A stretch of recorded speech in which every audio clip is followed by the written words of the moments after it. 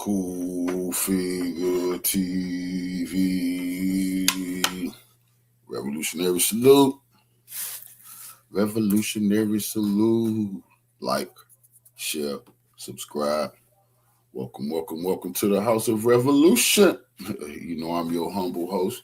The Yami of Revolution. Peace talks fail. There's more war. Iran refuses to submit to Trump, and Trump is pissed. Before we get into that, be sure to wipe your feet. That means hit the like button. You in the House of Revolution. Like, share, subscribe, support the platform, y'all. Well, don't look good for the U.S. as Trump versus the world. And Russia and China making sure Trump loses. Let's get into the content. Salute. Your sources of what happened in the 21-hour marathon so-called negotiations in Islamabad to the news this morning. Can the United States close the Strait of Hormuz? And what does it take to achieve that? Well, it's already closed. So, and the oddity of it, of closing it at the time when they're claiming they wanted to increase oil supply around the world is, it's just complete contradiction. No, look, the United States, they're not going to be, the U.S. ships are not going to sail up close to within 600 miles of the Iranian coast. So they'll be backed off. We saw in mid-March, the U.S. Abraham Lincoln, it was roughly about 220 miles off the coast of Iran, and it got peppered with drones and missile attacks and got some damage. And so it was, okay, we're getting out of here. They're about 700 miles offshore. So that's sort of the safe range. So that means right now you've got the Abraham Lincoln. It's got a flat deck that can use because the most likely method that would be used to board and stop ships would be with helicopters. Then you've got the two Marine Mews. They have a combination of there are two. They look like aircraft carriers, two flat tops, and then they have two support ships. Well, one's called an LPD, the other's called an LSD, not the drug, no, but still, as the farther you get away from shore, the greater the area you have to cover. So, yeah, the U.S. ships could, the U.S. Marines and Navy, they could possibly stop and start boarding ships. And then you get into the issue of what flag is the tanker carrying. But because of that threat that Donald Trump made, it is shut. The Iranians were still allowing some ships to go through. Remains to be seen if that will continue. So if they allow a Pakistani or a Chinese ship or one from India, those three right there have been at the top of the list. Japan was sending ships. It puts the United States in this position of then boarding for the ships of other countries, which would be an act of war. So, Trump's all over the map on this. I mean, this is genuinely frightening. This is a man who is not in possession of his faculties. That there is no critical thinking skills have gone, because it's one contradiction after another. Let's put it this way. He's not likely to get the Nobel Peace Prize, but by God, he's well down the road for earning that gold medal in gymnastics for all the backflips he's doing. When you look at it, first he says, "Oh, we don't care. We don't get anything out of there. Hey, Europe, we need your help. Let's get it open." To, "Hey, you MFers, you're crazy." I mean, well, the Easter Sunday message, filled with obscenities, said, "Open the strait." Yesterday, he told Maria Bartiromo, we don't need the strait. We're going to close it. Nobody's going to use it. Do you think he has at what level of understanding does he have of international economics, of the consequences of his words and his actions? Well, he doesn't, but it's evident this morning. So when he announced the ceasefire, that in the pieces at hand on Tuesday night, the price of Brent and West Texas Intermediate crude, the futures market on those, they dropped below 100. Significant drop. And I was just looking at it before we came on air. The West Texas Intermediate's up to now $112. So that's a significant increase. And let's see, the Brent crude is up $7 to almost 109. So it is you got triple digits now on oil, and that means the actual ships, when they show up and they're offloading, people are paying $140, $150 a barrel now for that.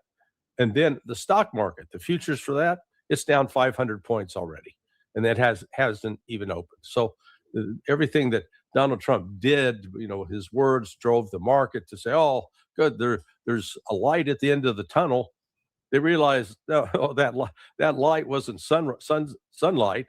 That's an oncoming train that's going to run over. Nicely put. Gas in Northwest New Jersey yesterday. This is regular now, $4.10 a gallon. Before this started, regular was about $2.75 or $2.80. So that's a significant increase for people who need to drive their vehicles to work, to school, to the supermarket, and to earn a living. Well, and Judge, on that point, diesel has gone up even more. Diesel's up at least $2 a gallon. And, I was listening to someone yesterday who was describing, he's out on the West Coast, but in a rural area where the farmers, they use diesel. And his one friend buys 10,000 gallons of diesel at a time to run the various tractors and trucks, et cetera, on his farm. Well, right now, with that $2 increase, he's paying an additional $20,000 a year that he wasn't paying last year. Wow. And so that cost has to be factored into whatever particular agricultural product he's producing. And so when those costs, they haven't fully hit the stores yet, but they're going to. I think we're going to see the beginnings of a revolt among Republican legislators within the next 2 to 3 weeks, because their constituents are going to start letting them know, basically, we're mad as hell and we're not going to take this anymore, because they will realize that Trump now has endangered them for November. Because angry people, they're not going to worry about party affiliation necessarily. They're just going to blame the folks that are in charge. We're going to see anger amongst Roman Catholics as well. Oh my God, yes. The comments about the Pope were so inappropriate. And then, Chris, can you post this monstrosity that Trump posted on his Truth Social, which depicts him as a deity? Yeah. That's something that he himself posted. Yeah. Oh yeah. No, like I said, the cheese has slid off the cracker. He is no longer in touch with reality.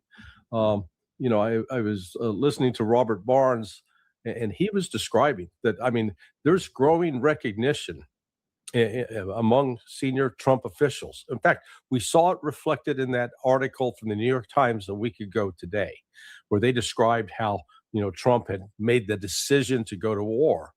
And in it, it was quite clear that J.D. Vance and Marco Rubio and even, Ragin Dan Kane, the chairman of the Joint Chiefs of Staff, all were counseling against it. And so it was that message is being put out that, no, we disagreed with Trump, and that Trump was really the only two people in that article responsible for Trump made the decision. Pete Hegseth cheered it on. Right. Everybody else is going, we don't think this is a good choice. And then you're seeing it now reflected in these tweets, the ones that or these truthers, whatever he calls the Truth Social posts.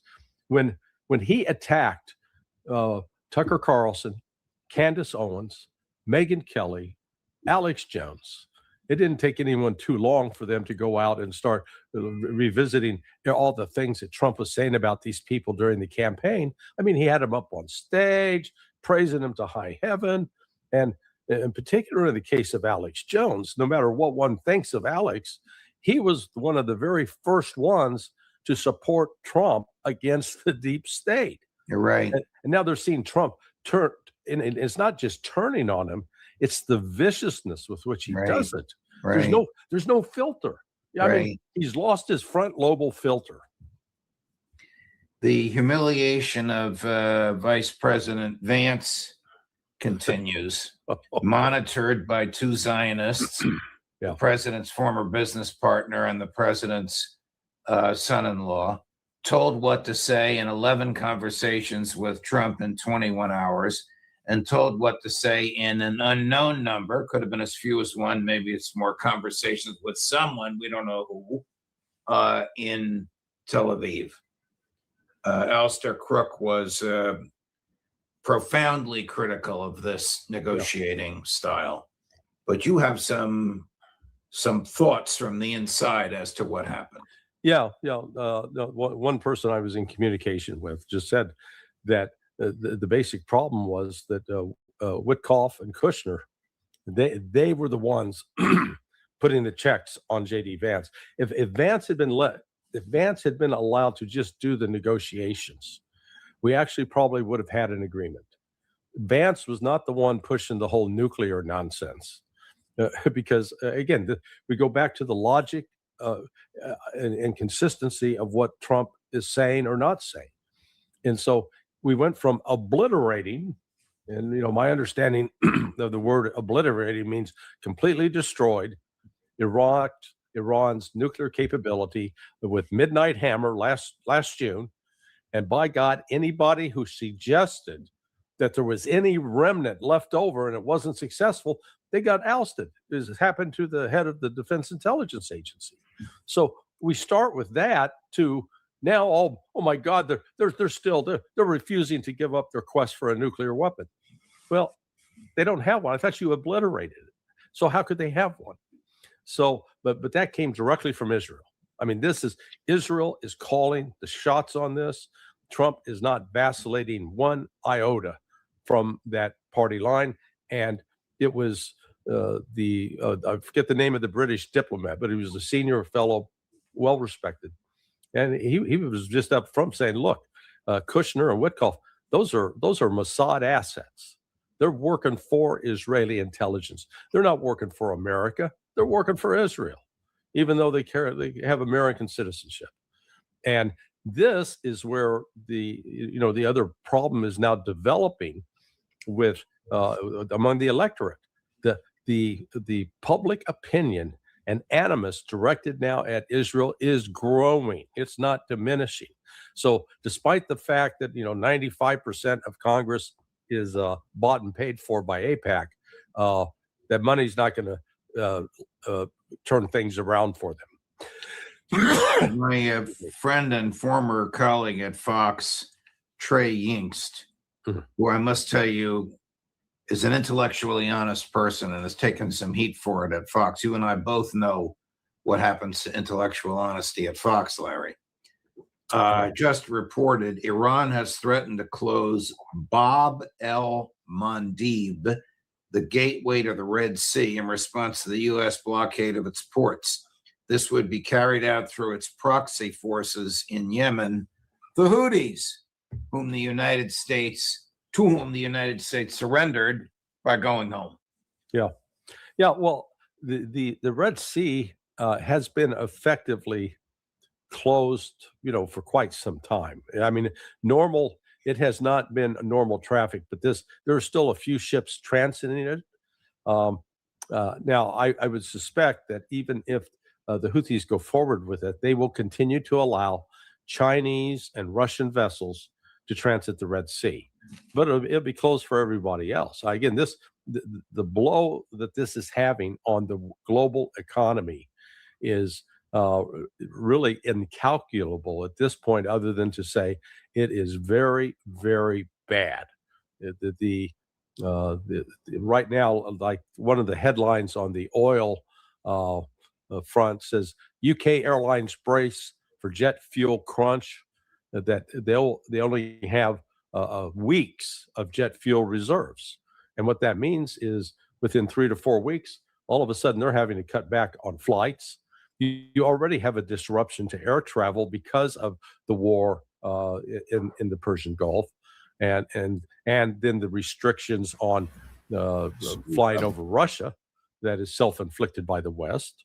So these are not signs that are pointing to expansion, and then on top of it, the prices that people are paying for tickets. If you bought your tickets 3 months ago, you're in good shape. You go to buy it today, they're paying 3 to 4 times the amount that they were paying before. It is incredible increases. Now, Chris just posted this map, and forgive my ignorance, I didn't realize where Bab el Mandeb is. If they close that, that's the equivalent of closing the Suez Canal, which is at the other end of the Red Sea. Correct. Yeah. So right now, no Israeli ships are allowed to go through there because they'd go up, and then Israel Port Eilat is down there on the, up there where it says Suez Canal, right under the Z, roughly, is where the Israeli port is, and it's been closed. It's got no activity. But again, this will further crush economic activity on a global scale, and this is you got to step back and say, what is the strategic goal? What are we trying to accomplish? This is, the Israeli goal with respect to Iran, and Alistair referenced this, is complete destruction. This isn't about, we're worried that Iran might possibly get a nuke, so let's get assurances from them. Trump could have had that deal. They could have had that deal during this meeting in Islamabad on Saturday. The deal would have been simply, it would have been a resurrection of the JCPOA, but Trump could have come away claiming we now have a guarantee, was that it was limited to 10 years. Trump could come out and say, we have now reached agreement with Iran that they will permanently agree to inspections, that they will not build a nuke. We have peace for the future. God, he could have done that. The Iranians, I don't think at that point would insist that the United States would have to formally withdraw its forces from the Persian Gulf, because they're already effectively had to pull out of 13 of those bases, or most of them. So yeah, there was a deal to be had, and Trump, just because Israel is obsessed with destroying Iran, walked away from it. And he could have had that deal on February 27th before he dropped the first bomb. Yeah, no, absolutely. Right. Absolutely. Right. Here's what he said to Maria Bartiromo yesterday. You tell me this. Tell me if this is the language of a mentally sound person, Chris. Yeah, that statement got them to the bargaining table, and they haven't left. They haven't left the bargaining table. I predict they come back and they give us everything we want. And I told my people, I want everything. I don't want 90%. I don't want 95%. I told them, I want everything. Well, and what they have want... no cards, Maria. Yep. They have no cards. Their Navy is gone. Their Air Force is gone, totally gone. They have nothing. They have no ships.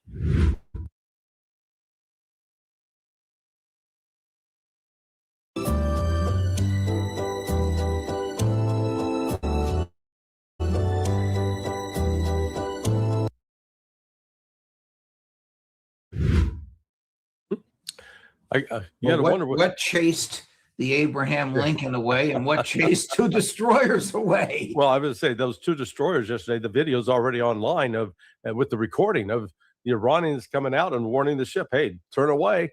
And the U.S. ship turned away. There were small speedboats. They were boats, not ships. But, that's Iran's strength. Those boats, they can swarm any kind of ship that dares to venture in, and they got missiles, sort of ship-to-ship missiles that they can fire.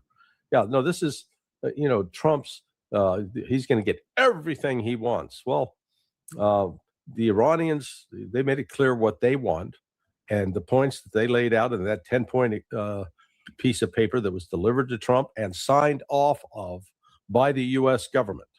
And part of that was the immediate end of all sanctions. Now, I've heard, and I don't have any independent confirmation of it, that in fact some of the frozen assets of Iran are now being released. And so far, the U.S. and Iran are abiding by the 2-week ceasefire. We've not seen they have not ramped up and begun the attacks. The only thing that's changed is this so-called blockade. But it's not like some U.S. ships are now going to magically show up at the mouth of the Strait of Hormuz. That's not happening. Yeah, if they did that, they would be then immediately attacked by Iran. It remains to be seen what what countries whose tankers would face possible boarding by the United States, because Trump has threatened he wants to do a repeat of Venezuela. Well, Venezuela is in the Caribbean, which is an American lake for all practical purposes. That was an easy operation. We had Coast Guard assets that could be deployed there. They don't have that there. And the U.S. ships face a vulnerability that they didn't face from Venezuela, which is missiles, ballistic missiles, cruise missiles that can be fired and they can sink U.S. ships. Was this a serious negotiation, or was it just the continued humiliation of J.D. Vance? Boy, yeah. Unfortunately, it exposed J.D. Vance's inexperience. With the optics of it is who walked away from the negotiations. Iran didn't. Iran was not the first, they didn't throw their hands up and pitch a fit and go storming out the door. They were still there. It was the United States that walked out. And, that sends a message to the world. Who's the problem in this negotiation? Was it Iran or was it the United States? If nothing else, a shrewd negotiator in this process would have just said, we'll agree to disagree, that we have not yet reached an agreement, but let's hold a joint statement together. So you come out and just say, look, we're still talking, but we haven't reached agreement yet. That would have left at least the door open that there was a possible resolution at hand. But Vance didn't do it. And look, he's on a real roll. Let's see. He met with the Pope at one point, and then shortly after that, the Pope died. He then went to see Viktor Orban and encouraged people to vote for him. Orban got smoked yesterday in an election. There have been jokes about the Zelensky curse that if you shook hands with Vladimir Zelensky as a politician or as a leader, you would shortly be out of office and lose power. Well, they're now developing what may be the J.D. Vance curse as well. Wow. What happens next, Larry? We have a week to go in the so-called ceasefire. Do you think Trump will resume bombing? Will the Iranians resume decimating Israel and Gulf ports? This is what would happen to your body if you ate mood sleep gummies every day. Day 1, you take your first gummy at bedtime. Maybe expect. I think the key player will now be the economic front of this. If the stock market resumes its collapse, and if the oil market, then the triple digits of futures, if the futures go up to 150, then Scott Bessent will he'll finally wake up and realize, Houston, we have a problem, that the emergency measures need to be taken place. Also, we can't discount what's going to be coming out from the Republicans. All this happy claptrap about, oh boy, we're winning it over Iran and victory's at hand. They've been back home, taking the temperature. The American public are not at all enthusiastic about this. It's just the opposite. And then when you see just the various social media memes that are coming out, and people like Tucker Carlson and Candace Owens, they're fighting back very effectively. Tucker's now selling hats that say low IQ. Wow. You know, they're making fun of Trump. And, Yeah. and you know, when you start making fun of somebody, that means you no longer take them serious. But I think there is, let's not forget the Melania factor. When Melania came out last week and held that press conference, was it Thursday or Friday? I think it was Thursday, and said, I never knew Jeffrey Epstein or Ghislaine Maxwell.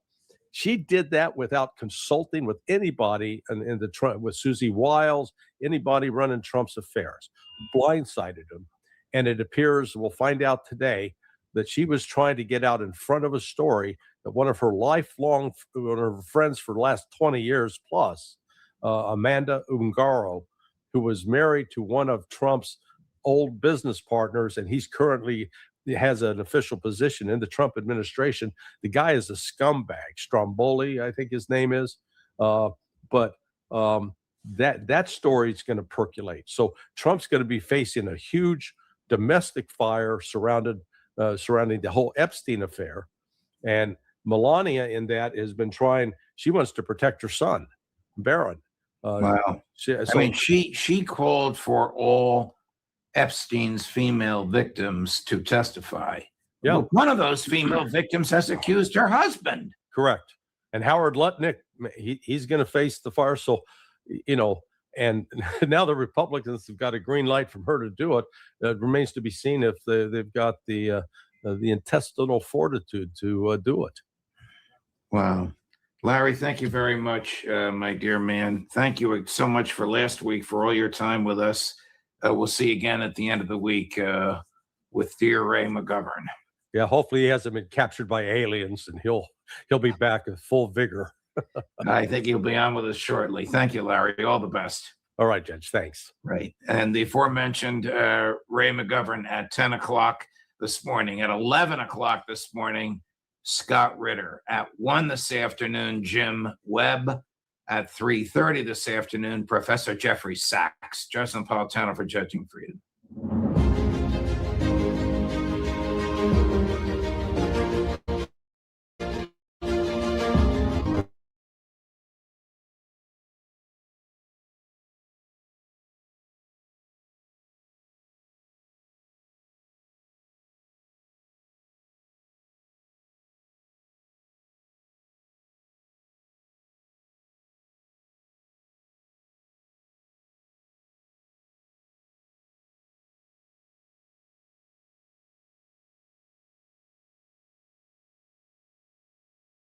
External websites, documentation. According to a Truth Social by President Trump this morning, right now, actually about 10 minutes ago, the United States will go into effect a blockade against Iran. And now it's a complete and total blockade, according to President Trump, nothing in and nothing out. Does this signal the end of diplomacy? Or is this just another negotiating tactic? And what possible outcome can this reach? Can this starve and force Iran finally into a negotiated settlement of a liking that the President Trump has? Or will the Iranian side be able to hold on to this and actually put more pressure on the American side because of everything getting stuck in the strait? We're going to try to figure out what the Iranian side looks like here. We have back with us today Professor Morandi from Tehran University and former advisor to the Iran's nuclear negotiating team and combat veteran himself. Professor, welcome back to the show. Delighted to have you here today.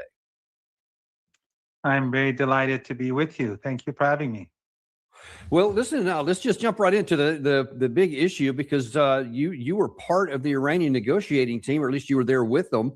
I just wonder if you could just kind of, first of all, tell us from the Iranian perspective heading into this. We're going to get to how the United States characterized these talks in a second, but I want to get, first of all, what was the Iranian objective heading into these talks? What did they realistically hope to accomplish? Well, from my conversations with members of the delegation, excuse me, they did not have much optimism. They didn't think that the American side was serious. And yet they decided to go because they wanted to see if there was any opportunity for a solution, but also because they wanted the international community, the Iranian people, everyone to see that they went that extra mile or extra kilometer to solve this issue. When in Islamabad, the Iranian delegation had full authority. And Dr. Ghalibaf, who led the delegation, also the Speaker of the Iranian Parliament, he had spoken in great detail with the leader, Ayatollah Sayyid Mujtaba Khamenei, and the framework of the negotiations was clear for them. But on the other side, it was not like that. Vance was constantly contacting people on the phone. And it was clear that he really didn't have the sort of authority that the Iranian side had. The head of the Iranian delegation was speaking, obviously, with the two men, deputy head of the Supreme National Security Council, and also to his advisors in the room outside of the negotiating room, or in the area outside of the negotiating room. He would get their advice on different issues whenever necessary. But on the American side, it was different. They're clear that the Vance did not have full authority. And it has been said, and I don't know, that Vance actually also spoke to Netanyahu, which I think the Iranians found to be odd. But in addition to that, there was also a certain shift in the pattern. During the day, there were negotiations, obviously, and progress was made, and there were arguments and differences. But in general, there was progress. But then, near the end of the day, the Americans suddenly seemed to shift their negotiating tactics or their position, and it went downhill. And then suddenly, although it was expected that the negotiations would continue the next day, and we stayed overnight, the United States, the U.S. delegation suddenly decided to leave. And then Vance gave strange excuses like Iran being unwilling to give up its quest for a nuclear weapon. Effectively, that's what he was saying.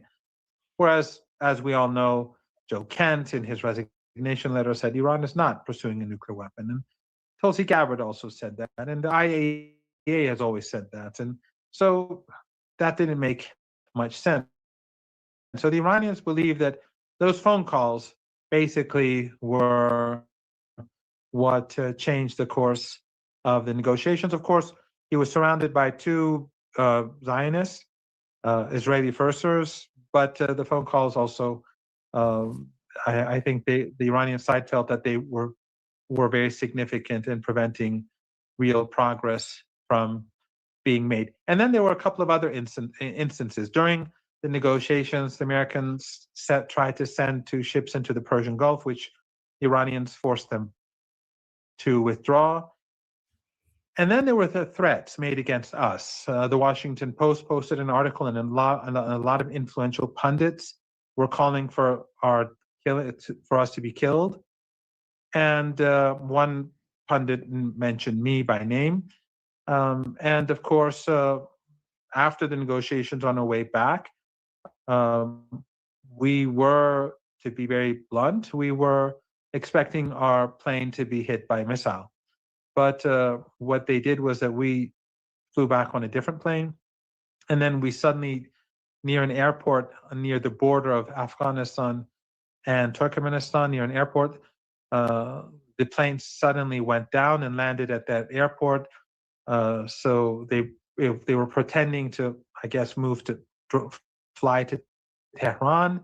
But then soon after they got inside Iranian territory, they swiftly went to land as far away from the Americans and the Israelis as possible. So this attempt to intimidate, this attempt to test Iran's military while negotiations were taking place, and all those phone calls, I think I would argue, I would conclude that the Americans never went with intention of doing a deal. And one of the things I admit I was surprised about is that there were, at least according to Western press, there were 3 rounds. Basically, there were 2 rounds in the morning time, and then there was another one at night. And the implication was that there was some progress being made, that we were actually going somewhere. I kind of thought these would be performative, and that it would basically be the U.S. side going and saying, "Here's the terms: will you surrender or not?" The Iranian side saying, "Yeah, no," and then I don't know. Then they would leave. But then the fact that there were 3 sessions, maybe better than rounds, 3 sessions on the day, made me think, well, maybe something is going on here. So I wonder if you could characterize, at least to the extent that you're able, what happened in the first session that led to a second session. And you said it looked like there was some progress. Did you guys think maybe this is going to result in something good? Well, I have to point out that during the day, I was very much involved with the Pakistani media. And so I was probably less informed than anyone else, including Iranian journalists who were there. And every now and then there was a lady journalist who from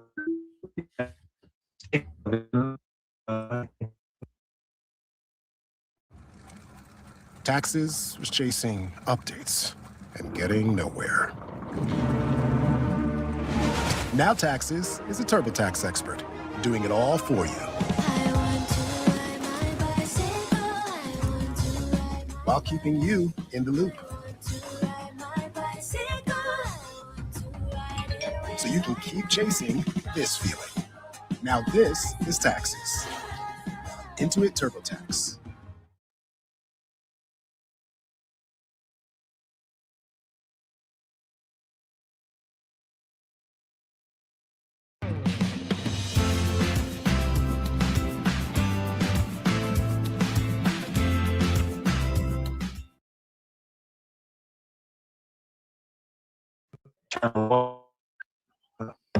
Every time I'd see her, I think,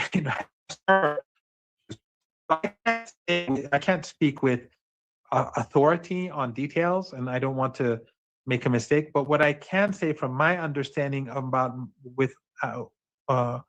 from my conversations with people at the end of the night, when the negotiations had ended, or they were nearing the end, when I had less work to do, my understanding was that actually what you say is pretty accurate.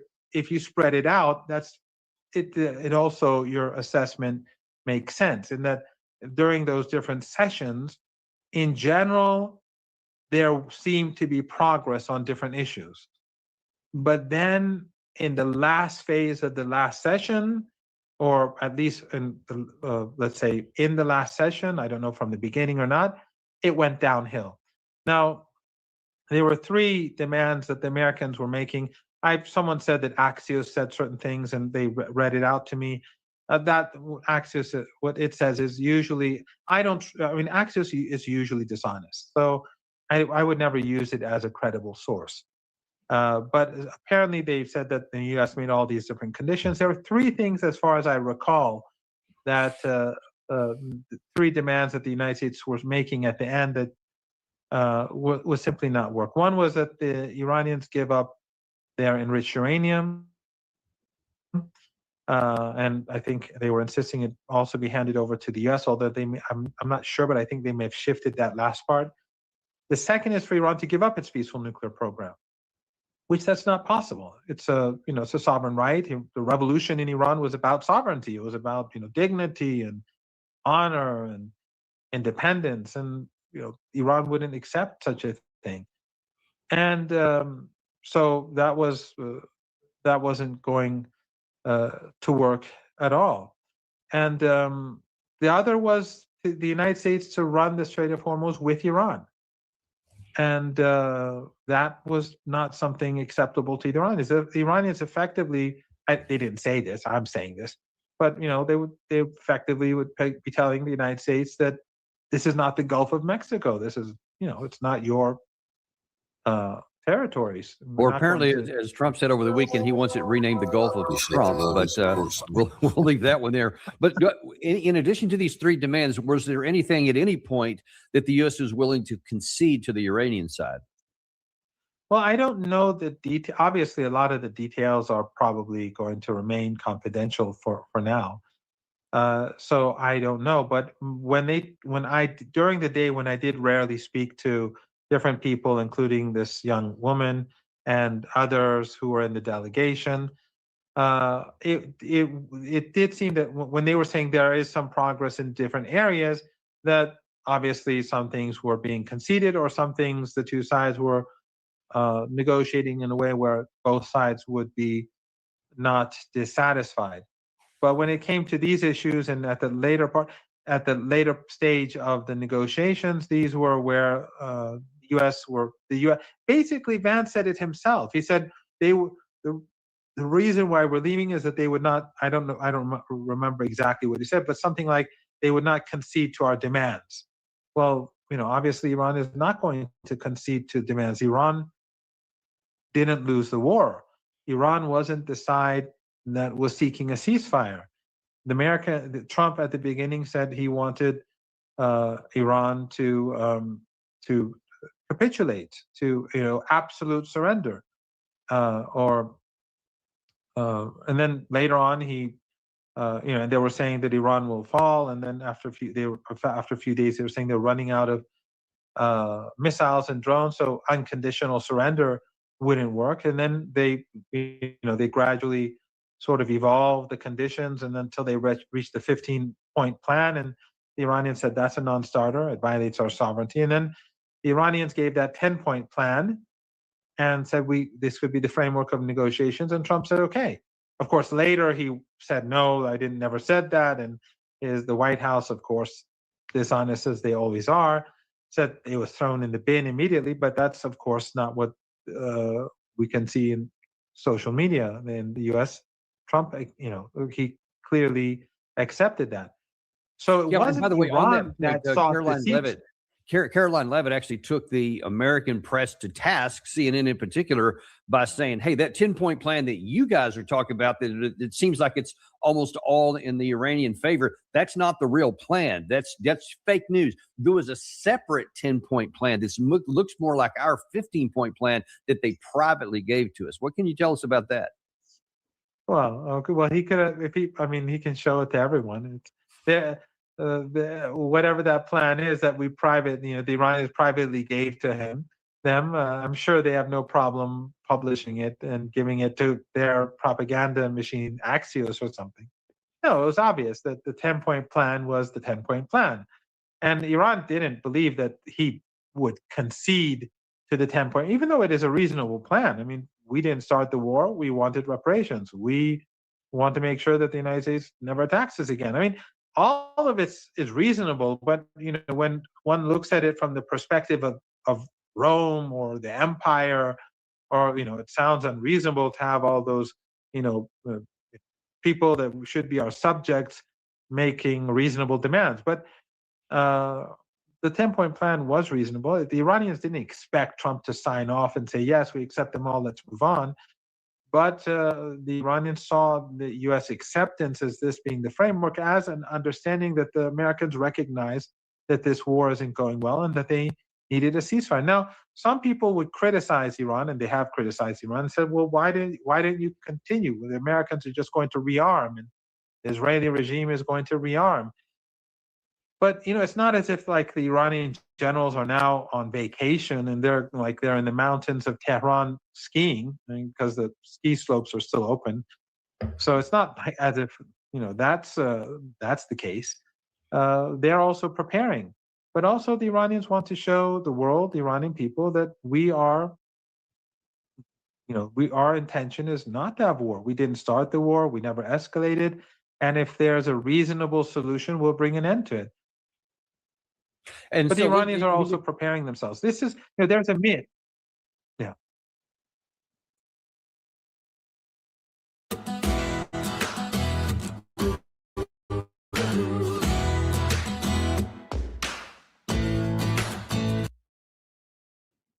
Sorry, please continue. No, I was just saying that there's this myth that exists where it says that the Iranians were deceived twice when the Americans and the Israelis attacked Iran during the 12-day war and during this attack. That's really not true. The Iranians knew they were going to attack, but they negotiated because they wanted, first of all, to show the world that they negotiate. Because if they hadn't negotiated and the Israeli regime and Trump had attacked during the 12-day war, then people could have said, well, if you had negotiated, maybe this wouldn't have happened. So that was a big incentive for why they negotiate. The second is to see if the other side is willing to behave reasonably and find a solution. That was true before this war and the previous war last year. And the case is true now. Iran is not naive in thinking that the United States will not attack again. As I said, when we were flying home, we were expecting to be attacked with a missile. We wasn't for certain, but when the Washington Post calls for our murder, then we know that this is serious stuff. But still, and taking in for General Ghalibaf, I mean, Dr. Ghalibaf, he's an associate professor at my university, the Speaker of Parliament, the head of the delegation, but he was also a general. He was a war hero. I personally didn't want to see him in Islamabad because he is a key target. But he went there and took the risk because, he wanted to give, as they say, give peace a chance. But Iran is not naive, and as we speak, Iran is preparing for war too. And now that appears to be thrust on them. We're going to get to the blockade here in a second. But you mentioned a couple of times that the American delegation seemed to not have the authority to negotiate, had to keep going out. You mentioned a couple of times that Vice President Trump, Vance was talking to both President Trump and apparently to Israel. Well, it turns out that we have some pretty authoritative sources to confirm both of those things. I'm going to show you in back-to-back clips. First of all, we'll start with Benjamin Netanyahu himself. I spoke yesterday with Vice President J.D. Vance. He called me from his plane on the way back from Washington. He reported to me in detail, as the people of this administration do every day, on the development of the negotiations. In this case, the explosion in the negotiations, the explosion came from the American side, which was not willing to tolerate the blatant violation of the agreement to enter negotiations by Iran. Essentially, the agreement was that there would be a ceasefire and Iran would immediately open the crossings. They didn't do that. The Americans were not willing to accept it. Were you able to hear that one? Yes, I could see it too. So a couple of things. First of all, at the first of that, he says the Americans were reporting to me every day during the negotiations, not just at the end, which should alarm every American. Why is the vice president of our country reporting to the prime minister of another country? That's one issue. But then I want to zero in on the second part of that as well, where he said that he accused the Iranian side of violating the initial terms of a ceasefire by not reopening the Strait of Hormuz. What do you say to that? Well, I think it's pretty clear. The reason why Iran did not allow more ships to pass through the strait, because it wasn't closed. Every day, certain ships would go through. Iran said friendly countries can use the strait. And so every day, a number of countries did pass through the Strait of Hormuz, of course, after paying a fee. Maybe some countries didn't because they're close to Iran, like Iraq or like China or whoever, but I don't know those details, but I'm saying that that may be possible. But Netanyahu is the reason why Iran didn't expand the scope of ships that could pass through the Strait of Hormuz. He is responsible because the ceasefire agreement included Lebanon, and Trump gave a green light. And then, again, probably or definitely after Netanyahu intervened, Trump said Lebanon is not included, where in fact, the Pakistani prime minister on multiple occasions in social media and outside of social media stress that Lebanon is indeed a part of the ceasefire agreement. So if they do not implement the ceasefire, thanks to Netanyahu, then Iran is not going to implement the ceasefire. Iran said that very clearly. And so Iran put pressure on the United States to end this genocide in Lebanon, because what's happening now is a genocide. They're doing to Lebanon what they're doing to Gaza, and the Western media is intentionally looking away. They're intentionally trying to portray the targets as Hezbollah strongholds and Hezbollah targets, when their journalists are in Beirut. They know they're lying. They have fixers, they have drivers, they have producers who live in these neighborhoods. They know that they're just targeting families and slaughtering women and children, primarily pushing to, just to flatten parts of Beirut, as they call it the Dahia Doctrine, and other cities. And they're wiping out the villages in the south, doing exactly to Lebanon what they did to Gaza, genocide. But so Iran put pressure on Trump and the White House to end this, so that Iran would carry out its side of the bargain, to no avail. So either Trump is subordinate to Netanyahu, to put it very blunt, and that it is Netanyahu who makes the decisions. And then again, it reminds me of Joe Kent's resignation letter, or he's subordinate to Netanyahu or the Zionist lobby, or Trump himself is just deciding to change his position. Either way, this is a violation of his side of the bargain. I would imagine that it is the first more than the second. Now, why and I want is this to the case? zero in on this. Anyone can speculate. Welcome to Canes. It's Luke Bryan. What can I get you? Today I'm raising funds with Raising Canes and my buddy Todd Graves for the Brett Boyer Foundation. Great.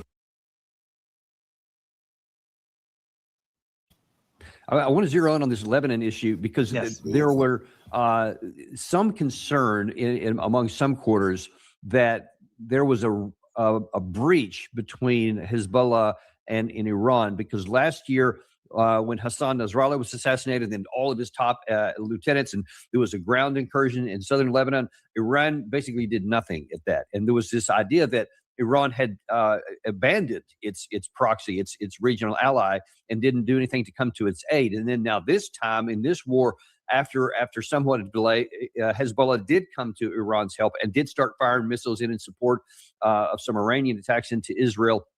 And now Israel went back in real heavy. And so the idea is that now Iran can't fail to help Hezbollah, and they can't leave them out of any ceasefire. Otherwise, they're going to lose their ally at all. How do you see that?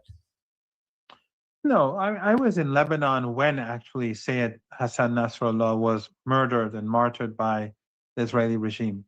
And the Iranians gave them full support. Back then, they sent whatever they could, and they continued to send whatever they can. And ultimately, they also launched that missile attack on the Israeli regime. But and of course, the war ended in a ceasefire, and the Israeli regime, only after the ceasefire did they come inside Lebanon and take territory, because the Lebanese government refused to allow the army to position themselves alongside the border. And in many ways, it was a betrayal. And in fact, during this ceasefire, the Lebanese prime minister also played a very destructive role, because he was planning his own separate direct talks with the Israeli regime for normalization. And that gave the Israeli regime and the Americans this hope or excuse not to include Lebanon in the ceasefire. And so Iran was saying, I don't care what the Lebanese prime minister is doing, but this is a part of our deal. So the Lebanese prime minister basically was undermining the ceasefire and allowing Lebanese citizens to be slaughtered because he's an American proxy. But the Iranians, the reason why they've halted its side of the bargain with regards to ships and tankers is because of Lebanon. So what Netanyahu is doing is that he's further worsening the economic crisis, the global economic crisis, by refusing to allow the ceasefire agreement to be implemented. And now, of course, Trump, by creating this blockade, it's only going to intensify the global economic crisis even further. And let's take, before we get into that portion, because that's really the most important thing now. Let me play that soundbite from Vice President Vance that you referenced a second ago, to where he laid out why these talks failed. We have been at it now for 21 hours, and we've had a number of substantive discussions with the Iranians. That's the good news. The bad news is that we have not reached an agreement, and I think that's bad news for Iran much more than it's bad news for the United States of America. So we go back to the United States having not come to an agreement. We've made very clear what our red lines are, what things we're willing to accommodate them on, and what things we're not willing to accommodate them on. And we've made that as clear as we possibly could, and they have chosen not to accept our terms. Yeah, so that doesn't sound as much like negotiation as it does kind of like an ultimatum that here's our terms, either take it or leave it, which he's going to say in just a second. But what do you make of his claim there that the fact that the talks have broken off, that's worse for Iran than it is for the U.S.? I don't think Tehran sees it that way. I mean, the 40-day war, or the Ramadan war, as it's often called here, was not a success for the United States. It wasn't as if Iran initiated the process to reach a ceasefire. It was the United States that moved in that direction. And ultimately, as we discussed earlier, is when Iran's 10-point plan was accepted as the framework of negotiations, that Iran said, okay, we can have a ceasefire. But what I found very interesting here is when you put the two clips that you showed together, basically what I'm hearing is that Vance reports that, I mean, I'm being a bit crude here, or let me say I'm being sort of I'm overgeneralizing, or I'm reading a lot. I'm sort of, it's not the most precise reading, but I think in general it's not unfair to say that Vance reports to Netanyahu and Iran does not accept the demands. So basically, again, it's more complicated than that, I'm sure. But basically, one can say that Netanyahu is making demands that no one is going to accept. Therefore, Netanyahu is pushing the world towards economic collapse. Now, I want to go into one other thing that J.D. Vance said, because the end of this soundbite I'm about to play here, I think is the most critical. Just as a frame of reference, it took years to negotiate an end to the Vietnam War, and it took about 1.5 years to negotiate the end of the Korean War. One would not have expected, at least I didn't, heading in, that the diplomacy would be a single day. Either we fail 21 hours. or we bring it over. It would be the start of a process, is how I imagined it. But listen how Vice President Vance considers this 21-hour process. We just could not get to a situation where the Iranians were willing to accept our terms. I think that we were quite flexible. We were quite accommodating. The president told us, you need to come here in good faith and make your best effort to get a deal. We did that. And unfortunately, we weren't able to make any headway. Preston. Mr. Vice President, how often did you communicate with President Trump throughout the negotiations? There were reports that there were multiple rounds, where there were breaks in between negotiations. How often did you communicate with the president throughout those rounds, and what was he saying as you were going through these negotiations that you said fell short? Yeah, obviously we were talking to the president consistently. I don't know how many times we talked to him, 6 times, 12 times over the past 21 hours. We obviously also talked to Admiral Cooper, to Pete, to Marco, to the entire national security team. We talked to Scott Besson a number of times. So look, we were constantly in communication with the team because we were negotiating in good faith. And we leave here with a very simple proposal, a method of understanding that is our final and best offer. We'll see if the Iranians accept it. I'm too sexy for this syrup, too sexy for your girl, too sexy for this world.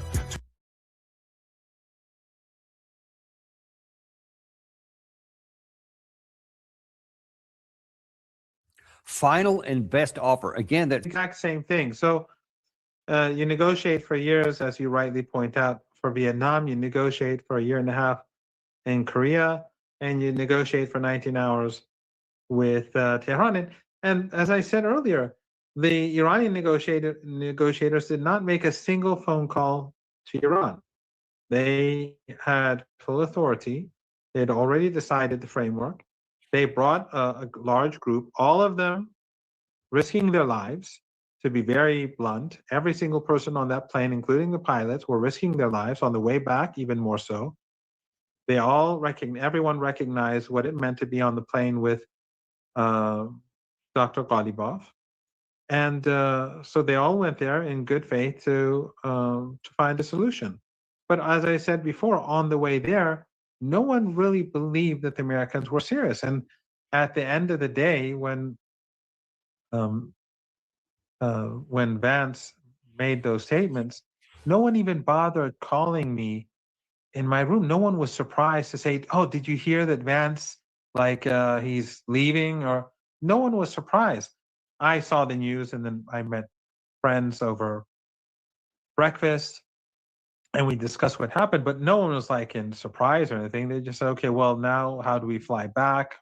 You know, what? So we took a different plane. It's a complicated story. You know, I said this earlier, but in any case, the focus was more on how to go back home than what Vance was saying. No one was surprised, but they did go as you would say, the extra mile and they put the Speaker of Parliament put his life at risk to do so.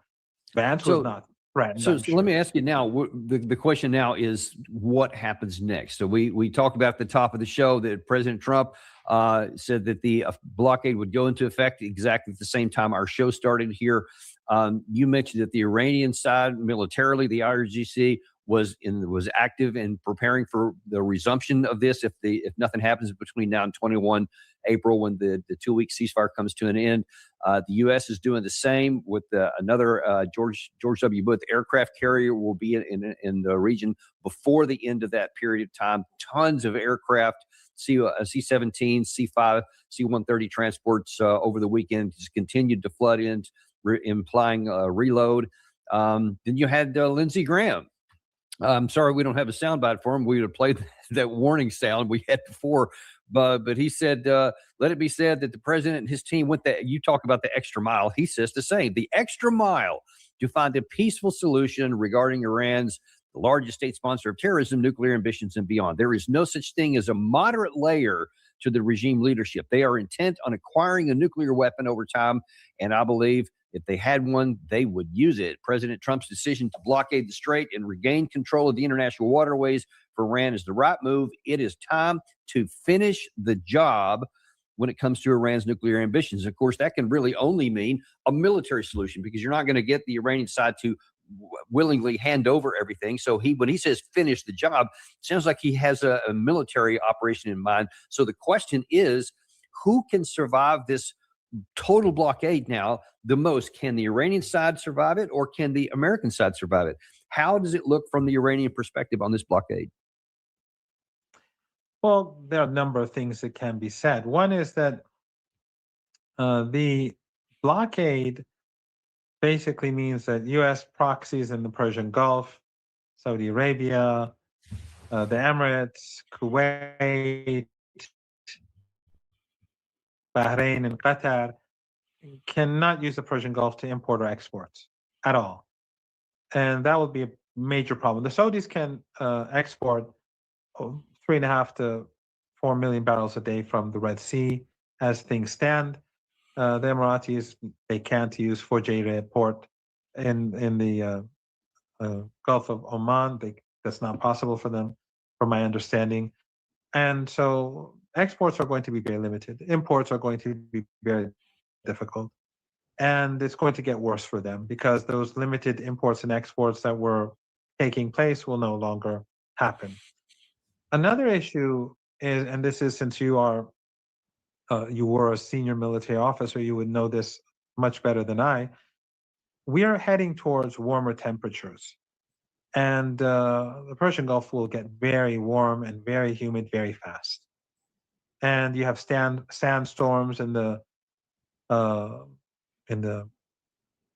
Arabian Peninsula. It is not going to be a good time to wage war. And if, for example, they target Iranian infrastructure and Iran reciprocates and destroys the infrastructure of these Arab countries, it will not be like last month, because last month was during the good weather in the Persian Gulf. It's 6 months good, 6 months very, very, very difficult. And if there's no electricity and there's no infrastructure and there's no water during those 6 months, then there are no people. Everyone will have to leave, and those countries will just collapse. So U.S. proxies in the region will collapse. They won't survive those circumstances. The other point is that Iran is not a small country.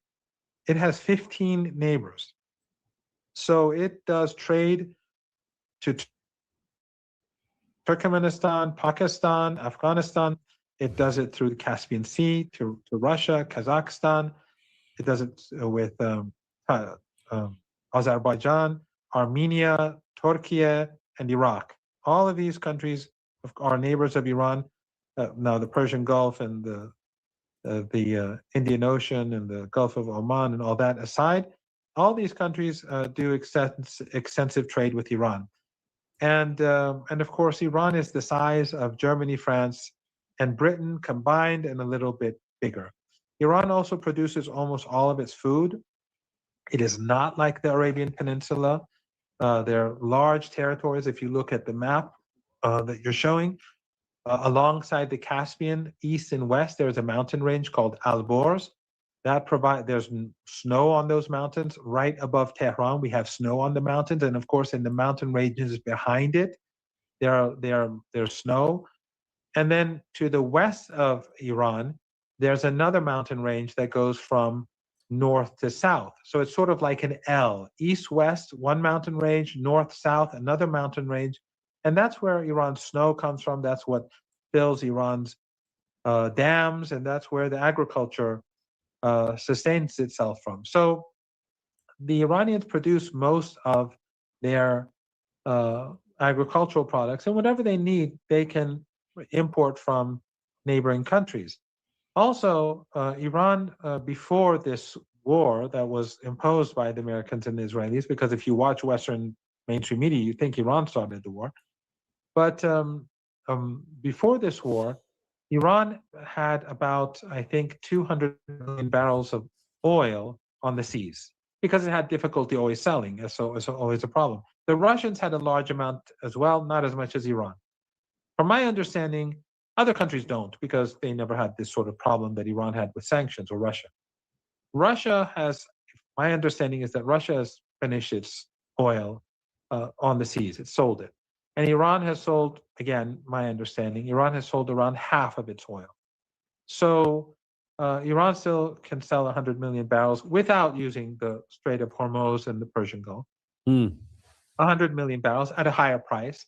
And the amount of money that Iran has made during the last month and a half through those 100 million barrels, plus its daily exports from the Persian Gulf at a much higher price, because there are no discounts anymore, there are no middlemen or anything like that. So Iran has made a lot of money in the last month and a half and before, because the prices were going up during the weeks before the United States carried out its attack, because people were increasingly fearful of war.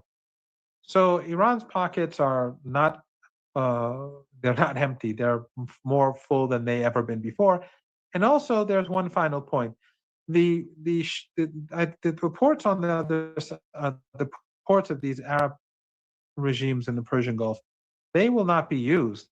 But it's unclear to me how easy it will be for the Americans to stop Iranian ships, because Iranian military, if they harass Iranian ships, then the Iranians would threaten them with missiles.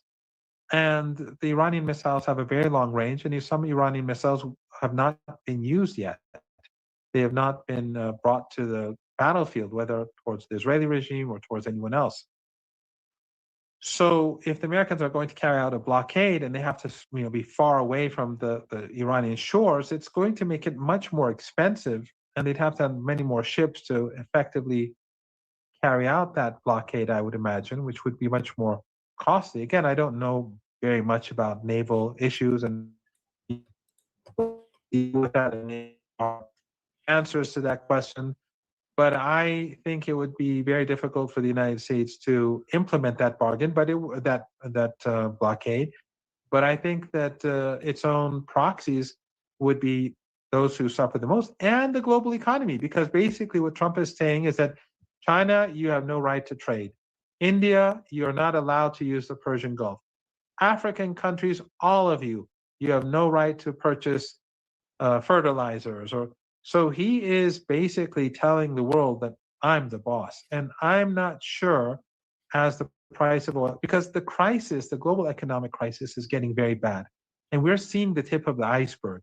And I know you have. I want to. We're running a little short on time here, but there's one more thing I definitely want. You mentioned this. I want to show this on the screen. It's not as though that Iran can only get fuel out and other things through the Persian Gulf or through the Strait. These pipelines that I'm showing here on the screen, these can't be blocked. So can you talk just at least to the extent that you know how much oil and gas Iran can get out through pipelines through some of these land corridors? Well, I'm not an expert in these areas, but I do know that, for example, a lot of for years, oil from Kazakhstan went through Iran to the Persian Gulf to be sold, and they gave Iran oil, and then Iran used its own oil to sell. So there are many means to export oil. It may be more limited, but for example, let me give you an example. We used to purchase our rice, I think mostly from India. Now we're buying it from Pakistan. So all you have to do is export some oil by land to Pakistan and get your rice. So basically what Netanyahu, it's interesting, Netanyahu, by waging this war, and Trump, he's hurting the Modi government, which has always, in India been criticized for being very pro-Israeli. Not only because now there's a fuel crisis there, but even business with Iran is evolving.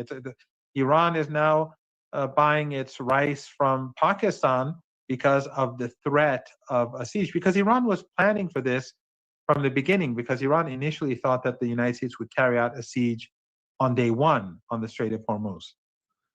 Right, and that's actually. I'm sorry, we literally only have a few minutes left, but that was one of the things that I have been talking to some colleagues here about. That some people think, well, President Trump threw a curveball at the Iranian side during these negotiations by saying, "Oh yeah, you're going to have a toll booth set up there. Well, I'm going to trump you, forgive the pun, one up, and I'm going to cut the whole thing down. So now you're not going to be able to." And the question is, were the Iranian negotiators caught off guard by this, or did they expect something like this when they had comparative to, at least in Washington's view, a hard line coming in? No, actually, first of all, there never was any toll booth. Iran trade through the Strait of Hormuz was being carried out very normally. Everyone was doing their business until the United States started the war. And the only reason why the Iranians shut it down was because these Arab regimes, these family dictatorships, were hosting U.S. bases, allowing them to bomb Iran through their airspace, allowing them to fire missiles at Iran from their territory outside of the military bases. And that's why Iran treated them differently. If right now they decide if they suddenly say that we're not going to allow the United States to attack Iran from our territory anymore, the war would be over. The United States needs them. So we didn't have this situation 45 days ago. And the only reason why Iran is going to control the Strait of Hormuz in future is to get reparation from these Arab regimes for what they've done, and to make sure that the Persian Gulf is no longer used as a platform for assault against the country.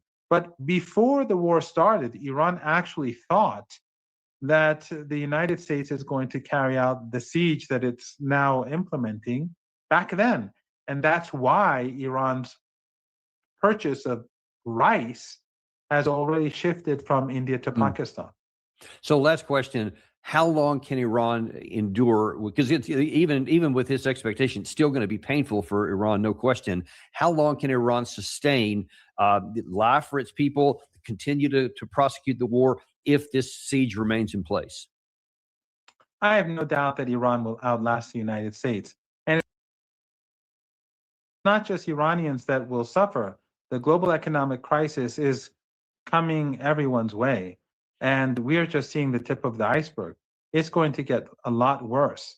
And as I said, even the oil on the water, on the seas, in the tankers, they're finishing. The Russians no longer have any. The Iranians have sold half of theirs. There is no extra oil and natural gas or LNG out there to spare. And the reserves are being used in different countries as we speak. The United States has even begun using them. Japan has. And the days and weeks and months ahead are going to be awful for the entire world. And the world is going to turn against Trump and Netanyahu and Zionism, because they've already turned against the Israeli regime for the genocide and the ongoing genocide in Lebanon. But they're going to also see their misery resulting from, partially, I'm exaggerating, Vance reporting to Netanyahu, and Netanyahu basically saying, intensify the war or the conflict.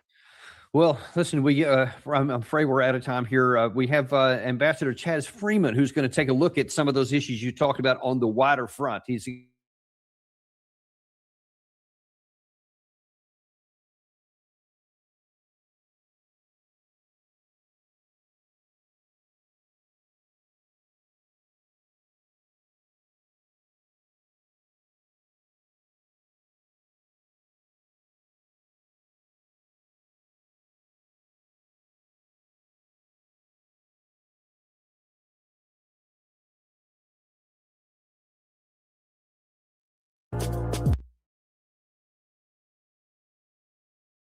Tragically, our government engages in preemptive war, otherwise known as aggression, with no complaints from the American people.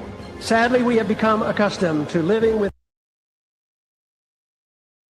Vice President Vance, 21 straight hours of negotiating, punctuated by 11 phone calls from the president and at least one from a foreign head of state, Benjamin Netanyahu, all monitored by the president's Zionist monitors, Steve Witkoff and his son-in-law, Jared Kushner. What did this accomplish? Well, first of all, we have to understand that Donald Trump's in a world of trouble right now. I mean, he's doing a lot of aggressive posting, insane posting, to be honest. But this is a man who promised his political base that he would not get involved in another, war of aggression in the Middle East. He had openly condemned past presidents for doing exactly what he has done now. This is one of the dumbest wars ever fought by America, and there are a number of dumb ones we've been involved in.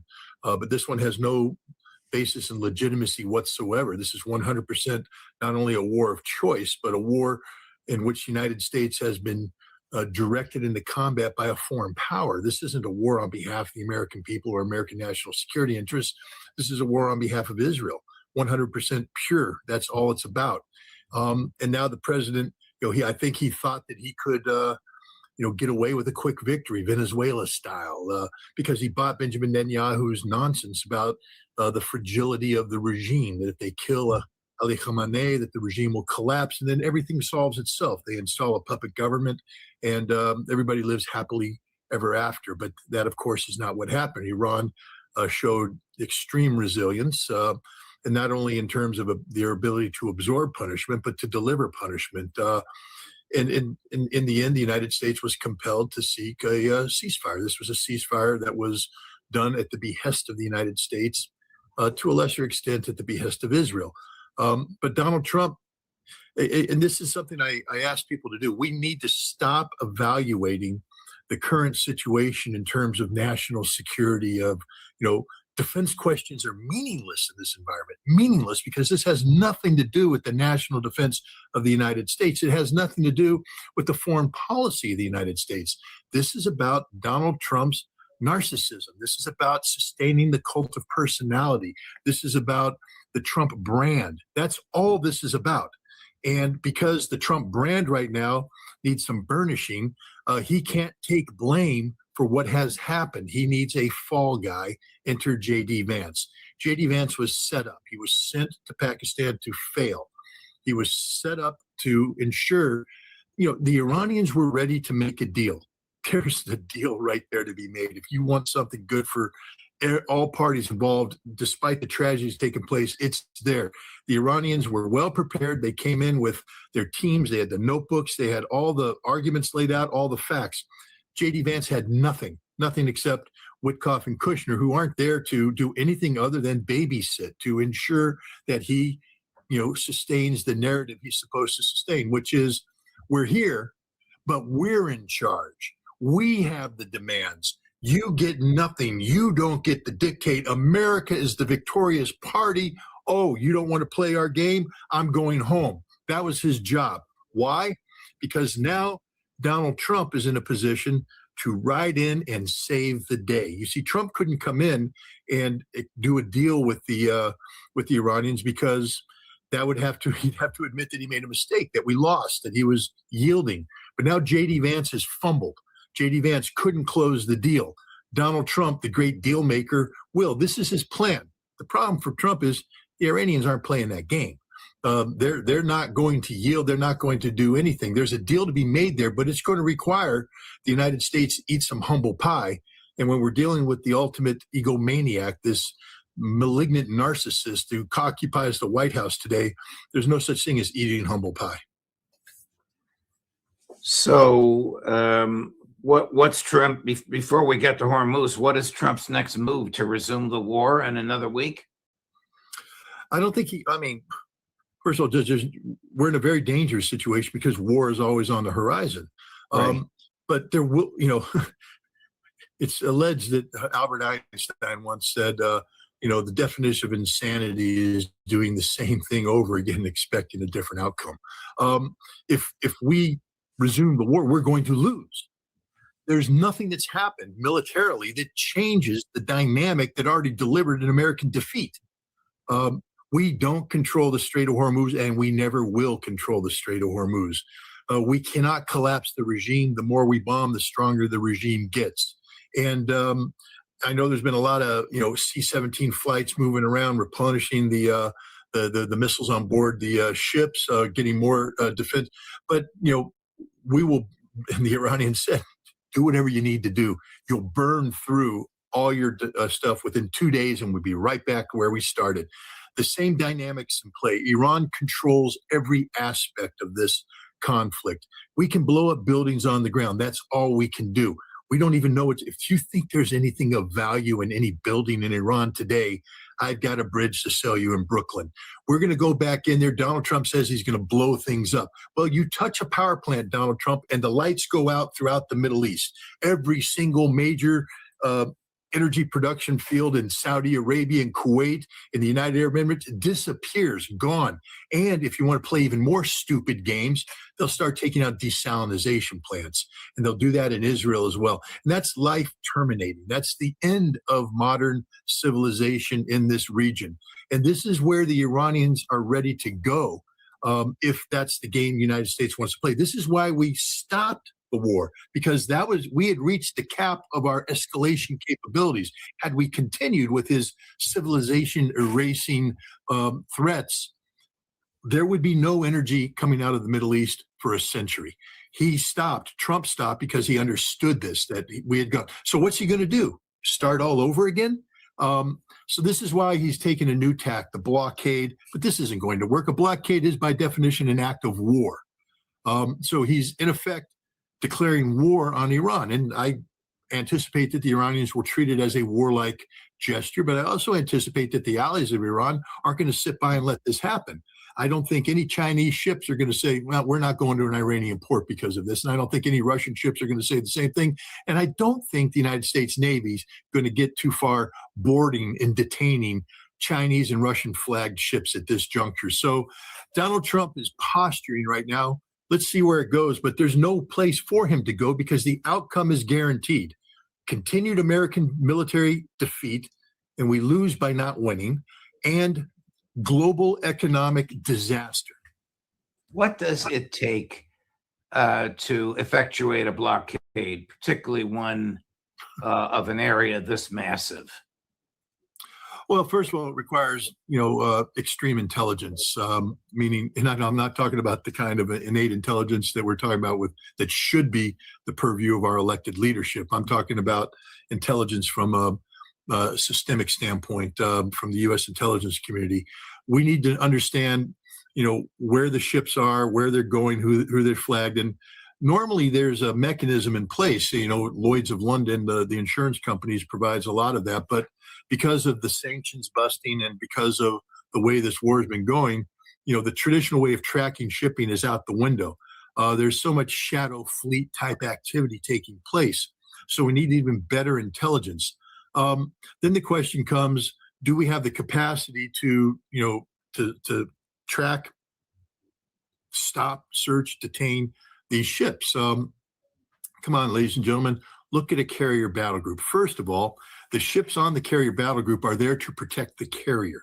So if you have a cruiser or a frigate or a destroyer running picket, meaning they're the buffer between Iran's missiles and the carrier, the last thing these picket ships are going to be doing is diverting to intercept a tanker, because now they're off station. So we're going to need more ships coming in to do that. But as they move to detain, that is an act of war. And so if I were the Iranian ships or any ship, I would be leaving the Strait of Hormuz and hugging the coast of Iran and daring the United States to come in. Just saying, come on in, buddy, come on in, because those ships will be sunk by the Iranians. This blockade is as porous as, I can't come up with the appropriate metaphor at this point in time, but let's just say there's giant holes in this blockade.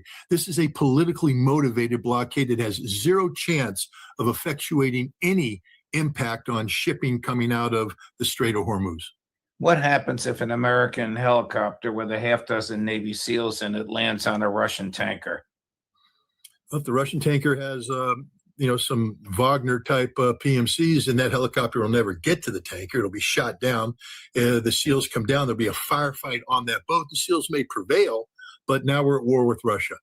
So don't do it. I mean, this is stupidity in the extreme.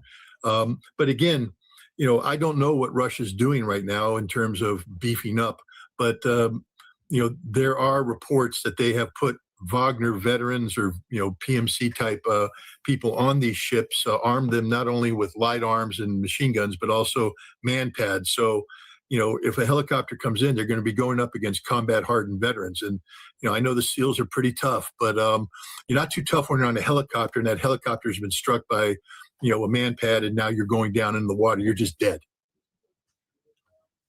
How desperate is Trump for an out from the war? It appears that he and his administration have given up the ghost on regime change.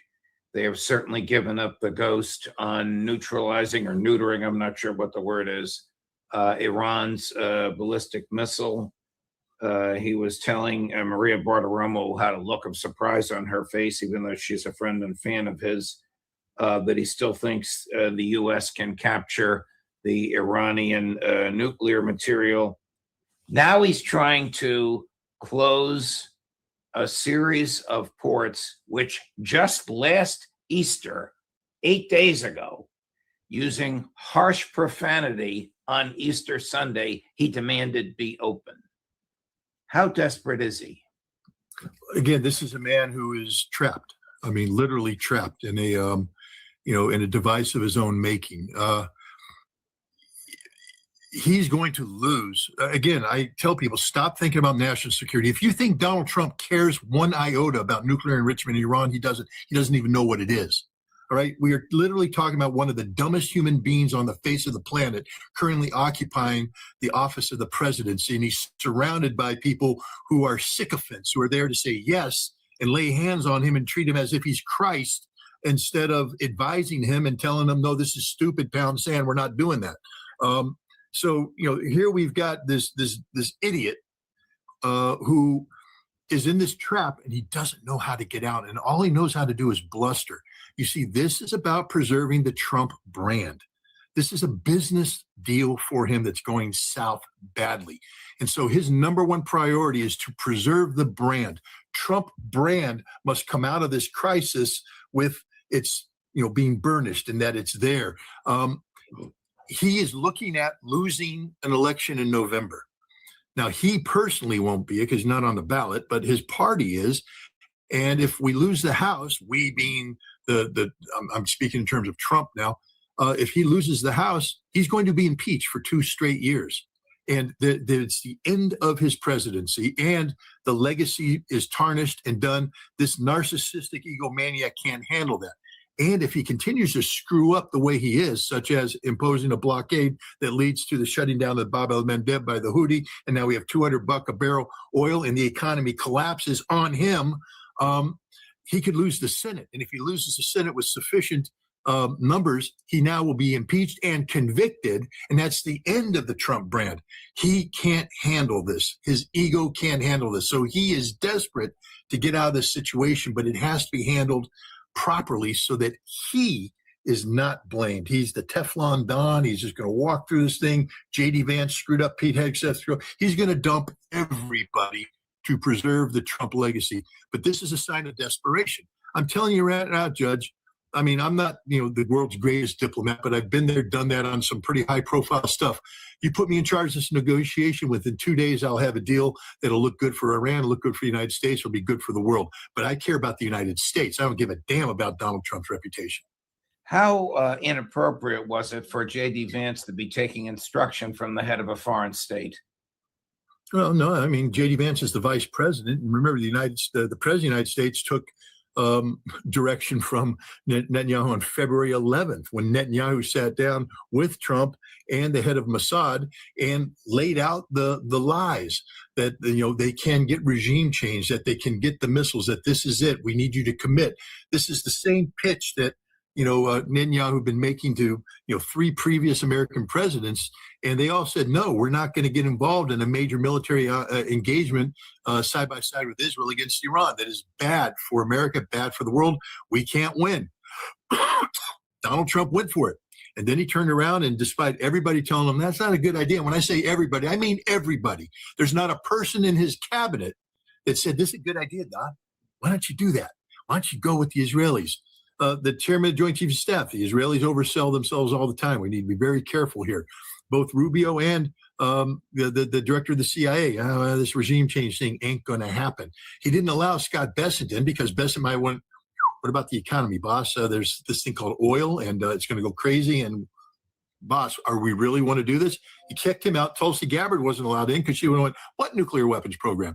And on and on and on. Pete Hegseth, of course, is just let's do it, let's do it, let's do it. And so here we are. J.D. Vance took a call from Netanyahu because Donald Trump took his orders from Netanyahu. And so Netanyahu has a vested interest in all of this. What does the Trump brand gain by attacking and insulting the Pope and by mocking Catholicism and Christianity? Judge, I'm finishing up an article right now called American Blasphemy, which talks about this very issue. I mean, this is stunning for me. This proves that Donald Trump is the most anti-American person ever to occupy the White House. This man is the antithesis of what the United States is supposed to be. We go back to the Federalist Papers. We talk about Madison. We talk about Hamilton. We talk about Jay. And we talk about, these were devout Christians. And when you listen to them speak about these issues, and they say this is we are a nation where the Bible matters. The Bible, the divine touch of God, things of that nature. At no time did they say that we, the American people, or we, American leadership, are somehow divinely empowered. It was just the opposite. We've received our guidance from God, but God gives us this empowerment. Thomas Jefferson, I think he wrote a letter in 1802 to the Danbury Baptists who were worried about state religion. And that's where he came out and said separation between church and state. There will be a separation here. There must be. Donald Trump is the opposite of that. He is claiming to be Christ. That image you just showed up, he is Christ. He is doing Christ-like activities. This is not a separation of church and state. This is bringing it together. Slam dunk. Look at this. This man should go straight to hell for this. First of all, Donald, you've never been in that good of shape, you fat piece of orange face manure. I mean, my God. And then, hey, if I'm a black American, I'm sort of concerned. There's no black Americans there. There's no Hispanic Americans there. There's no Asian Americans there. It's just a bunch of white people looking up at a white Jesus. This is disgusting. This is despicable. And then he posted another picture of himself as the Pope, implying that somehow he is, could be a better job at the head of the Catholic Church. And there is photograph of people coming to the White House praying, laying hands on him as if he is a direct conduit to the Lord God Almighty. Donald Trump is Satan personified. Only an evil man would do this. No God-fearing person would ever allow this to happen. No God-fearing person would ever allow this to happen. This is disgusting, despicable, and it needs to be stopped. I mean, literally, people, wake up. This man is sick. This is extreme, malignant, narcissistic behavior. This is a psychopath that we have in the White House today, and that image proves it. He thinks he's Jesus Christ. Jesus Christ. Do the Russians, do the Chinese, do Western European leaders finally recognize this? Man, they're so... Look, Vladimir Putin has to wake up every day knowing that Donald Trump has a briefcase that he can open up, break open the little disk there and read off code and send nuclear weapons off. Chinese have to know that too. You're not going to get very far by calling out this man as who he is. Plus, from the Russian perspective, I mean, Donald Trump is the gift that keeps on giving. He's not a Russian agent. He's not a Russian asset, but he's the most easily controlled. Oh, Jesus. Judge, come on, man. I mean, I'm not posted that himself. Chris didn't create that with AI. Trump posted that. Trump posted. No, I know that. I'm saying that. Look, I'm not Catholic, and I could sit here all day and point fingers at any one of the organized religions that are out there. But I respect faith. I respect people of faith. And I just came back from Chechnya, where I sat down and spent a couple hours talking to the Grand Mufti of the Islamic faith in Chechnya. And I respect, I'm not Muslim, but I listen to him and I respect his faith. I respect his beliefs. I respect the people who are devoutly Catholic in their beliefs, and therefore I respect the Pope. I respect people of all faiths and take their faith seriously. This man openly mocks faith because he has no faith. This man doesn't believe in God. He doesn't believe in divinity. He believes in Donald Trump.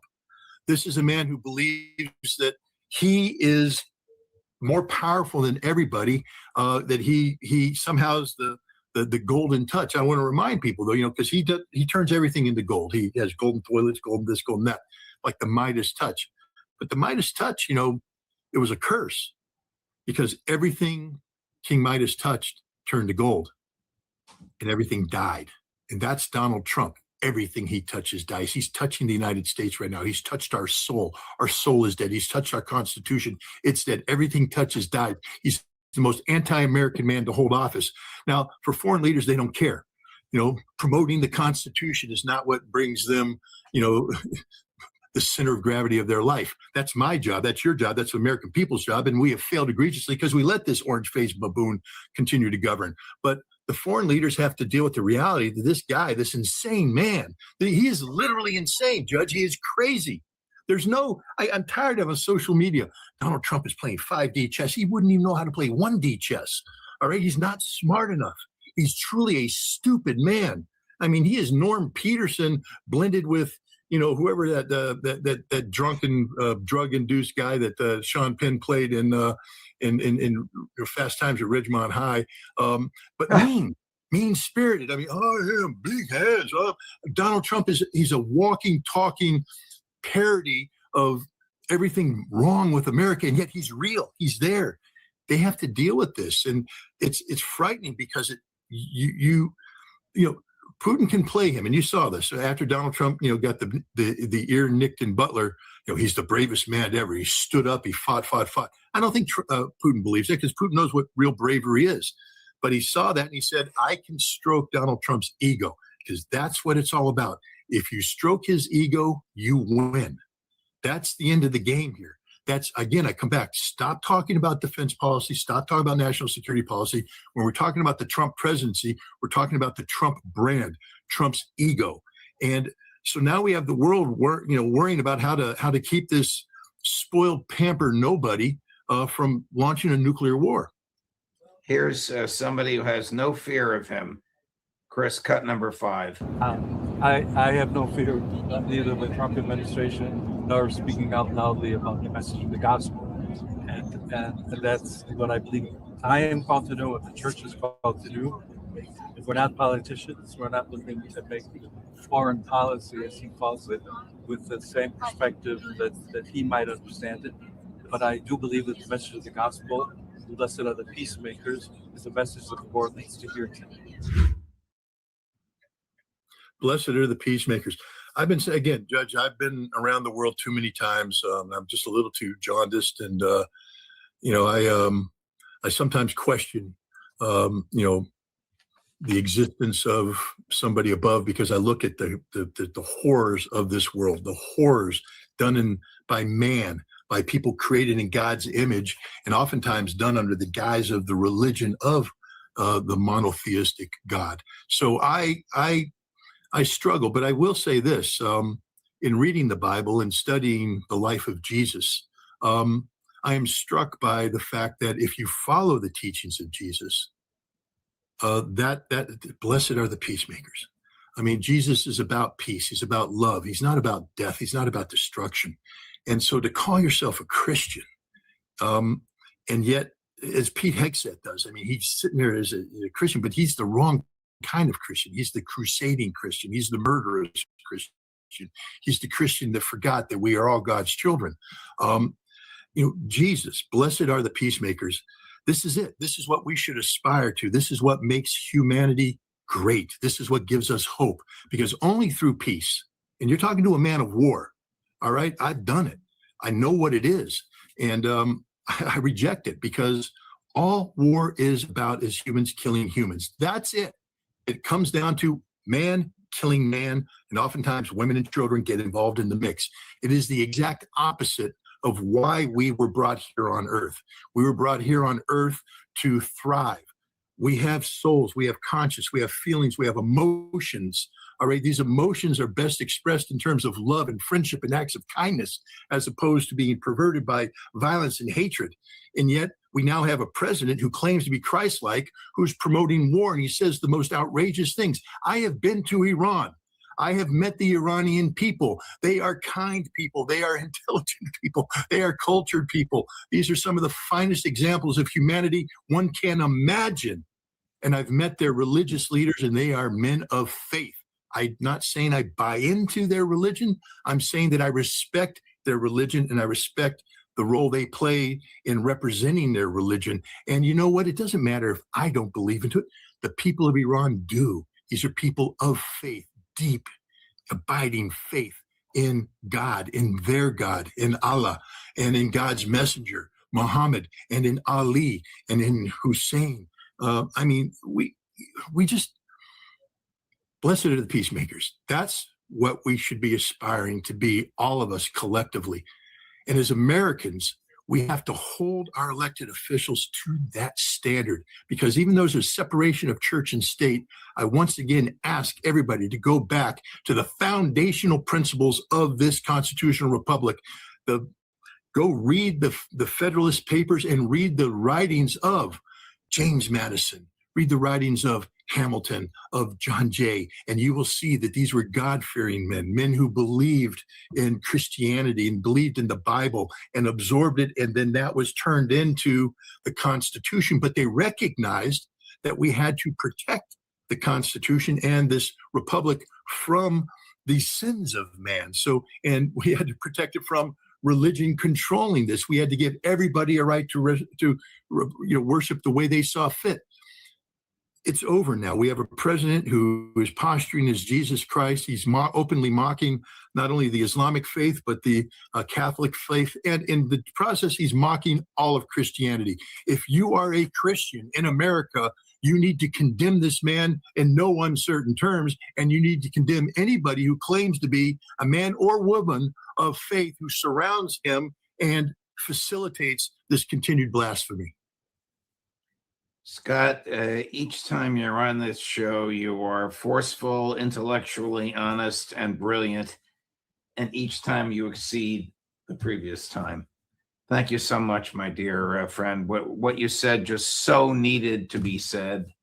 We will get this out to as many people as possible. You're a great man, my dear friend.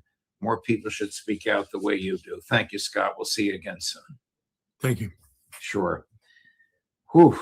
Coming up later today at 1 this afternoon, Jim Webb, the young Marine, will not let his sons become Marines.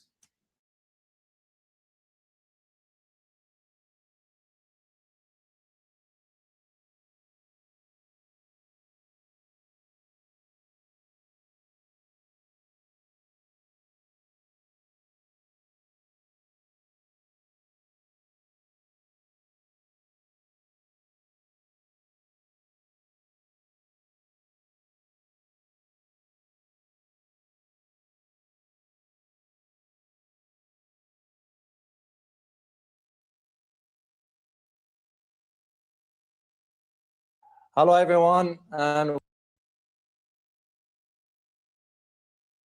the US saying one narrative and the reality on the ground saying otherwise. So what happened, just as a background here, what happened is that the IRGC Navy between the 11th of April and 12th, that was yesterday and the day before, and the IRGC Navy blocked, and I use the term carefully here, blocked the US destroyers. I have two pictures of, this is the US Michael destroyer, and this is the Patterson.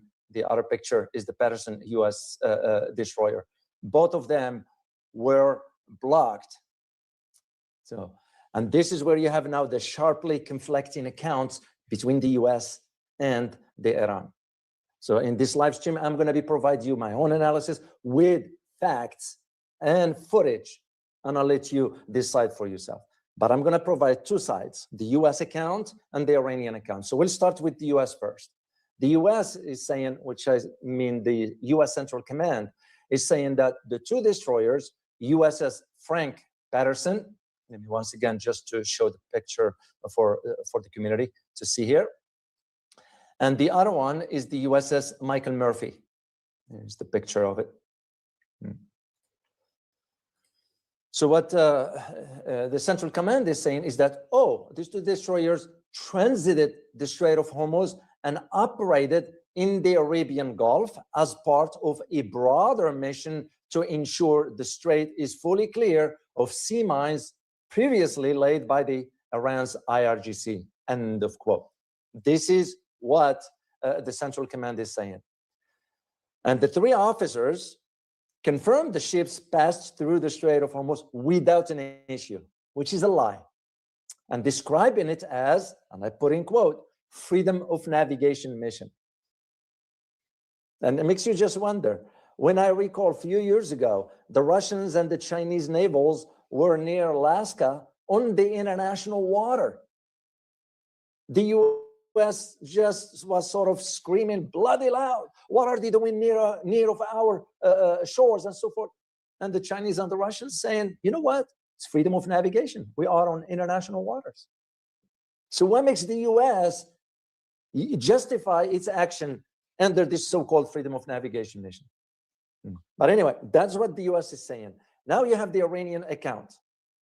And according to Iran's two main agency, Fars news agency, the Iranian armed forces informed the country's negotiation delegation in Islamabad that a US destroyer was moving towards the Strait of Hormuz and warned that if the ship movement continues, it will be hit within 30 minutes.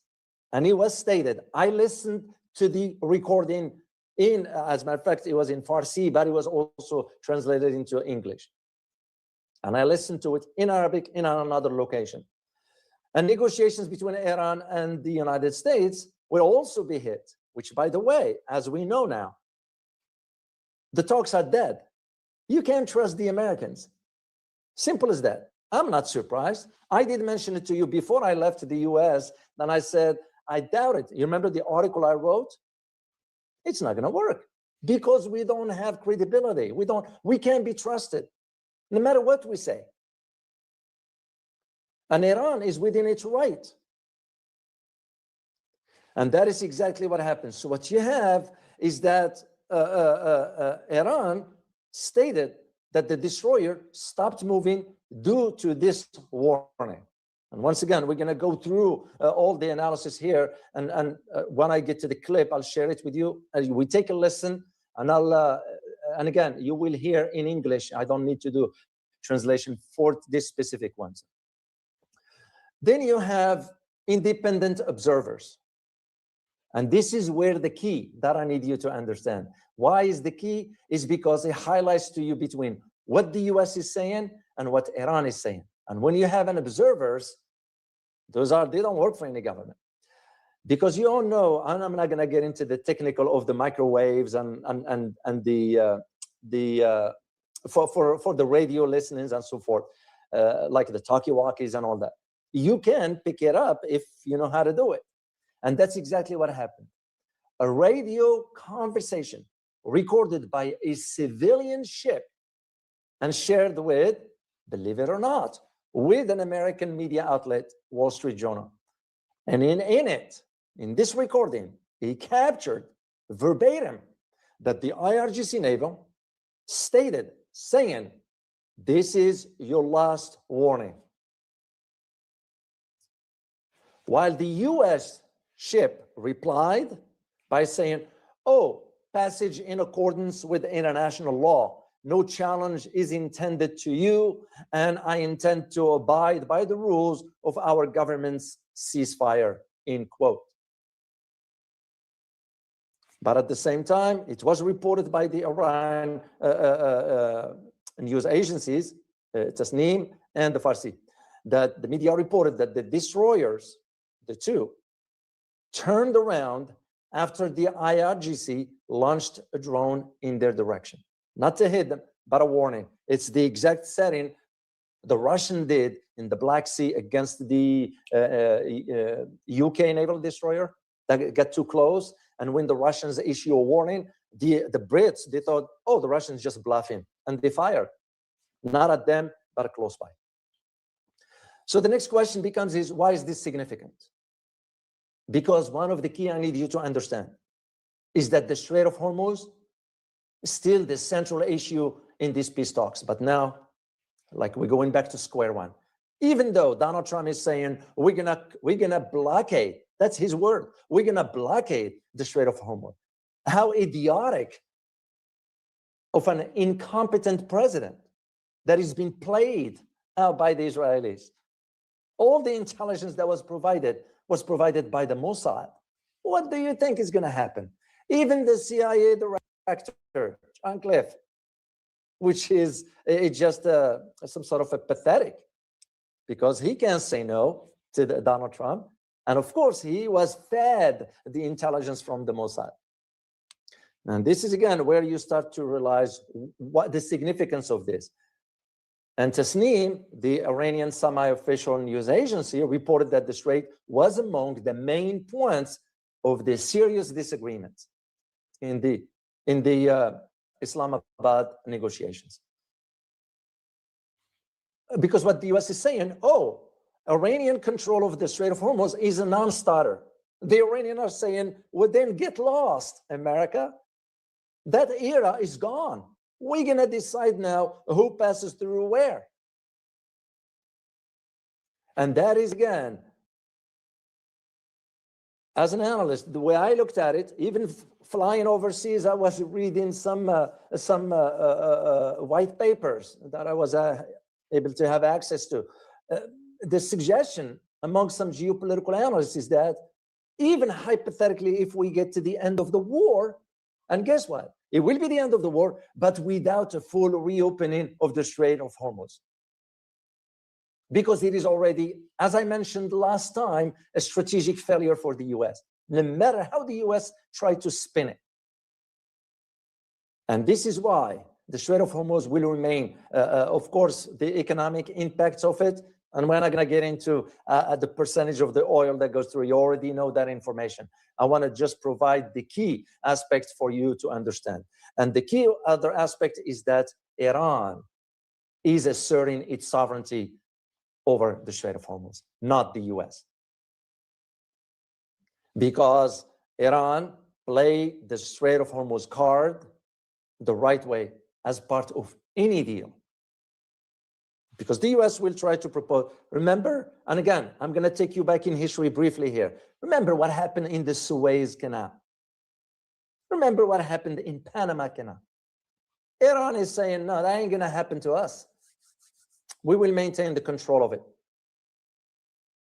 And that is why the representative of Iran is saying the initiative for the passage of or movement of any vessels is in the hand of the armed forces of the Iran. This is how it works. And that is where you're going to see now the military escalation risk is a reality. We can't deny this. And that is why the US warships now avoiding. So what the statements came out of the Central Command is a flat out lie. Because in a naval language, the naval officers describing now the Strait as a kill box. Because when you look at it, it's I kept the map for you here, guys, just to see. Right there. It's a kill box, right there, where it says the Strait of Hormuz. It's a kill box. And usually in any eventuality like this, you don't want to be in the kill zone or the kill box. And that is exactly how it is described. So the core dispute, just what you need to understand, the core dispute is whether the Strait of Hormuz now is in international waters subjected to freedom of navigation or an Iranian-controlled choke point. I go with the latter because we left Iran with no other options. And remember, all these decades, Iran never did anything. The ships, the cargoes used to pass, no issues whatsoever. Now it's changing. And if the US is saying we're going to establish a safe avenue for tankers that doesn't require Iran permission, that will be just a window dressing. Because the US is realizing they lost. They lost. And the talks will never move into America's favor. That's the bottom line to it. Because Iran is committed for a long term to this war, and they will end it on their terms, not on the US. That's why the Islamabad talks, and now they failed, that's it. They're done with that. And the standoff, the naval standoff that is, suggests that the war is far from over. More to happen. So what I'm going to do here, I'm going to play the clip for you. I want you to hear it, your own ears. Then we'll continue in my own analysis briefly here. So let me play it.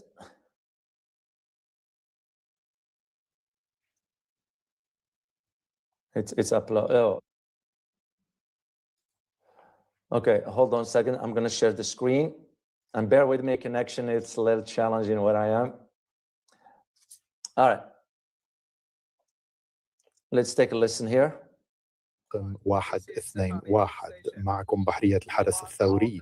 عليكم أن تعدلوا مساركم وتعودوا إلى المحيط الهندي فورا إذا لم تمتثلوا. Basically what it's saying there is just, this is what is this saying, is that this is a call to ship 1-1 to change course and return immediately to the Indian Ocean, warning that it will be targeted if it did not comply. لهذا الأمر فسيتم استهدافكم. انتهى البلاغ. The end of the message. معكم بارجة التحالف رقم 1-2. And this is now, the female you're hearing is the response from the US officer.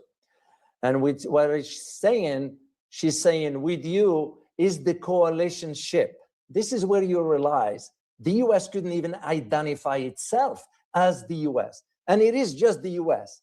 And it tells you right there, either we were scared to identify ourselves because we're a legitimate target, or we just don't have the gut to say, yeah, it's us, the Americans.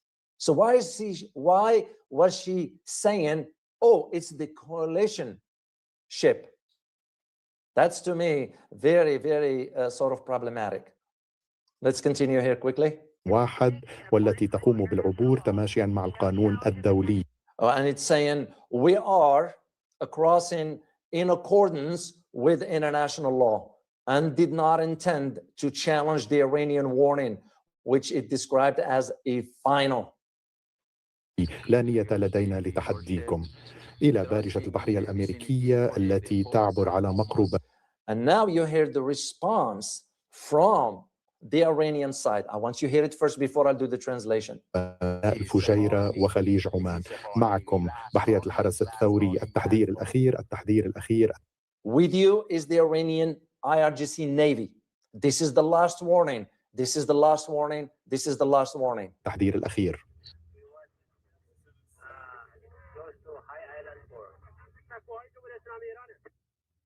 انتباه لجميع السفن انتباه.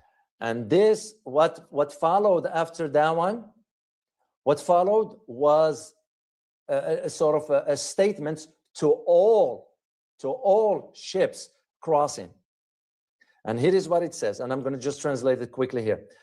The general appeal from the IRGC Navy to all ships in the Gulf of Oman to stay at least 10 miles away from any ship, which means what? It's indicating a state of a field alert in the region. And that's again. انتباه لجميع السفن في خليج عمان معكم بحرية الحرس. That's exactly what it's saying over there. So I'm going to stop this here and continue with my own argument for why the U.S. is lying about this and why the ships, the two destroyers, U.S. destroyers, did indeed return and left the area. Of course, the argument that Donald Trump made earlier, oh, we're going to go and clear the mine. It's nonsense. It is nonsense. U.S. knows this. They won't be able to do so anyway. And Donald Trump lied by saying, oh, the Iranians have no idea where the mines are. That's nonsense either. I mean, we all know you can't trust Trump in it for whatever he's saying. And these developments now, what had happened is that coincided with the IRGC's sort of confirmation that any attempt by any military vessel to cross the Strait of Hormuz, that is, will be met with a firm response, stressing that the passage, the IRGC Navy still stressed this, that is limited to civilian vessels only for now. And specific, not to the US, not to any other ship that goes to Israel. And the way you know this, and I'm going to share one piece of info with you, is that the Russians have been providing the Houthis with coordinates of the ships that's going to be getting closer to the Red Sea. Even the Russians, to my knowledge, and I just found that out 2 days ago, right here in the location I'm in. It's what the Russians telling the Houthis, and by the way, those ships or the tankers that might pass, they're going to have a different flags. So don't get fooled by that. And the Russians, they're good at really, because with their satellites and all that stuff, they are able to pinpoint. So the Houthis now have the information about the location of whatever is going to be passing through that area. And this is, once again, to go back to our conversation regarding this issue, the two conflicting accounts clashes now over the Strait of Hormuz. U.S. has no credibility left whatsoever. So everybody in the world now is just shaking its head over what the U.S. is saying, because you can't trust the American government. You know, will Iranian lies? What will Iran gain from lying? I understand it's a war. I understand the information is part of that. But at the same time, I know how both medias on each side will push the narrative. That's the norm. And again, when you think even the individuals who are in the know with the background regarding this, is that it's not going to work in favor of the US.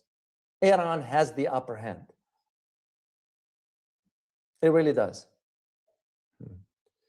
Because what Iran is after, the IRGC is after now, it's after it needs any ship that will cross needs to coordinate in advance with the IRGC. And that is also, from Iran perspective, is for the purpose of first, reconnaissance, recon, to know who's coming through, and second, to secure navigation later, because they wanted to make sure. It could also be put on a different perspective, is that it will be a main challenge for the US hegemony, per se, naval assets, whatever, that it proved, no, US Navy has no capabilities anymore. Yes, you still have the large aircrafts and all that stuff, carriers and so forth, but that's not going to cut it. And that will become in the issue of how the response is going to be. Is going to be a response with targeting, or is going to be a response with returning to confrontation, or the US will accept the conditions. This is the harsh reality that is now facing. And once again, I found myself needing to talk to you about, and I did a posting for the community about the landmine. The landmine, removing the landmine represents one of the highly complex logistical challenge for the US. Even if a political agreement is reached, which I do not foresee. Because what the US is saying, oh, the Iranians have lost the possession of this landmine. No, they have not. Let me just assure you for that. The argument also have been made that, oh, Iran doesn't have the minesweepers. Really? You think a naval like that would not have a capability? Doesn't matter how advanced or not.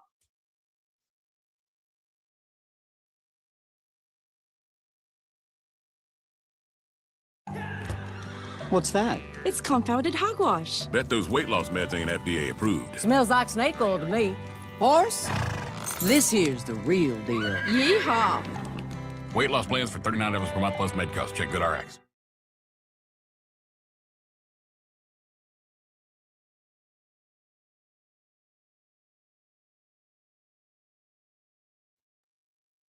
And that's, again, what the US narrative is coming out to highlight the idea of, oh, no, this is, even I looked at first last night, because I was working on this last night here to understand.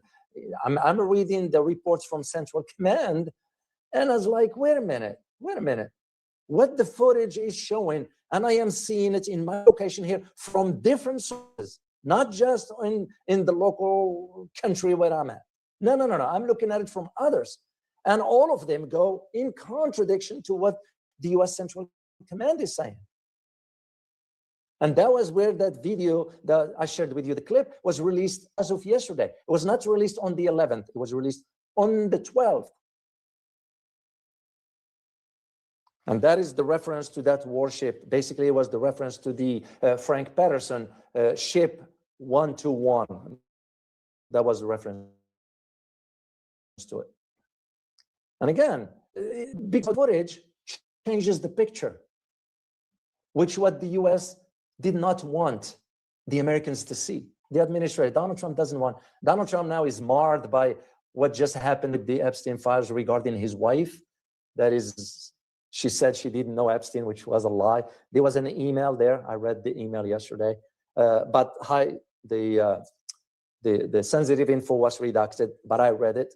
And it was from her sending it to Jeffrey, saying that I will see you in New York. No.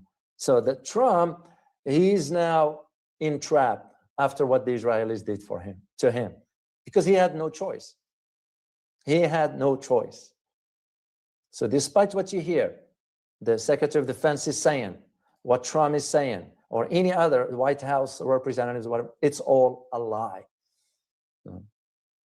It's because the sources from within the intelligence services right here in not here in the country I'm in back home, and even regional intelligence agencies.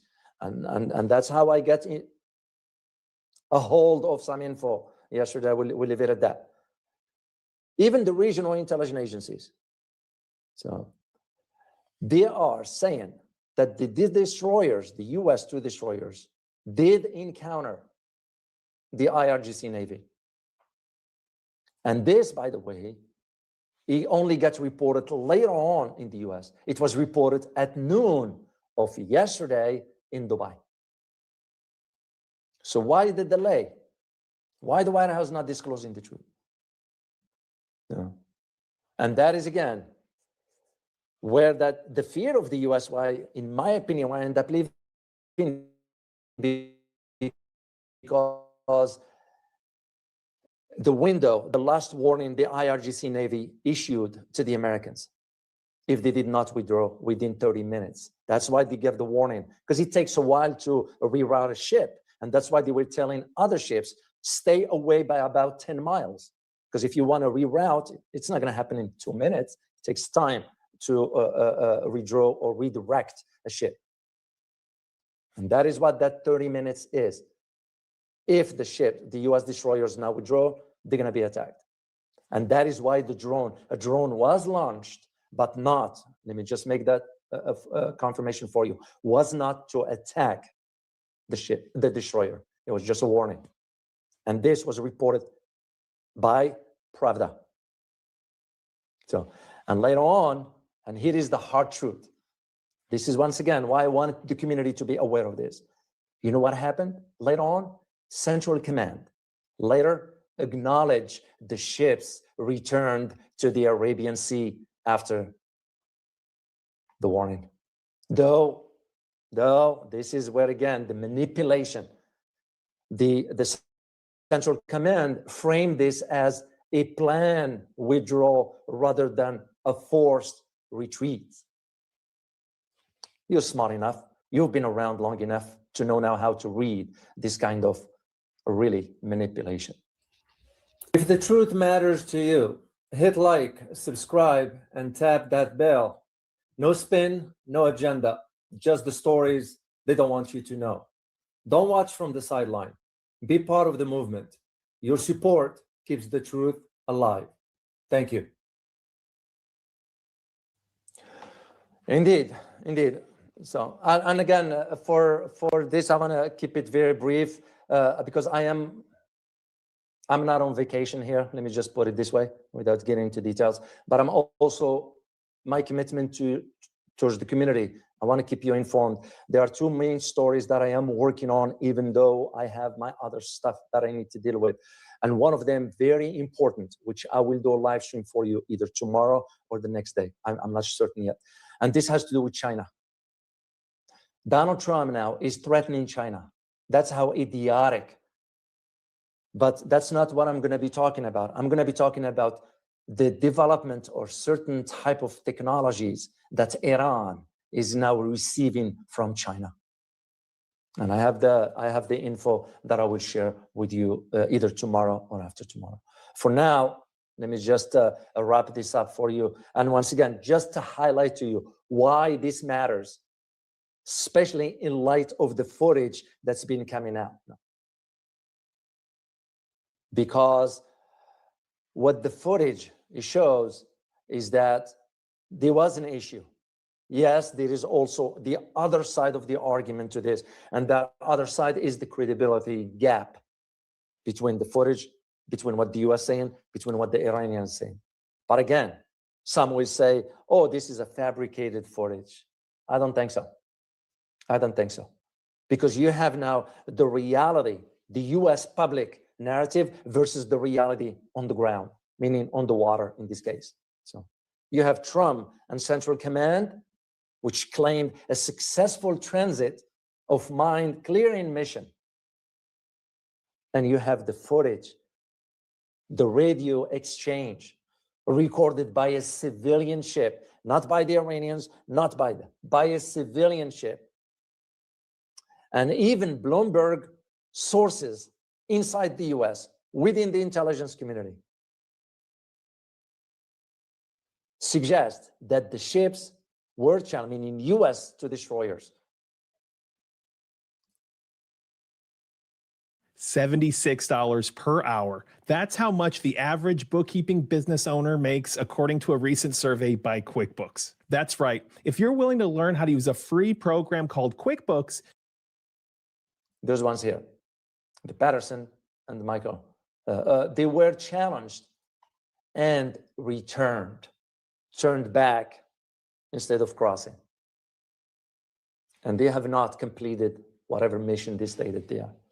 And of course, while this happening, the talks in Islamabad collapsed. And I'm here to tell you, you can't trust the US. It will be, in my opinion, Iran will be making another strategic mistake if they ever. Of course, you want to resolve this issue. And my suggestion will be, how about having a third party, a neutral country, no offense to Pakistan, but you have to have a country with weight. You know, what weight Pakistan has? Let's just be honest about it. And I'm not putting Pakistan down. And I'm talking from a realistic approach. What weight does Pakistan have when we are the one dictating the terms to the ISI, to the Pakistani government? Look just what happened with Imran Khan when he said no, and what the Islamabad government did to him by putting him in jail. Is this a government you want to count on to play a mediator? Respectfully, no. So to resolve this issue, get a third party, a country with weight. And the negotiations will be, of course, in a neutral part. And it's the country that decides how the setup for the talks between Iran and the US, if they are to move forward. But the facts remain is that the IRGC remaining or asserting its control over the Strait of Hormuz. That's a fact in light of what just happened. And this is once again why the footage is significant, precisely because it shows what particular happened. It shows also what the US claims it achieved and what actually happened. Two things, because that gap is now at the center of why, or part of why the talks have failed.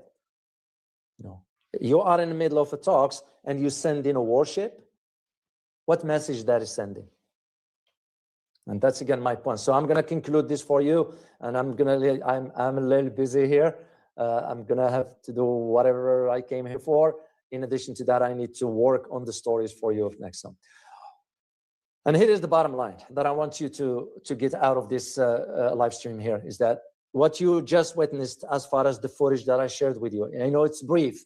I know it's 2 minutes or a minute, whatever. I just want you to see that.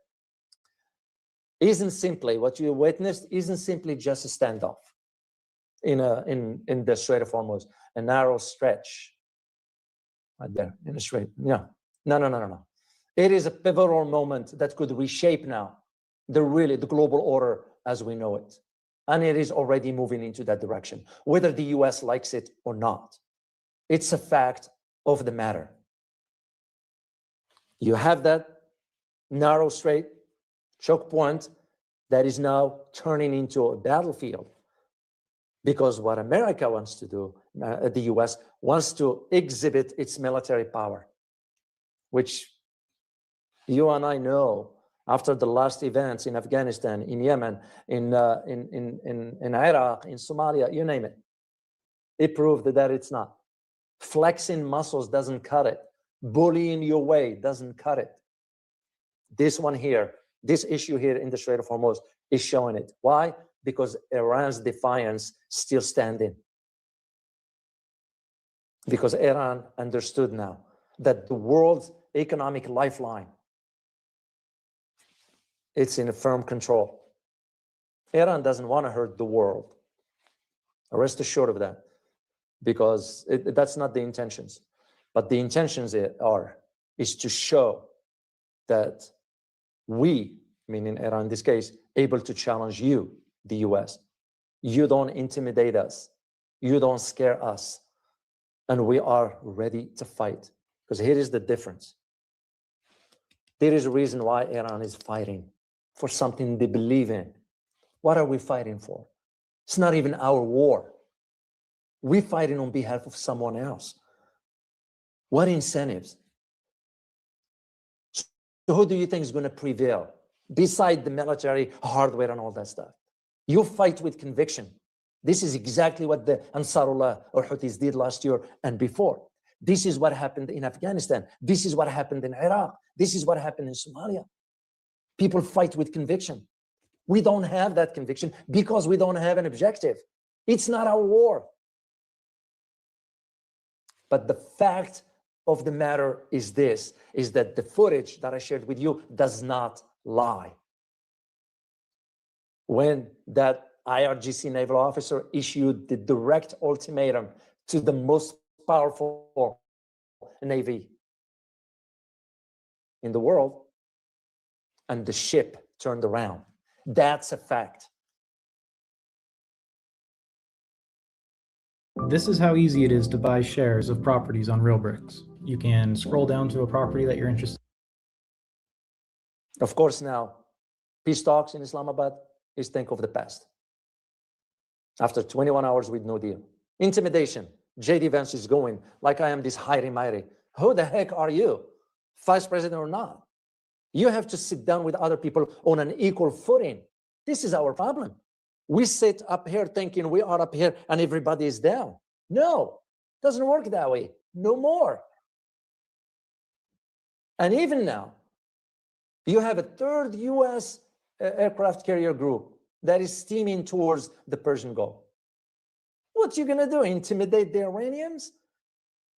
No, because the mine's still underwater. Iran knows this for a fact.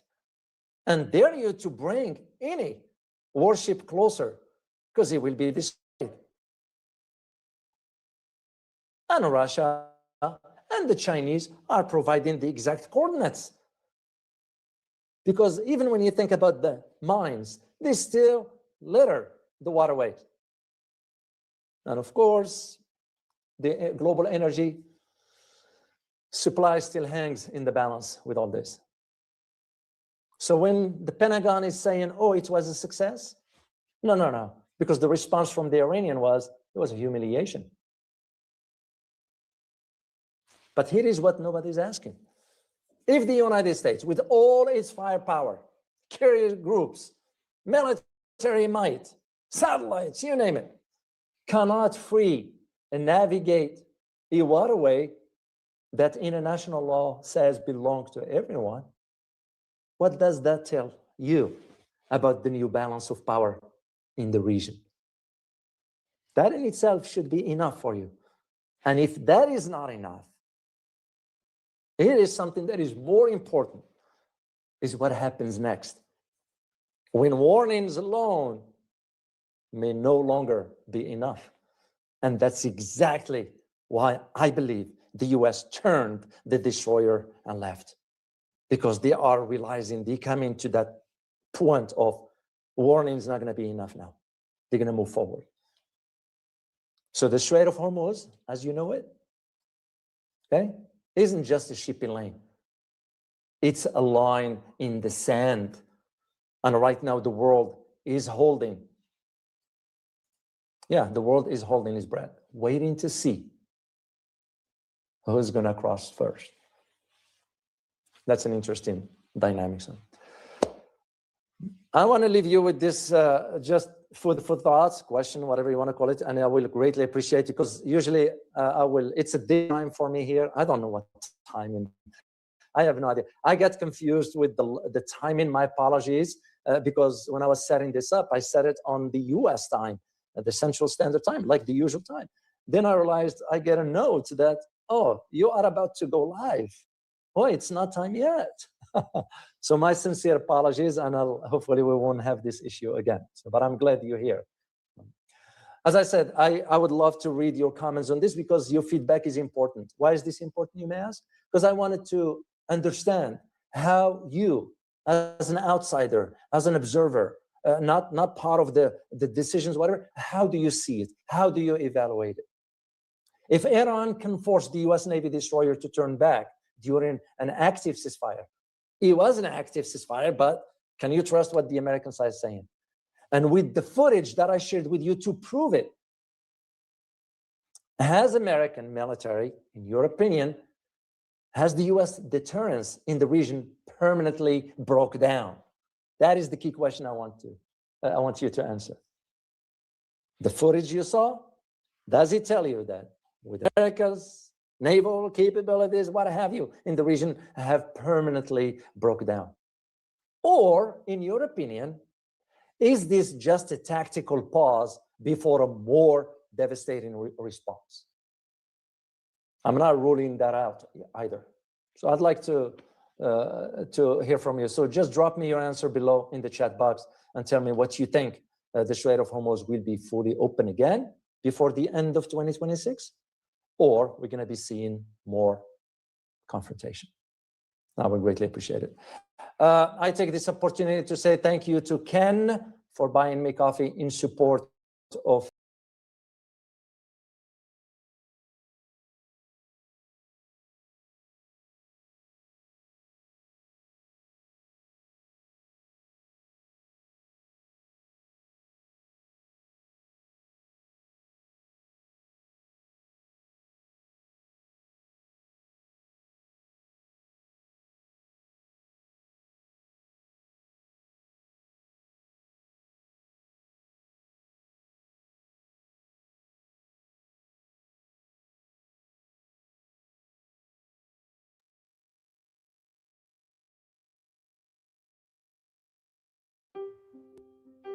If you're a veteran with a disability rating, or you know and love a veteran with a disability rating, then this new information.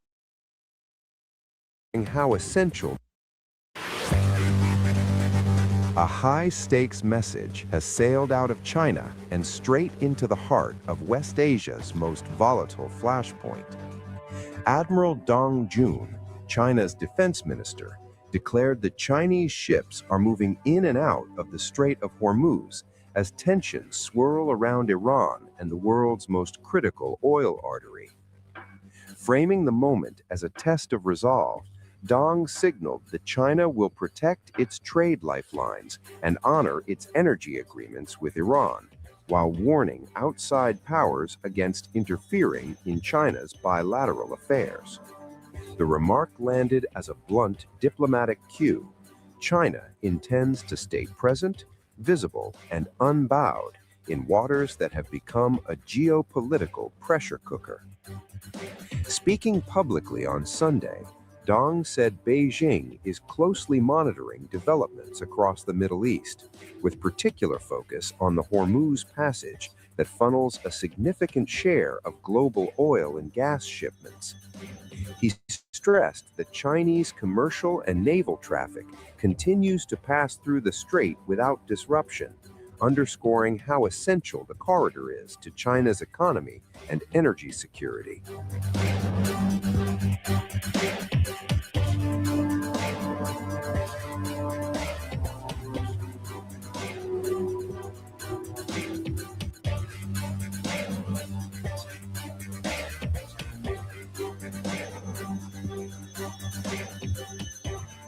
By highlighting uninterrupted maritime movement, Dong projected confidence that China's access remains intact despite the rising rhetoric and military posturing in the region.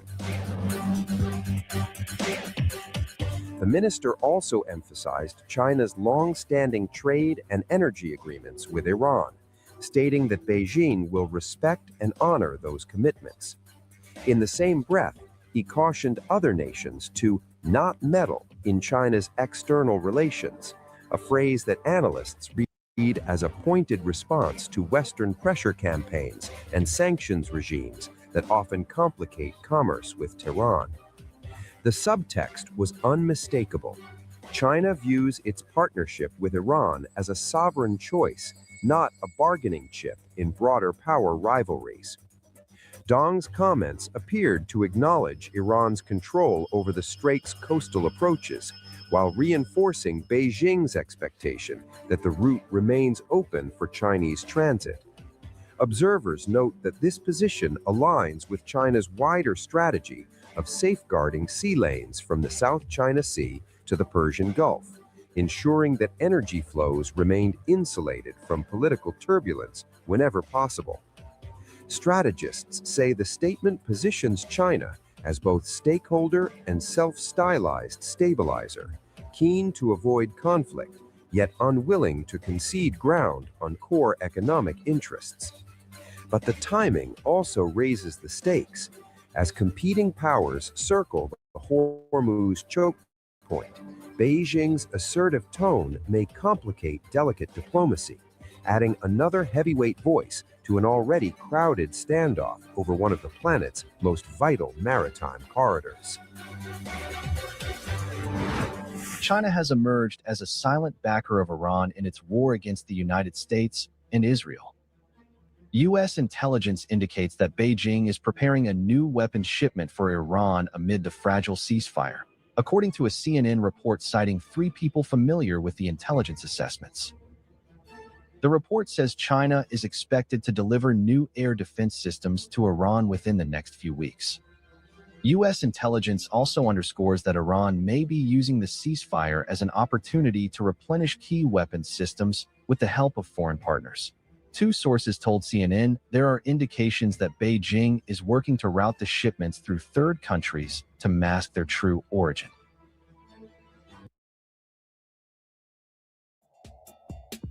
Before placing a bid, make sure you understand the vehicle's condition and reports. So what exactly is China planning to give Iran? U.S. sources say Beijing is preparing to transfer shoulder-fired anti-air missile systems, known as manpads. These systems pose an asymmetric threat to low-flying U.S. military aircraft and played a significant role during the 5-week war. Tehran reportedly downed a U.S. F-15 fighter jet using this type of handheld, heat-seeking missile. Earlier, Donald Trump also indicated during a press conference on Monday that the F-15 shot down over Iran last week was hit by a handheld shoulder missile. Iran said it used a new air defense system to strike the jet, but did not provide further details. It remains unclear whether that system was Chinese-made. The first one, which was in many ways as dangerous as the second, I guess it gets, because we're flying over daylight. You know, we're the best at the world at night. We have goggles that nobody, we have goggles. I've tried them. They're unbelievable. I see better with the goggles at night than I see without them during daylight. I mean, daylight today, we have a beautiful day. You see just as well with goggles. In many ways, it's enhanced.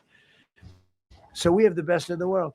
So it's much safer for us to do it at night, whereas other people, no other country has that capability. They don't have that particular piece of equipment like we do. But when I was told flying and in daylight, I think we flew 7 hours over Iran, and that's a long time.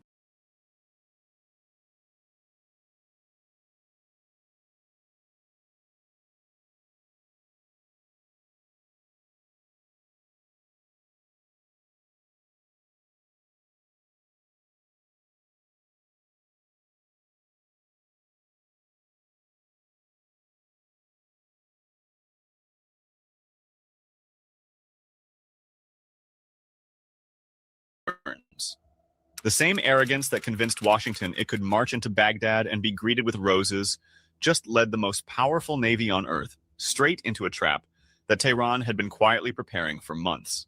Early this morning, just hours after Donald Trump took to Truth Social to announce his grand blockade of the Strait of Hormuz, 2 American warships set out on what was supposed to be a triumphant show of force. Navy warship 121. This is Sepah Navy Station. You must alter course and go back to the Indian Ocean immediately. Iranian naval warning forced a United States destroyer to retreat from the Strait of Hormuz. Well, U.S. Central Command say that 2 U.S. Navy guided missile destroyers have begun clearing mines in the Strait of Hormuz. Instead, they became the starring characters in a meticulously staged humiliation. These vessels, the USS Frank E. Peterson and the USS Michael Murphy, steamed roughly 150 kilometers toward Abu Musa Island with orders to begin clearing mines and establishing that so-called safe pathway for global commerce. But what they found waiting for them wasn't a depleted Iranian navy licking its wounds from weeks of conflict. They found a steel wall, a wall composed of dozens of fast attack craft, drones buzzing overhead like angry hornets, and a brand new jamming device that the Pentagon's intelligence apparatus clearly missed completely. According to video footage now circulating widely, purportedly released by Iranian state media, the moment those American destroyers crossed into what Tehran defines as its zone of hostility, the Iranian military calmly waited, let them get comfortable, and then flipped a switch. And just like that, the Americans were blind. Their navigation systems went haywire. Their electronic warfare suites, supposedly the most advanced in the world, were rendered useless by a signal that reportedly bypasses any Chinese-made components. Pure, indigenous Iranian electronic warfare engineering. The landing operation, the mine-clearing mission, the grand reassertion of American dominance. It was over before the first Marine even touched water. Trump, who had been boasting that Iran's entire navy was obliterated, is now reportedly flailing in the White House, trying to spin this spectacular failure of a foothold operation into something other than the obvious. A catastrophic intelligence failure wrapped in a geopolitical miscalculation. Before we go any further, I need you to do something for me. If you believe that honest, fearless journalism matters, the kind that refuses to sanitize the ugly truth about empire and its endless appetite for destruction, then you need to hit that like button right now. Share this video, drop a comment below. Even if it's just a single period, even if you just type the word Iran or resistance, it all feeds the algorithm and helps push this content to more people who are starving for news that doesn't come pre-approved by the Pentagon's Public Relations Office. And while you're at it, subscribe. This is how we build a media ecosystem that doesn't bow to Washington's narrative. This is how we fight back. Your engagement is the fuel that keeps this engine running. So please take 2 seconds and do it now. I'll wait. Now, let's dig deeper into exactly how this unfolded, because the details are where the real story lives. And the real story is far more damning than anything you'll see on American cable news tonight. You have to understand the context here. The Pentagon had just announced that it was authorizing a full-scale blockade of Iranian ports and the Strait of Hormuz, effective Monday at 10 a.m. Eastern Time. This was the big move. This was Trump's answer to the collapse of negotiations in Islamabad, where his delegation, led by Vice President J.D. Vance, White House envoy Steve Witkoff, and his son-in-law Jared Kushner tried and failed to bully Iran into surrender. Trump, in his characteristic all-caps rage, posted on Truth Social that the U.S. Navy would begin blockading any and all ships trying to enter or leave the Strait of Hormuz. He threatened that any Iranian who fired at American forces would be blown to hell. He vowed to destroy mines that Iran had allegedly laid and to intercept any vessel in international waters that had paid a toll to Tehran. It was bluster on a cosmic scale, the kind of performative masculinity that plays well to his base but collapses the moment it meets reality. And the reality was this. The Iranian military had been watching every move. They knew exactly what was coming. The two destroyers, the Frank E. Peterson and the Michael Murphy, were tracked from the moment they left port. When they attempted to approach the Persian Gulf entrance, Iranian cruise missiles had already achieved what military analysts call lock. Attack drones were deployed and waiting. According to reports, the Americans tried every trick in the book to slip through unnoticed. They shut off their automatic identification system to go dark. They attempted to disguise themselves as Omani merchant vessels. They hugged the shallow coastal waters, hoping to evade detection. None of it worked. The Iranian military had already identified them, already mapped their trajectory, and already prepared the reception. They gave the American warships a 30-minute window to turn around and retreat. 30 minutes. And with those cruise missiles locked on target and the clock ticking, the destroyers turned and fled, with reports suggesting they were just minutes away from being completely destroyed. But here's what makes this entire blockade farce even more absurd, and what the American media will never explain to you properly. They want you to imagine that blockading Iran is like blockading Cuba in 1962. They want you to picture a small, isolated island nation that can be squeezed until it suffocates. But Iran is not Cuba. Iran is a massive, sprawling nation that shares land borders with 7 other countries: Iraq, Turkey, Armenia, Azerbaijan, Turkmenistan, Afghanistan, and Pakistan. That's 7 If you're not making $158,000 per year, but you'd like to, I strongly encourage.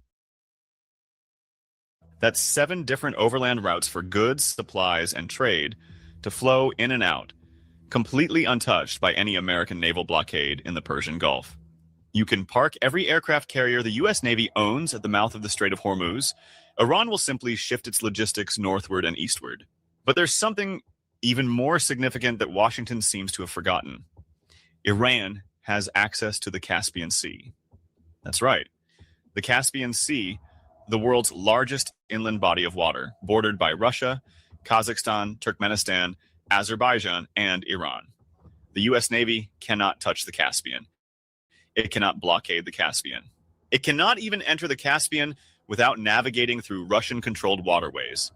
And Moscow is not about to grant passage to American warships so they can strangle a key ally. The Caspian Sea is Iran's unassailable connection to Russia and Kazakhstan, a maritime backdoor that remains wide open no matter how many destroyers Trump parks near Abu Musa. Through the Caspian, Iran can receive military supplies, food, medicine, industrial equipment, and virtually anything else it needs. The International North-South Transport Corridor, a massive infrastructure project linking Russia, Iran, and India, runs right through this region. Goods flow from Russian ports across the Caspian to Iranian terminals, then overland to the Persian Gulf and the Indian Ocean, or vice versa. This corridor is a geopolitical lifeline that renders the Strait of Hormuz blockade far less devastating than American planners assume. Yes, the blockade will hurt. It will squeeze Iran's ability to load new tankers at its Gulf ports. Over weeks and months, that economic pressure will bite. But as an immediate knockout blow, it's swinging at a target that already moved out of range. And this brings me to the part of the story that the corporate media is deliberately obscuring: the ghost fleet. Right now, as Trump thunders about blockades and mines and blowing things to hell, at least 96 Iranian oil-laden tankers are anchored roughly 70 kilometers off the coast of Malaysia near Johor.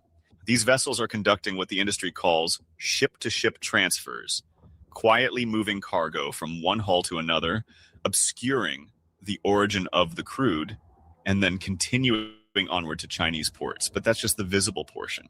According to maritime intelligence, another 129 tankers linked to Iranian crude are currently sailing with their tracking signals switched off entirely.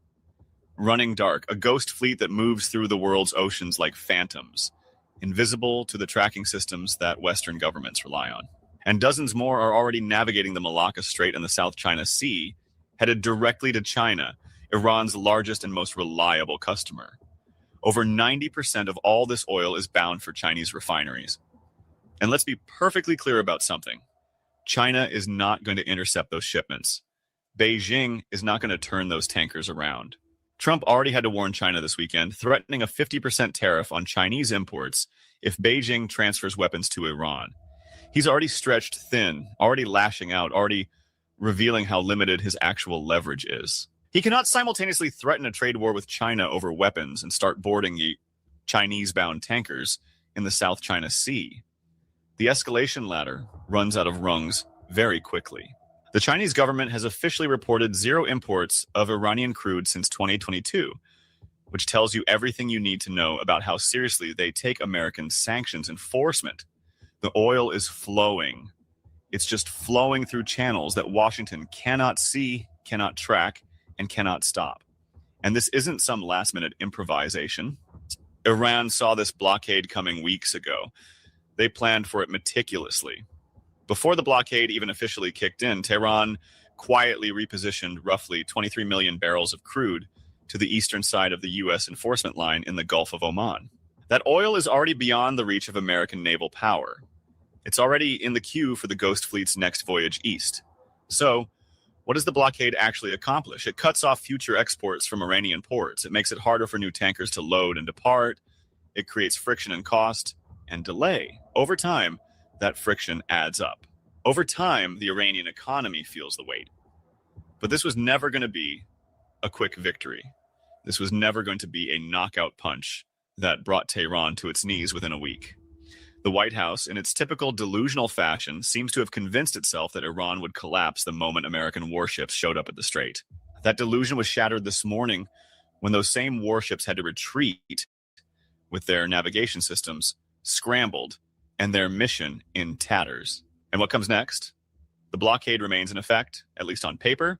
CENTCOM has announced that it will not impede vessels transiting the strait to and from non-Iranian ports, which is a bureaucratic way of admitting that the blockade is porous by design.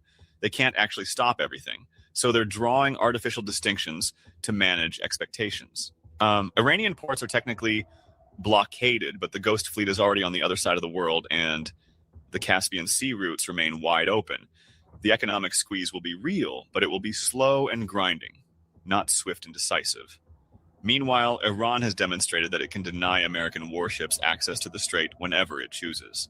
The jamming capability is real, the missile threat is real, the drone swarms are real. Any future attempt to enforce the blockade will require American vessels to enter waters where Iranian forces have demonstrated both the capability and the will to destroy them. That's a calculus that even the most hawkish Pentagon planners cannot ignore. The blockade is, in practical terms, a bluff, and this morning, Iran called it. And this, I suspect, is only the beginning of a much longer and much uglier story. Stay tuned. There will be more updates as this situation continues to develop, and we will be here to bring you the truth that the corporate media refuses to tell. Thank you for watching. Thank you for listening. Thank you for being part of a community that values real journalism over propaganda. We'll see you in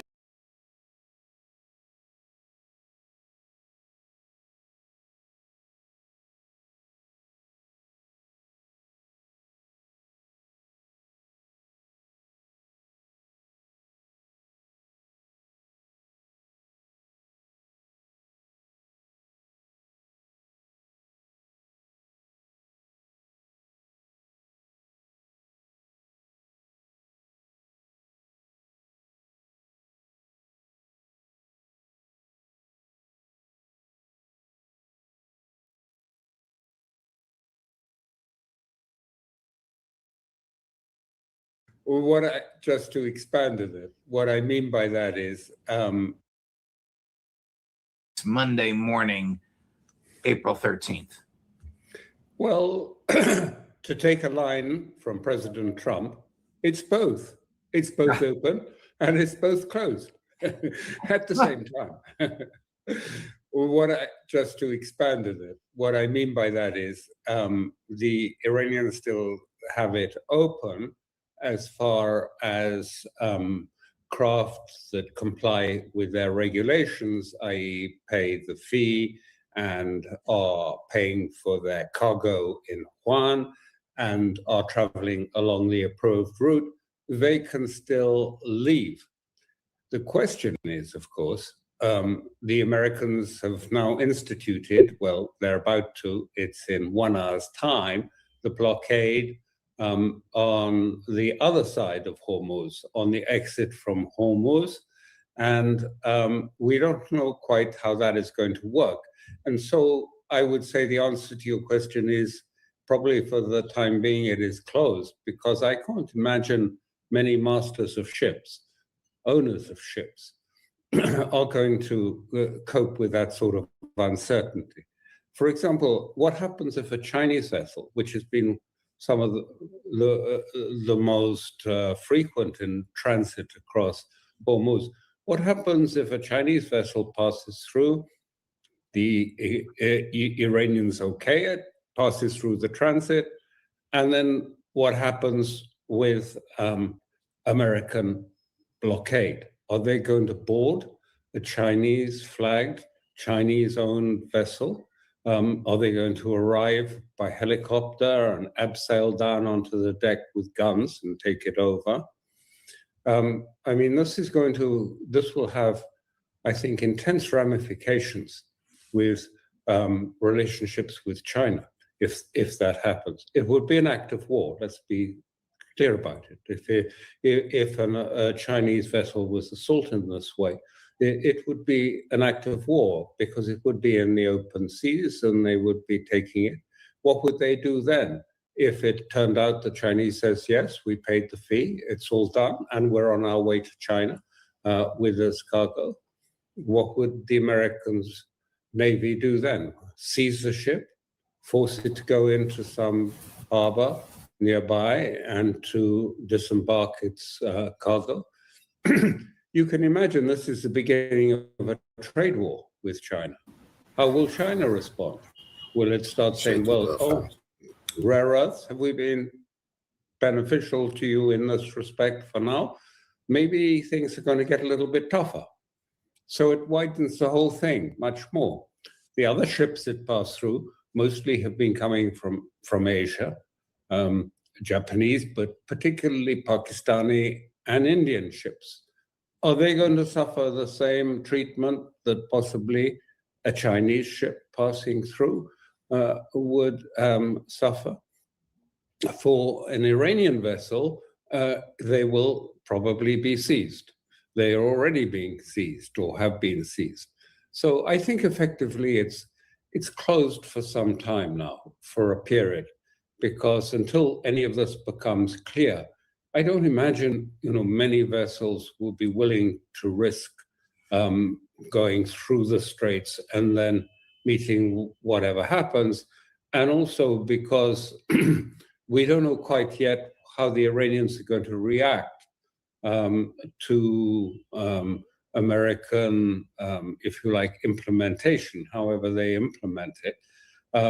The Iranians have many small, high-speed patrol boats, which carry anti-ship missiles, and they also have torpedoes.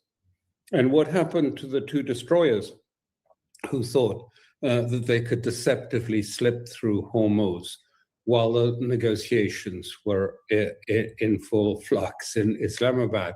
Two destroyers were sent, and they in premature announcements, it was said that they'd sailed through Hormuz. Of course, what had happened was that they got locked on by cruise missiles by Iran outside outside of Hormuz. That they'd come out of Fujairah port, and they got locked on by cruise missiles and were warned by patrol boats who circled them, turn around and go back. And they did. So we don't quite know what is going to happen then with other vessels.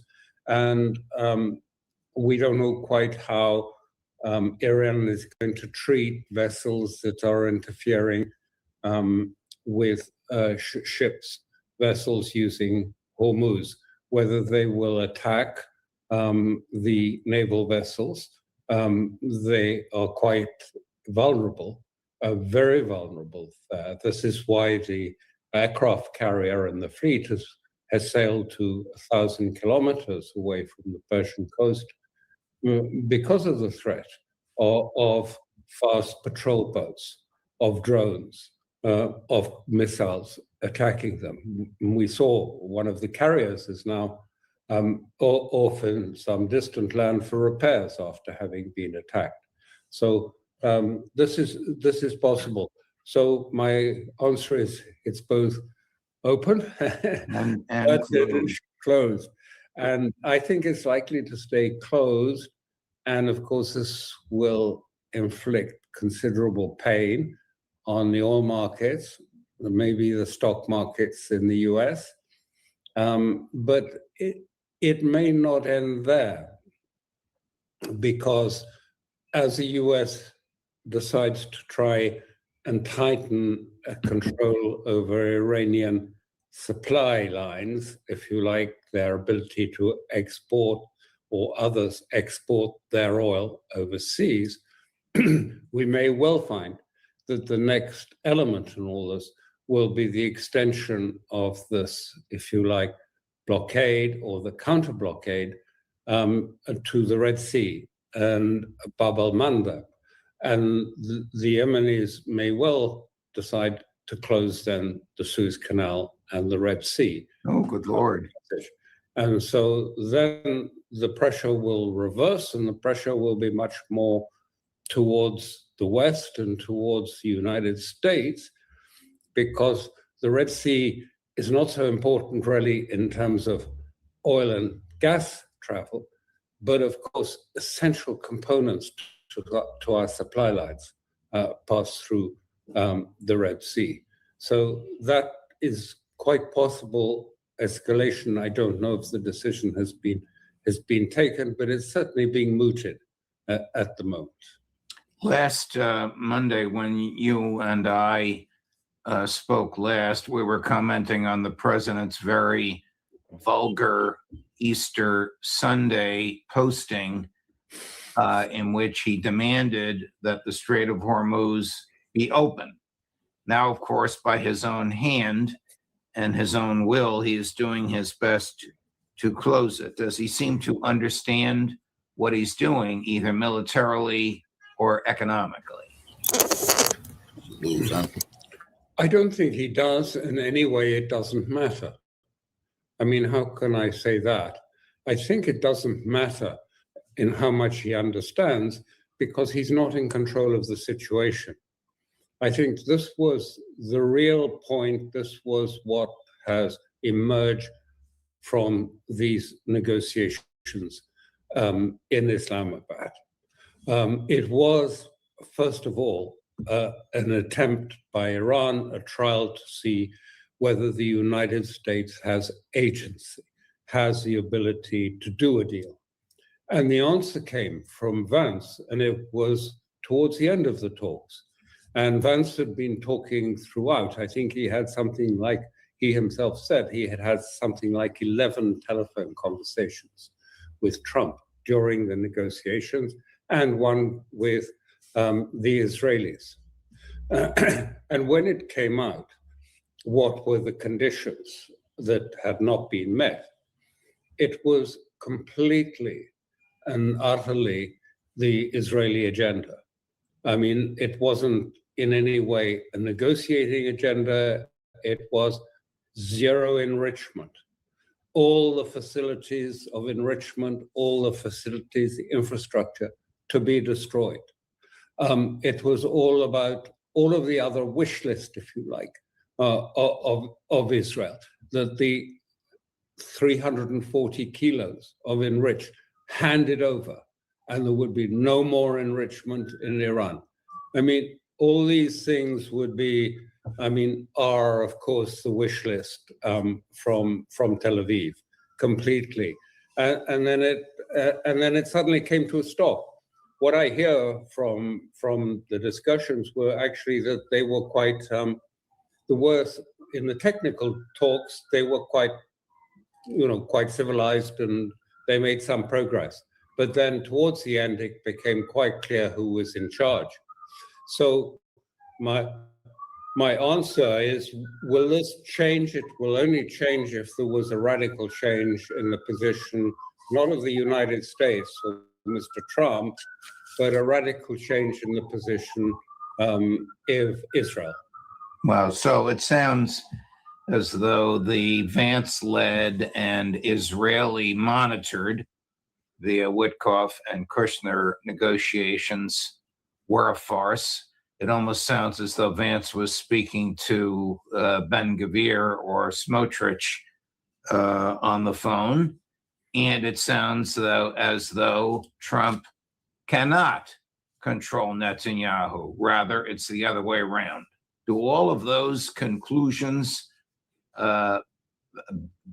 bear some accuracy in your view? Oh, that's exactly it. I mean, this was not a negotiation. This was the presentation by Vance at the end of the process of the demands of Israel. That's what he put down the position of Israel, and Iran refused it. If your stocks aren't doing much for you between now and retirement, you're basically just collecting dust. And in a market like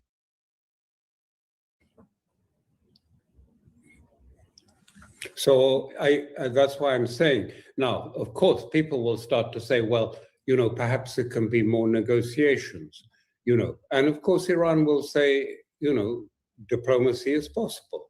I mean, they are very sophisticated in this way, and they know they need to take the world with them, and they need to take China and Russia with them and show that they are flexible. But if you just study the points that were issued by the US embassy in Islamabad as the American demands on Iran, they were demands for Iranian capitulation. That's not going to happen.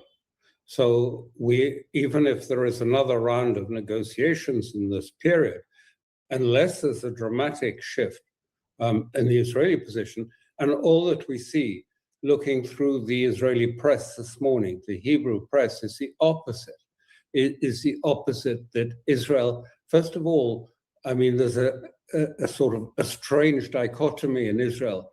The polls show 93% of Jewish Israelis support more war on Iran and the destruction of Iran, 93%. And at the same time, the military side and many of the Israelis who are looking at it strategically say this has been a disaster. We've achieved nothing. Netanyahu has failed in Iran to get any achievements. And look at what's happening in Lebanon, where Israel is suffering terribly. And the chief of defense staff went to the cabinet and said, you know, the army is imploding. It's breaking up. It's gone. It's bust. And he said, I'm putting up 10 red lights to you. We can't go on. In Lebanon, we're taking heavy losses. We are being defeated in Lebanon. And he says, you know, in Gaza, we have not succeeded. And in Iran, there is no success.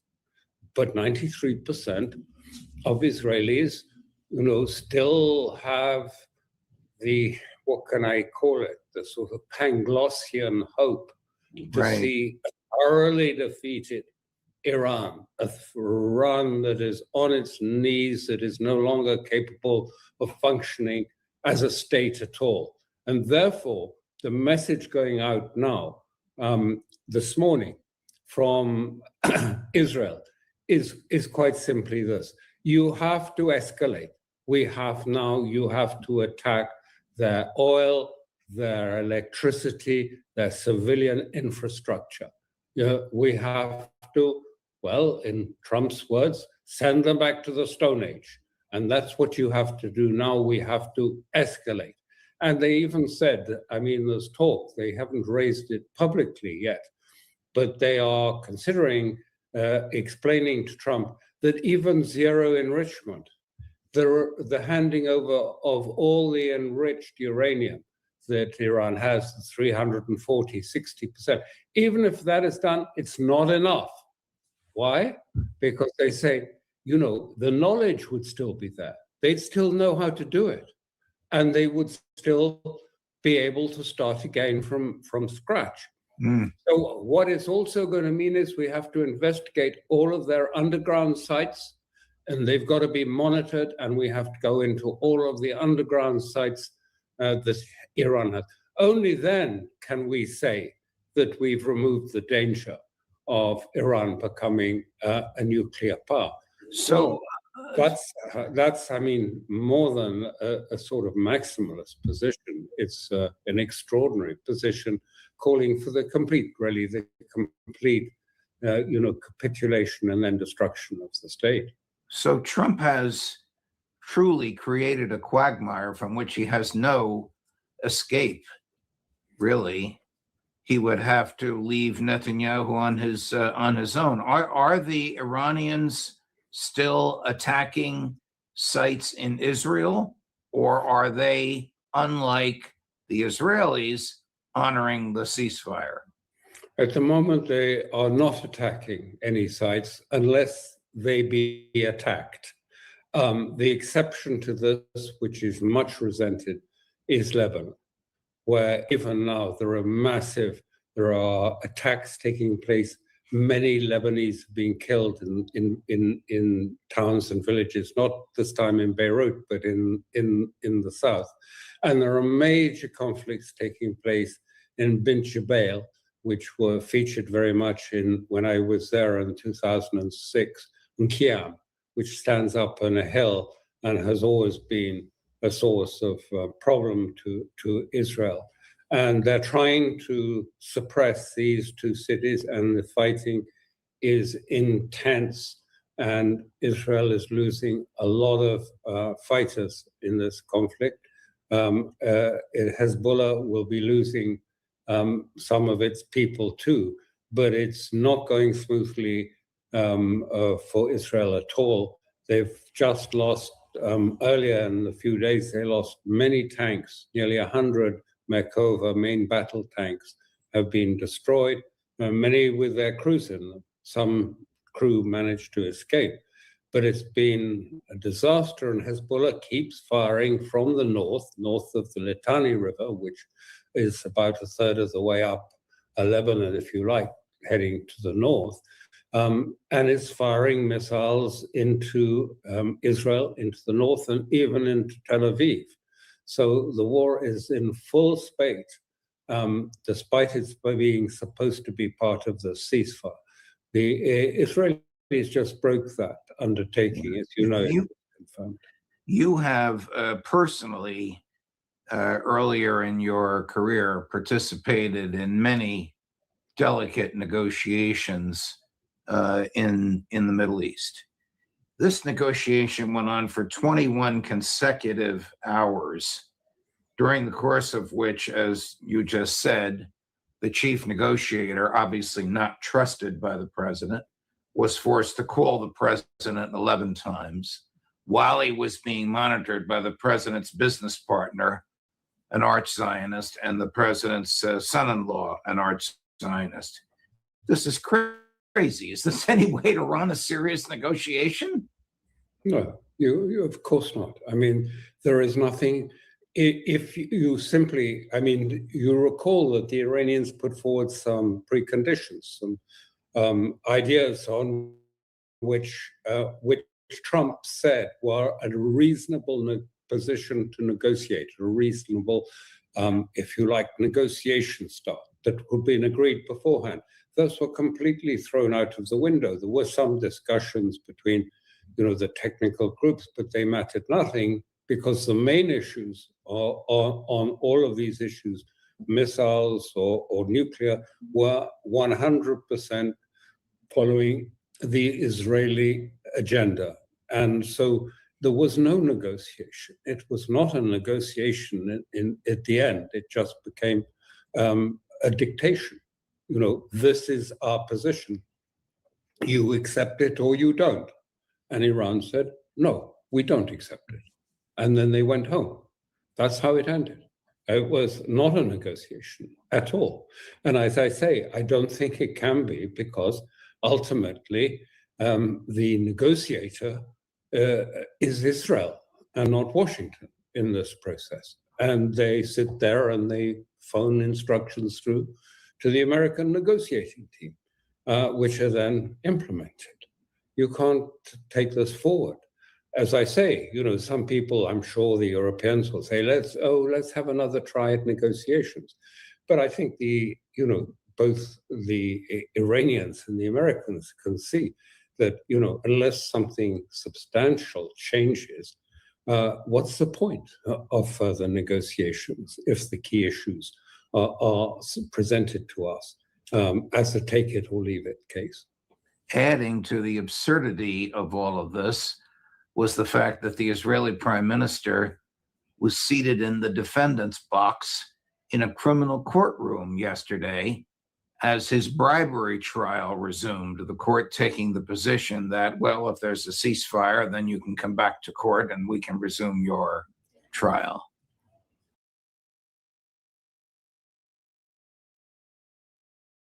Contact Roberts Air for all your heating and cooling needs.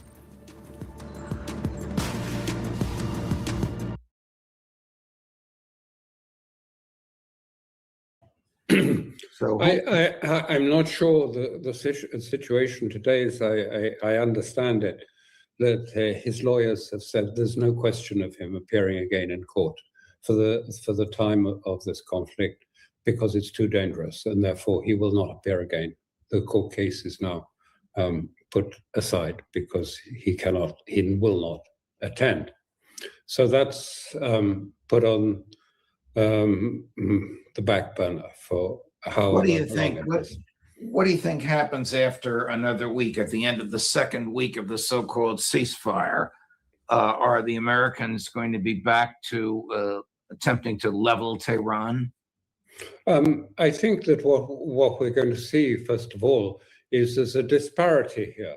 It is that I think the decline in Trump's popularity that is going to emerge as people look at the new oil prices and the problems of shortages taking place, and even food shortages. I mean, it can be really severe if this goes on for very much longer, severe loss. And if Bab al-Mandab comes into the equation too, we're talking about something that could really have a significant effect on the world economy, ours and also the Asian economy. And I think the ability of Trump to sustain this is far shorter than the ability of Iran to maintain its resilience and to maintain its position, retain its position. Now, all the United States can do, or Trump can do in this position, is to threaten some sort of further military action. He can threaten that he will, bomb more. But they long ago, I mean, I think I mentioned it when I was in 2006 during that the war between Hezbollah and Israel. The Israelis planned for a short war, just like Trump, short war. So they had a target bank that had expired after less than a week. And then they didn't have any further targets. They'd used whatever it was, 2,000 targets, all had been bombed. The effect of the bombing, that's a different issue, but they'd used up their target batch. So after that, they just started attacking civilian structures, civilian buildings, attacking the people. That's what's going on in Iran. I read time and time in the sort of mainstream press and say, oh, the superb professionally, Air Force of the United States and Iran, one has to admire their professionalism. And I mean, for goodness sake, what do you mean? It's a milk run. They just go and, push the button and return home for lunch. But apart from that, I mean, the question is, has it been effective? And the answer is no. This has been a classic, if you like, exposure of the failure of air power. That the idea that air power alone is sufficient to bring down a state and to achieve your objectives. And one of the reasons is because all of the Iranian military infrastructure is deep underground, and they have not got it. They have not attacked it. They've not been able to. In some cases, it's 800 meters under a granite mountain. And the Americans and the Israelis have bombed it, and the mountain is getting gradually blacker with the smoke. But underneath the thing, half an hour later, the missiles come out, and it's all automatically arranged. So, it's it hasn't been effective. The air power has not been effective. So what can he do except to go back and to bomb more residential buildings in Beirut, bomb more residential buildings in Tehran, and kill more people. But even there, it's quite striking. People will deny it or say it's wrong. But what I believe is that actually the Iranians have suffered fewer casualties in this month of war than during the 12-day war, because they did one thing from the beginning. They emptied out all of the buildings. They just had all of the public buildings, the universities, everything was emptied out. So much of the bombing has been on empty buildings. Of course, there are civilian casualties. I mean, the Iranians, I think, say sort of 2,000 to 3,000 deaths from the bombing. Maybe it's more. I don't know. But it's not the sort of catastrophe that is being said. Wow. Alistair, thank you very much, my dear friend. Sorry that Netanyahu jumped in on us. Yeah, I wondered how out of the. He's obviously not happy He with what we're saying. Didn't like it. Right, right. Much more to come to his displeasure. Thank you very much.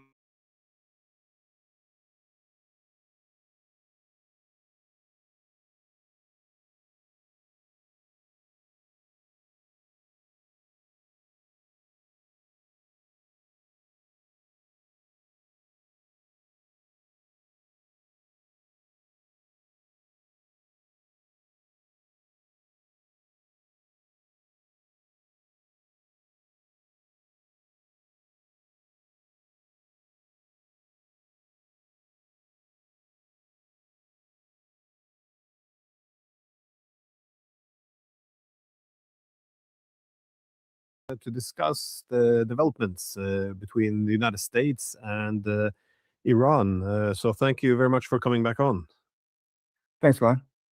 So well, the first thing I think about is, in regards to this war, is that the Iranian targets all seem to be very well calculated in terms of economics. And I think this is interesting because usually in all American wars, there's some economic interests to go to war, but now we see them, well, not just shutting down the Strait of Hormuz, but you see them when they essentially force the Americans to spend their expensive interceptor missiles. All of this seems to have an economic underpinning. But the really big thing appears to be the possible attack now on the petrodollar. I was wondering, how do you see the vulnerability of the petrodollar in this war? Right. So I would argue that right now, this war in Iran. Introducing Virtual Up. Your coffee, your way. Genius, I need a financial plan. I have your new budget and financial plan ready. I just moved. Why is this so high? Found a lower plan. You'll save $35 a month. Switch now? Yes. And find me a good espresso machine under 300. Done. Done. And transfer 300 from my savings to my checking. Done. Done. It's primarily about maintaining the petrodollar, because these past 10 years, the world has become increasingly concerned about the viability of the petrodollar. Right now, the United States is $39 trillion in debt. The United States, right after the Russians invaded Ukraine, froze over $200 billion in Russian assets, which makes the world question the legitimacy as well as the credibility of the US financial system. Because if the Americans can weaponize the US dollar against the Russians, they can weaponize the US dollar against everyone. So after that, you saw this massive exodus from US treasuries. And right now, China is establishing the gold corridor. So BRICS is trying to create alternatives to the petrodollar.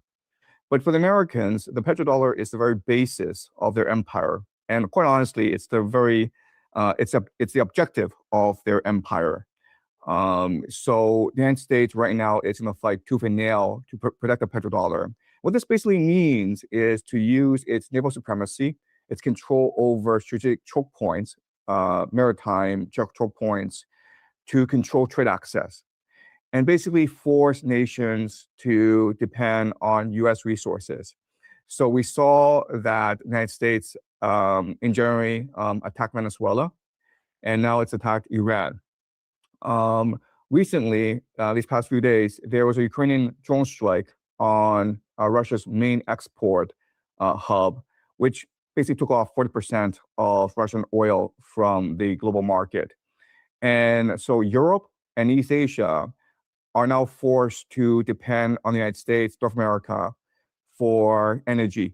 And right now we're seeing a pivot from Europe and East Asia over to North America. And so that's a strategy in place where the United States basically wants to take off Russian GCZ oil and force the world to buy from the United States, which protects the petrodollar. But what we know from history is that this sort of hubris will lead to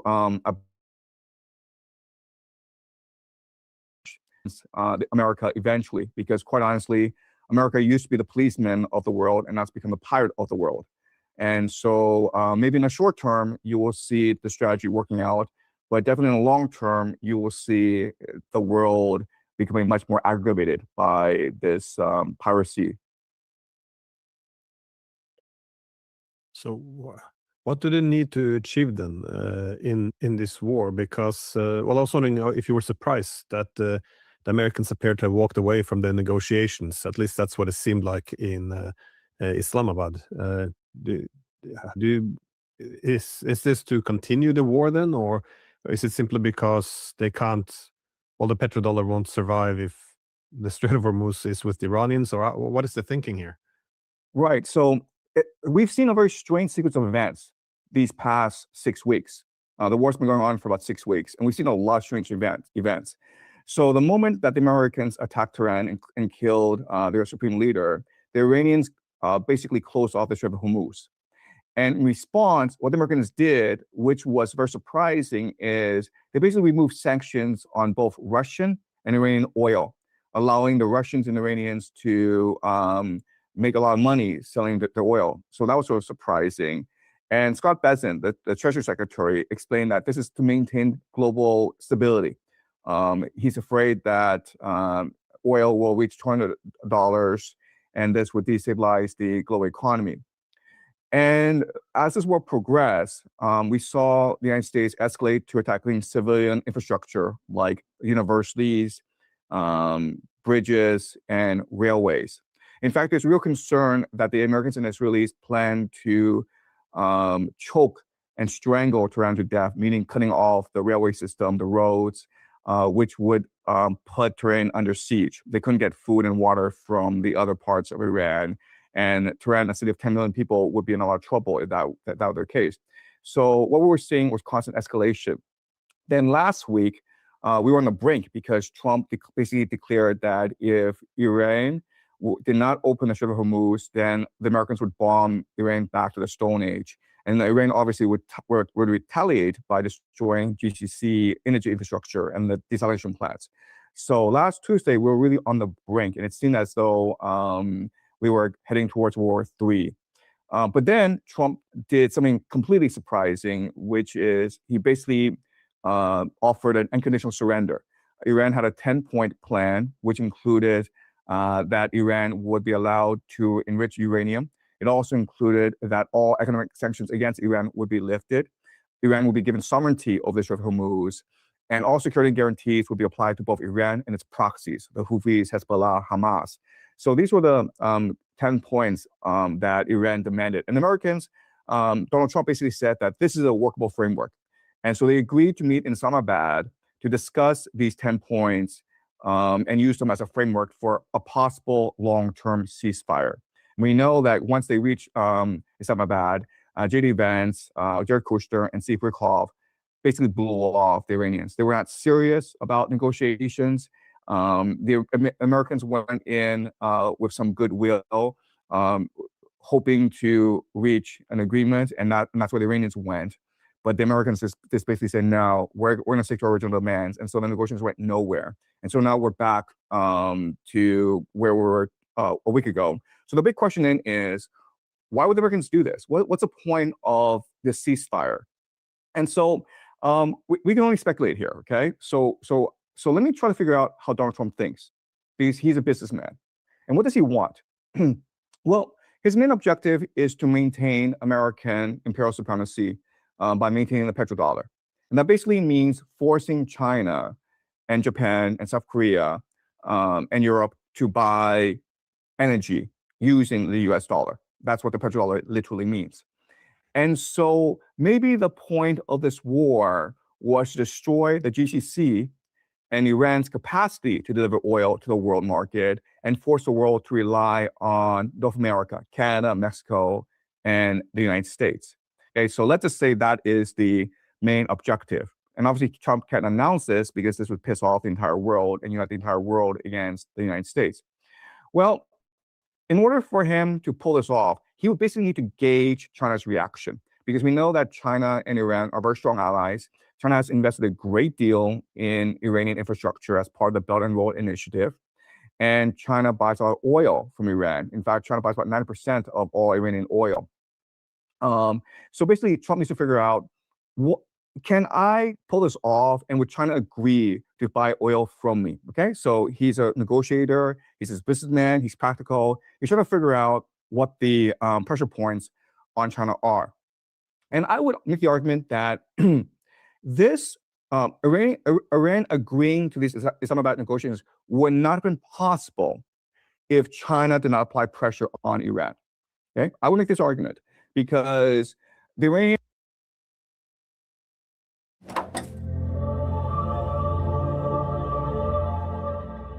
And this is the scene that really ties it all together. This is our Rose Wall. The Iranians have been negotiating with the Americans these past few months, and they know that the Americans use these negotiations as a pretext in order to assassinate leaders, in order to do surprise attacks. So the Iranians know the Americans have absolutely no credibility at all. The Americans are not serious at all about peace negotiations. And these past few weeks, the Iranians have been adamant saying, you start this war, we're just protecting our sovereignty, and there's no point in negotiations. Let's just fight this to the bitter end. I think that was the right approach. This is the attitude you must take against bullies. So why is it that the Iranians suddenly had a change of heart and says, fine, let's negotiate in Islamabad? In fact, they sent a pretty high-level delegation to Islamabad, including the foreign minister, to partake in these negotiations, knowing that Israel has a history of assassinating negotiating teams. Okay, so they put their diplomats at tremendous risk. And I think that the only explanation is that right now the Chinese economy is under a lot of strain. China receives about 60% of its oil and energy from the Middle East, including Qatar and Saudi Arabia. With China receives about a third of its energy needs from Venezuela, Russia, and Iran combined. And China's been very lucky in that these three places have been sanctioned. So China has been able to receive the oil at a very steep discount, which has really helped the Chinese economy. And now a lot of this energy is moving offline. So the Chinese economy is under a lot of stress. So Trump's trying to figure out, when I go to China in mid-May, can I propose to Beijing, hey man, let's have a grand alliance where you start to buy energy from North America? And he's trying to figure that out. And given that Iran agreed to negotiations, I think that he's figured out that the answer is yes. China must agree because of the state of their economy. And this is why we saw right after the negotiations were canceled, Trump announced a naval blockade against Iran, because he knows that right now China's a lot of strain, and he can bring China into an agreement and thus protect the petrodollar. So that's my explanation for what's going on. I could be wrong. It's all speculation, but I think this is what makes the most sense so far. The naval blockade. This is a strange conception, because it's unclear how it's going to be upheld, because they're not naturally in the strait either. They will be far away. So it's essentially the blockade would it entail attacking Chinese ships entering? I mean, it seems absurd. What if they would, the Iranians open up for Indian ships? Are they going to start attacking Indian ships? It doesn't really make that much sense. How do you see this? What is how would this blockade actually function? Or is it just meant to choke off the Iranian ships? Right. So from a practical perspective, it's actually very hard to implement, because if you go close to the Iranian coastline, to the Strait of Hormuz, then you're in range of Iranian ballistic missiles. And so the Americans won't risk that, because we've seen that their aircraft carriers, including the Gerald Ford, Abraham Lincoln, have intentionally stayed far away from Iran's ballistic missile range. So they're afraid of ballistic missiles. And they know that these ballistic missiles can sink their aircraft carriers, which would be a tremendous defeat strategically for the Americans. So I think this is a pretext to choke off the Strait of Malacca, right? So there are two major choke points for East Asia to receive oil from the Middle East. The Strait of Hormuz is what Iran controls. And so in response, America plans to choke off the Strait of Malacca, which is right now basically controlled by Indonesia and Malaysia, both of which are American military allies. And these nations have been heavily infiltrated by the CIA. So I think that's the grand strategy, to basically use the Strait of Malacca to choke off East Asia from GCC energy. Yeah, but if the Americans actually go through with this attempt to blockade, the Iranians would probably respond with their ally in Yemen, that is to close off the Red Sea at Bab al-Mandab. So it seems that this could be, well, it just seems like this plan is weak at many levels. But it kind of begs the question of what do you see being the likely success of the United States achieving its objective? Not just with the blockade, but also with preserving the petrodollar, because Iran is quite resilient. And I'm assuming that the Chinese, much like with the war against Russia, that they know that they could be next on the chopping block, or that they at least are the ultimate targets. Right. So what America is mostly interested in is trying to sustain its debt. Right now, America has $39 trillion in debt. That's not a problem as long as nations continue to buy up U.S. treasuries. And we've seen these past few years a movement away from U.S. treasury and more towards gold. The Chinese especially are moving towards gold. So how do you force East Asia and Europe to continue to buy U.S. treasuries? Well, if you are the only supplier of energy, of oil and gas, LNG, you have absolutely no choice but to sell the gold and buy U.S. treasuries in order to sustain their economies, right? So yes, you're absolutely right in that the Iranians have countermeasures. The Iranians could use the Houthis to close off the Red Sea. They could attack the pipeline that connects Saudi Arabia to the Red Sea. There's many measures that the Iranians can do, but the influence of the Iranians is contained to the Middle East. Remember, the ultimate objective is to knock off Middle East oil and energy from the market. And that is very easy to do as long as you continue to provoke this war. Now, I think the next step is a ground invasion in order to force Iranians to attack GCC energy and desalination plants, right? So the entire goal is to destroy the Middle East, which will force the world to pivot to North America. So in the short term, this strategy will work out because there's absolutely no alternative for the world to the Middle East energy. But in the long term, this will create a great deal of animosity towards the United States, which will ultimately destroy their empire.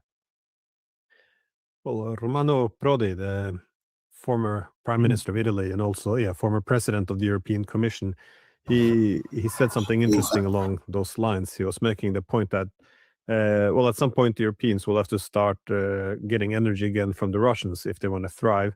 But he also made a prediction that the energy would open once the Americans would begin to control the energy infrastructure between Russia and Europe. So essentially, the Americans taking over Nord Stream. This is when the energy will start flowing again, which is well, an assumption, I guess, that the Americans want to be in control over the energy architecture. Otherwise, they will not permit it. But beyond this, what Trump might be planning, a common argument is often that Trump is not necessarily fully in control. That he's if not compromised, at least under great influence from various interests, be it the neocons or the Israelis. How do you see this, the extent of Trump's control? Because, well, given how different his second administration is compared to the first, one often gets the impression that it doesn't always matter who sits on the throne in the U.S. I think in the first administration, there was a lot of concern within the deep state and the neocons and the different political factions were in Washington, D.C. about Trump's capacity to be a leader, because he was outrageous in his speech and his rhetoric. The Europeans were very much concerned about Trump. Trump started this trade war with China that was hurting the global economy, and it was hurting American consumers.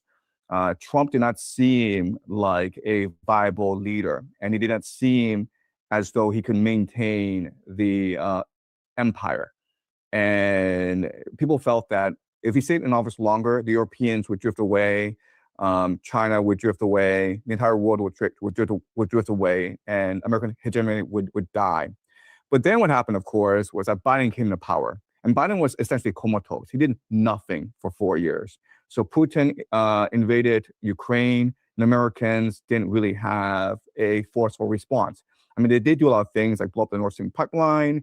They sanctioned Russian energy. They removed Russia from the SWIFT system. They froze $200 billion in Russian assets. They did a lot of things, but none of these things were actually useful. And the empire decided that regardless of what we feel about Trump, he is forceful. He will act. Whereas Biden and the Democrats may not act because essentially they're a bunch of pussies. And so the decision was made to reinstate Trump in 2024. And that's why we are here today. So Trump is an agent of empire. He is doing what the empire requires. Okay. And so what happened before during the unipolar moment, basically from 1991 up to today, was that America had a lot of goodwill. And it was able to achieve the consent of the world, mainly by co-opting the global elite, right? So all these elites in Europe, in Russia, in China, they were mainly concerned about engaging as much corruption as possible so that they can basically transfer their ill-gotten gains into America. And this system worked really well for the elite for a long, long time. But obviously, these nation states were not very happy with the state of affairs. That's why you saw the rise of Putin in Russia and the rise of Xi in China, because there was a lot of concern among the nationalists that America was hollowing out these countries, and they were completely right in the matter. So now you're seeing a direct challenge to American empire. And so the only challenge is you don't have the consent of these nation states, then you must use force to enforce your empire within these nation states. And so before the American military was used in order to guarantee peace in the Pax Americana, it was used to guarantee international trade. They were the policemen of the world in order to maintain the rules-based national order.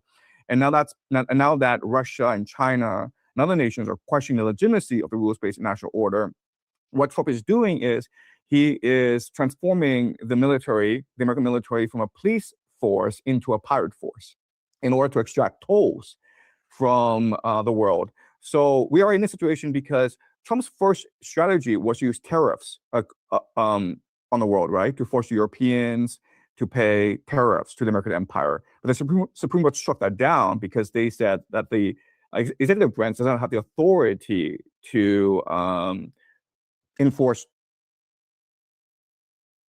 I didn't think shingles would make me miss days of work. I was wrong. Talk to your doctor today. This is how easy it is to buy shares of properties on RealBricks. You can scroll down to a property that you're interested in. Enforce tariffs. Only Congress does. So Trump's like, well, you know what? If you won't let me enforce tariffs, then I'll just enforce tolls, okay? I'll make the world pay tolls in order to have trade around the world. And that's why we're seeing the Americans deploy 1/3 of the Navy into the Caribbean to block trade into the Western Hemisphere. That's why we're seeing this war in Iran to block off the world from Middle East energy. And that's why we're seeing right now the U.S. Navy basically boarding Russian shadow fleet tankers, basically stealing shadow fleet tankers. And we'll see more of this as the months go by. Yeah, what's interesting with Trump, though, there's some consistency here. I mean, many people, I guess, mistook his rhetoric for being, all about peace. But if you listen to what he said all the way going back to the 1980s, he was essentially scolding all the Japanese and others for taking advantage of the U.S. the way he saw it. So he didn't say that we shouldn't have a big empire. He just said the empire, they should pay us for the privilege of being protected. So it's not that they didn't want an empire. It seemed he just wanted a better return on investment. That is, you have to monetize the empire somehow. Otherwise, the empire will kill off the republic. So in other words, it should feed it. It looks as this is where his main difference is. But that means not just extracting from adversaries, but also allies. But I don't think it's limited to Trump. I think overall the United States will tilt more and more in this direction because, as they have, as said, they exhausted themselves with $39 trillion in the hole. It's not as if you can vote for a Democrat and suddenly they go back to paying for the security of allies anymore and having generous trade agreements. There's no going back after, exhausted to this extent. Sorry. Yeah, so this is a really important point that you make, okay? So remember, in 2016, when Trump first came into office, he was saying the same things you're saying, which is everyone's taking advantage of us, especially China. So let's impose tariffs and make sure that that it's America first, that America is winning in this trade relationship. But after Trump left office, Biden came in with the Democrats and they institutionalized his policies, okay? So in the first Trump administration, a lot of it was personal, especially his tariff war against China. And then Biden and the Democrats made it institutional. And so we can expect the same process here where maybe Trump leaves office in 2028, the Republicans lose, the Democrats come into office, and they won't change anything. All they're going to do is institutionalize it and make it a long-term sustainable policy because this is what benefits the American empire. So how will the great powers respond then? Because the U.S. obviously is shifting strategy. It's becoming more extractive and more aggressive. Again, it's not it's not going down without a fight. How do you see the Chinese and the Russians reacting to this?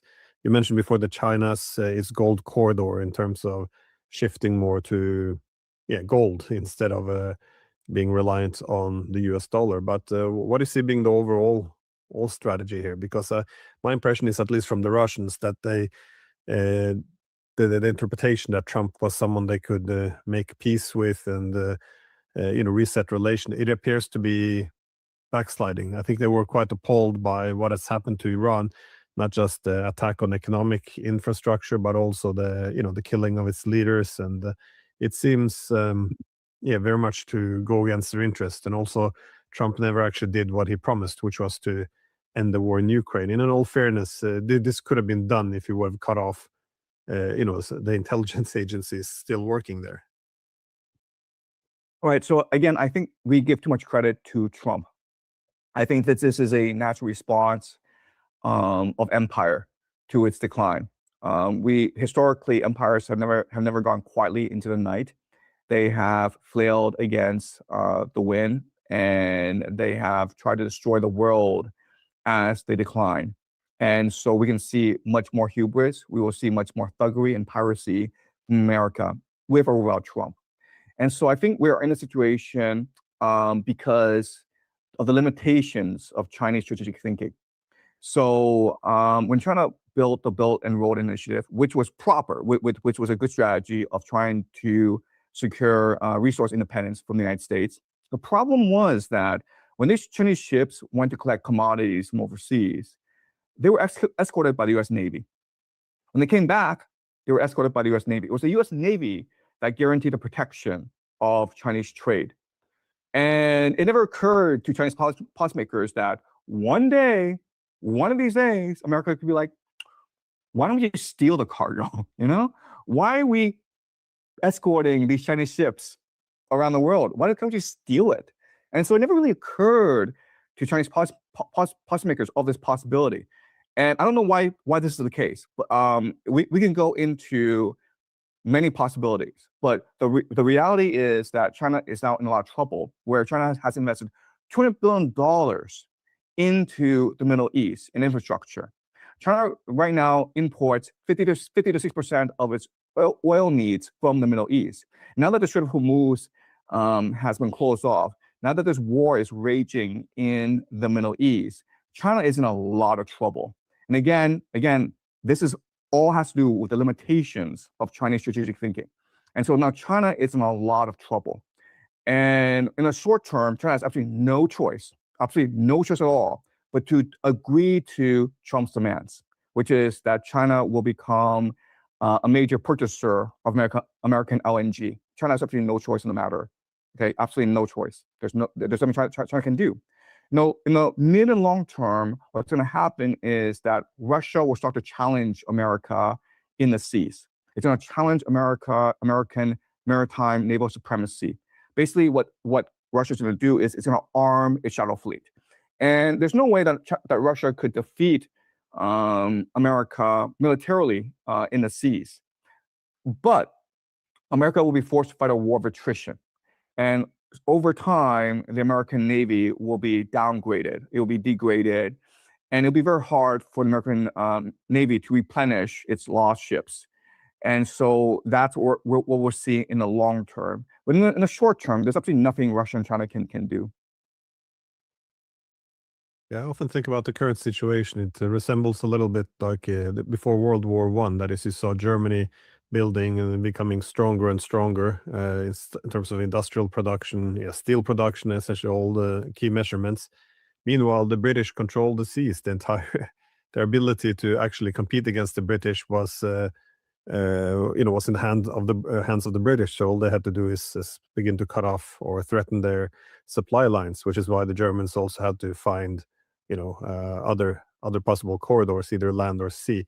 But it's a little bit with the Chinese, I feel. They have all this, well, probably one of the motivations behind the Belt and Road Initiative, that is, you can't rival the US as the leading economy, while the Americans are then organizing their organizing their supply lines and their physical transportation corridors. It doesn't make much sense. But this return to the painful shingles rash can last for weeks and could disrupt work, family time. I guess, piracy, as you say, or choking off these different transportation corridors. We've seen, of course, the blockade on Venezuela, Cuba, the hijacking of these Russian ships. By the way, the hijacking of Iranian tankers have happened for some years now before this war as well. So I get it that our hegemony in decline will begin to weaponize all the economic levers of power. That is access to its technologies and industries, transportation corridors, banks, currencies. All of this is weaponized. But the United States isn't all powerful either. I mean, what is the main challenge for the US to hold out? Because, as you said, they're struggling with their own debt. This is all their economic trouble is also translating into social and political instability. So it looks as if they can't afford to play this game with the Iranians for too long. That at some point they will have to put an end to this thing.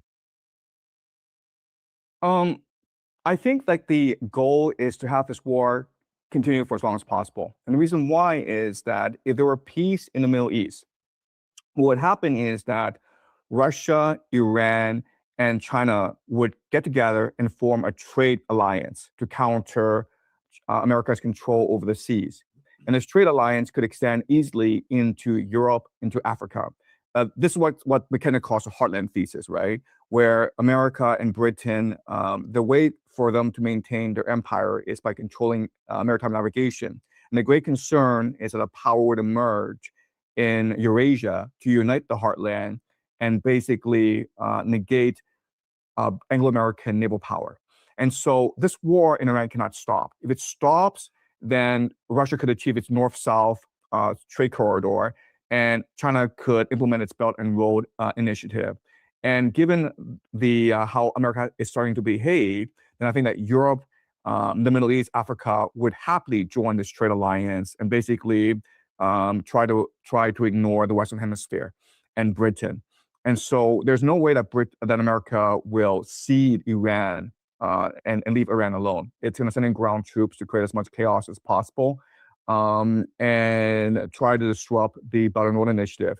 So what we're seeing is that the Israelis and the Americans are targeting railways in Iran, which is crucial to the Belt and Road Initiative. And so we can expect maybe mowing the lawn of Belt and Road infrastructure for years and years. Yeah, I couldn't help but to notice the targeting of the railroads as well as some ports in the Caspian. So this entire international north-south transportation corridor from which have been building from Russia, Iran to India. This is being undermined, but also, of course, Iran's connectivity with China. So, but but I'm just wondering about the feasibility here, because what exactly can boots on the ground achieve, but also can the United States get the boots on the ground, because they're quite overextended already?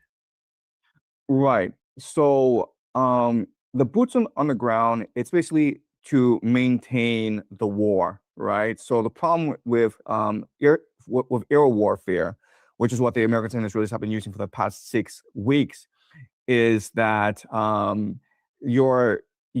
gonna be very hard to maintain your air power. We're already seeing some planes crashing because they're not well maintained. We're seeing the Iranians adapt very creatively and resiliently to American air power.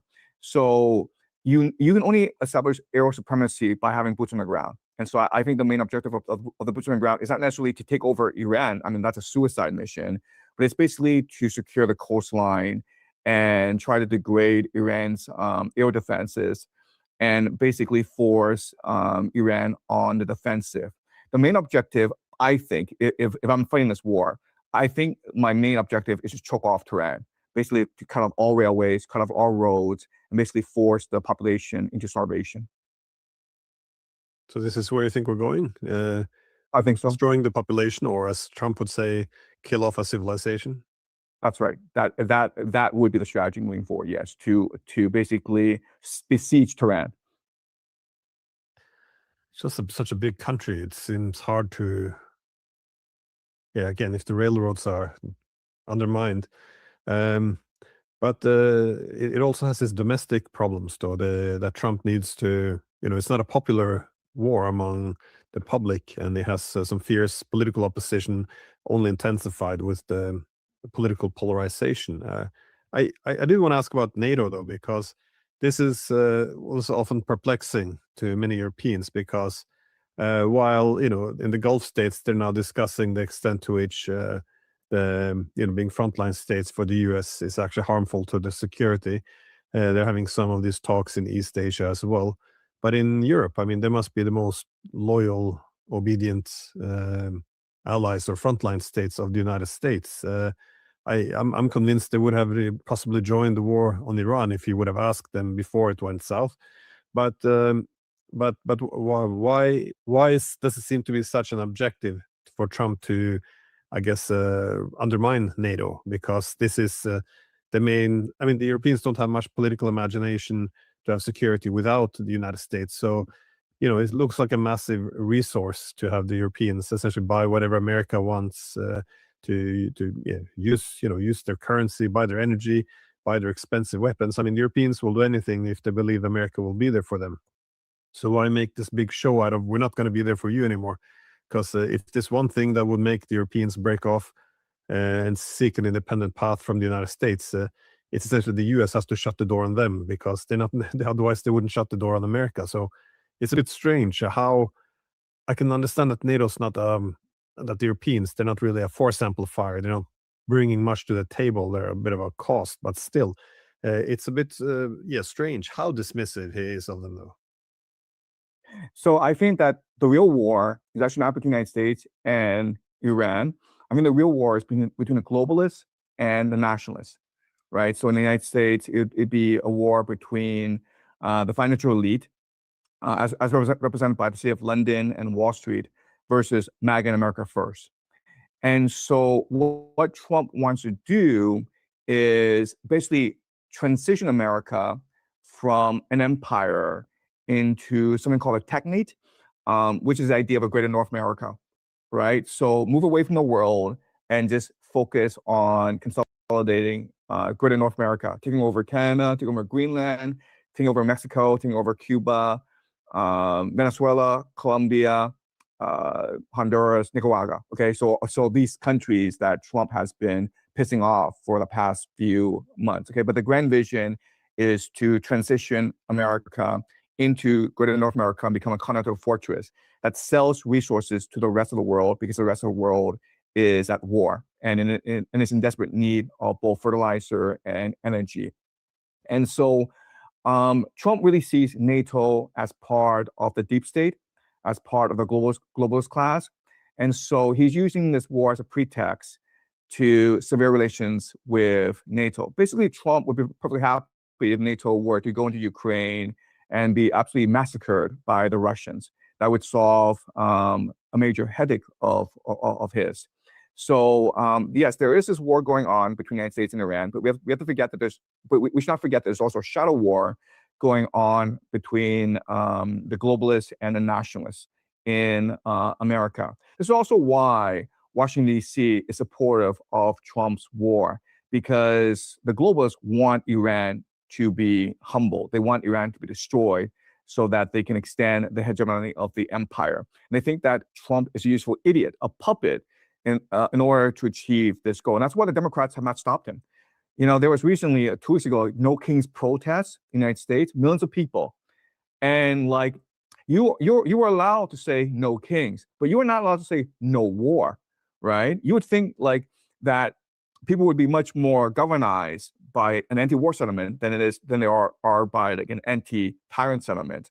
But during the protests, which were organized by Democratic lobby groups, which were very pro-Zionist, you are not allowed to voice any anti-war settlement.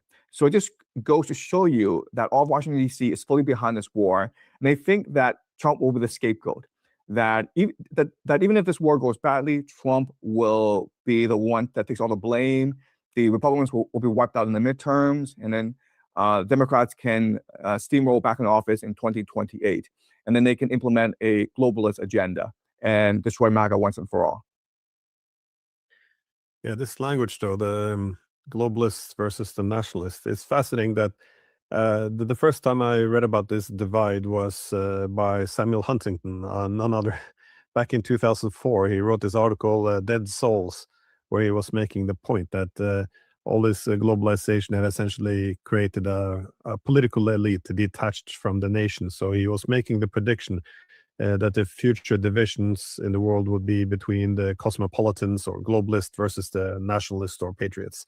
So I thought it was insightful. Again, it's 2004. Yeah, it's been 22 years. And if you listen to a lot of the new populist leaders we have, this is what they're, Marine Le Pen to AfD, this is essentially the same language they also use now. Let me just ask a last question, though. How does Russia fit into this? Because all the pieces kind of make sense.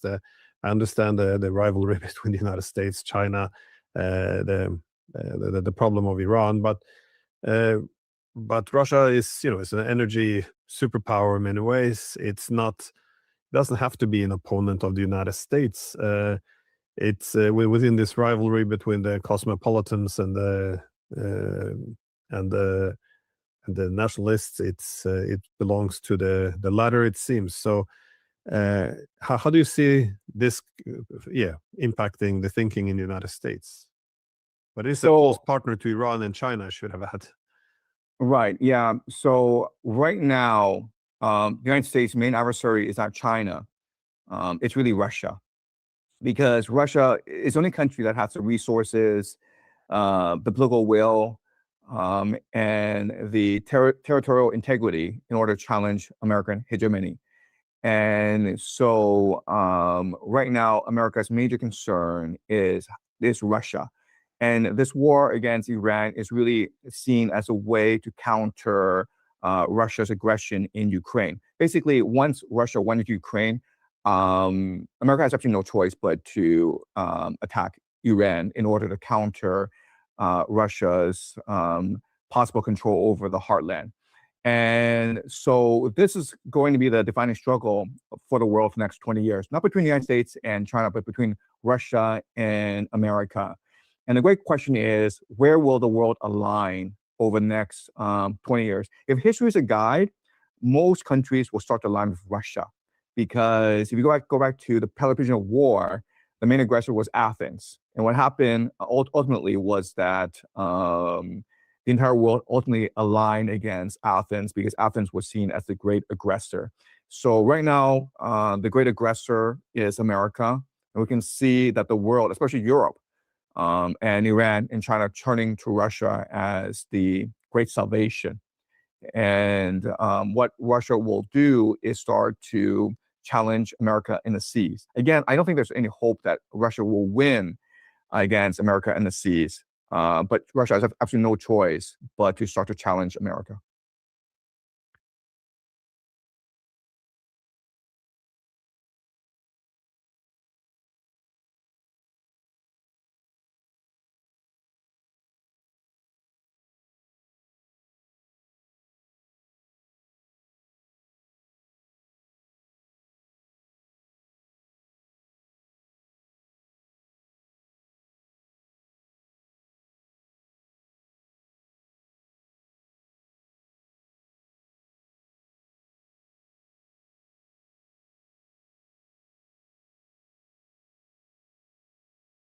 Launched a war against Iran 44 days ago. And while Donald Trump and the United States government is claiming a victory in the Middle East, we have to understand the simple reality of the situation.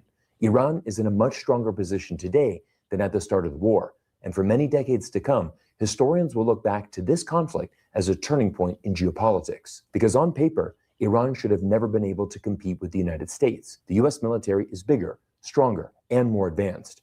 But Iran has proved that in today's age of modern warfare, bigger is not always better. Donald Trump likes to state that Iran doesn't hold any cards, when in fact, they are holding a strait, the Strait of Hormuz, which has proven to be a checkpoint for the entire global economy. In today's video, we're going to analyze what happened during this 44-day conflict, discuss the real reason Trump started a new war, and most importantly, answer the question, where do we go from here? But make sure you watch to the end of today's video, as I have an amazing sponsor that is directly tied to everything I'm discussing.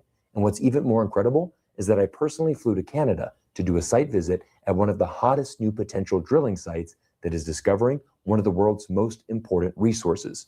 You're definitely going to want to see this. But first, let's establish a baseline and look at the 10 new realities that have unfolded as a result of this war. Number one, there was no regime change in Iran, as Trump managed to replace the 86-year-old supreme leader with his 56-year-old son. Number two, the United States reclaimed exactly 0 kilograms of Iran's enriched uranium. Now, Trump was able to reopen the Strait of Hormuz, but let's not forget that before the start of this war, the strait was open to the entire world at a cost of exactly $0. Now under Iranian control, countries must pay a new toll of $2 million per ship. Trump has claimed the US government was able to completely destroy Iran's military, but yet Iran was able to take down America's most advanced fighter jets, which is actually quite remarkable for a group of people that supposedly belong to the Stone Age. All 13 US military bases in the Middle East have now been destroyed to the point where the majority of them are unlivable. And as the New York Times reported, US soldiers had to be relocated to hotel rooms for accommodation. Trump managed to break up NATO, as America's closest allies in Europe did not send their militaries and refused to support America's new war in the Middle East. Trump did manage to get the Iranian citizens back in the streets of Tehran, protesting, but this time they were protesting in support of their government. Trump openly admitted the US government armed the Kurds to go into Iran and stir trouble, but the Kurds refused to do so and simply kept the new weapons they were gifted by the US president. Trump managed to raise the cost of living for all Americans with skyrocketing gas prices and inflation. And finally, Trump was able to spend $30 billion on a new war that hasn't achieved a single US military objective, but instead inflicted more chaos for the entire world. To sum up everything we've learned over the last 44 days, just listen to this hard-hitting report from Sky News. He says that we have been completely successful diplomatically on all fronts. Well, if we look at all the things that the president has said over the last few weeks about what America's aims are, and they keep changing, but if we put them all together, the fact is not one of those aims has been unambiguously achieved. And some of them are in a worse state now than they were before he started. So he can claim victory as much as he likes, but the rest of the world and quite a lot of people in America probably won't agree with that as they consider the implications in the days and weeks ahead. On paper, it looks like a strategic error for the United States, and many of us are wondering, why on earth did Trump do this? To help answer this question, look at this report from the New York Times entitled, How Trump Took the U.S. to War in Iran. This is by far the best account you can read to understand the truth, and it all started on February 11th, when Israeli Prime Minister Benjamin Netanyahu made a visit to Washington, D.C. Netanyahu has been pressuring the U.S. government for over 30 years to attack Iran. And when he met with Trump and his team of advisors in the White House, Trump escorted Netanyahu away from the press room and directly into the White House's Situation Room, a high-security, 24/7 intelligence complex. Now, it is very unusual for a foreign leader to be hosted in the Situation Room, as this is typically reserved exclusively for the US president and his team of advisors to make critical national security decisions. But yet somehow Netanyahu received the VIP treatment and sat at the head of the table giving a 1-hour presentation selling the idea that the United States should join Israel and launch a formal war against Iran. Netanyahu gave Trump 3 predictions that immediately installed confidence in the US president. He said Iran's missile capacity could be destroyed in a few weeks, and that the regime would be so weakened that it could never choke off the Strait of Hormuz. Netanyahu also reassured Trump the likelihood that Iran would land blows against US military bases and allies in the region was essentially zero. On paper, it seemed like a no-brainer. The US could launch a regime change against Iran and suffer very little, if any, repercussions as a result. And once again, Trump started to believe a lie that has been proven false so many times in our nation's history, that by bombing a new country, we could successfully launch a regime change. From Cuba to Vietnam, Iraq to Afghanistan, and Libya, the US government has a horrible track record of launching regime changes. But Trump began to believe that this time would be different. Trump took the bait directly from Netanyahu and immediately had confidence in this new plan. But many of Trump's cabinet members started to warn the president that Iran had the capacity to build up its missile and drone stockpiles at a far lower cost and much more quickly than the United States could build the expensive interceptors needed to protect American interests and allies in the region. Interesting enough, it was Vice President J.D. Vance who was the largest critic against a new war in the Middle East. In front of his colleagues, Mr. Vance warned Mr. Trump that a war against Iran could cause regional chaos and untold numbers of casualties. It could also break apart Mr. Trump's political coalition and would be seen as a betrayal by many voters who had bought into the promise of new wars. So J.D. Vance told Trump a new war with Iran would cause regional chaos. He warned Trump it would divide the Republican supporters, and he feared MAGA supporters would turn their backs against them, as Trump campaigned for months that Vance and him were the pro-Priest team that would lead the White House responsibly. But it gets even worse. U.S. General Dan Kane, who is the nation's highest-ranking military officer, specifically told Trump, this is the standard operating procedure for the Israelis. They oversell, and their plans are not always well developed. They know they need us, and that's why they're hard selling. Despite the enormous amount of U.S. intelligence suggesting an attack on Iran was not feasible and a military victory would be unlikely, Trump ignored every sound piece of advice and instead went all in on Netanyahu's plan. In reality, attacking Iran is something Trump has long desired, even before he became the U.S. president. Just look at this 1985 interview from 60 Minutes when then 39-year-old Trump first expressed his desires for Iran. Why couldn't we go in and take over some of their oil, which is along the sea? How would you do that? Would you send in the Marines? Would you take a chance in a war? Let them have Iran. You take their oil. That's what How? How? I mean, do we want a war? What do you mean go we in, take their oil? You go in. You're How gonna have do a we war, go Barbara. in? You're going to have a war by being weak. Okay, how do we go in? What do we do? Excuse me. Yeah. You're going to have a war, and it's going to start in the Middle East. What if the Soviet Union said, you do this to Iran, we're going to come in? I don't believe they'd do it.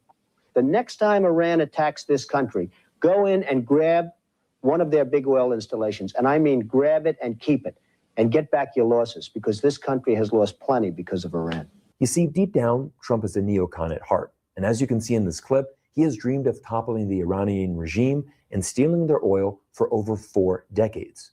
This, of course, shouldn't come as any surprise, because this is the exact same playbook we saw unfold at the start of the year, when Trump launched a military invasion in Venezuela, captured the president Maduro, and immediately took control of the nation's oil. I believe Trump was feeling overly confident that the U.S. military successes in Venezuela could be replicated in Iran.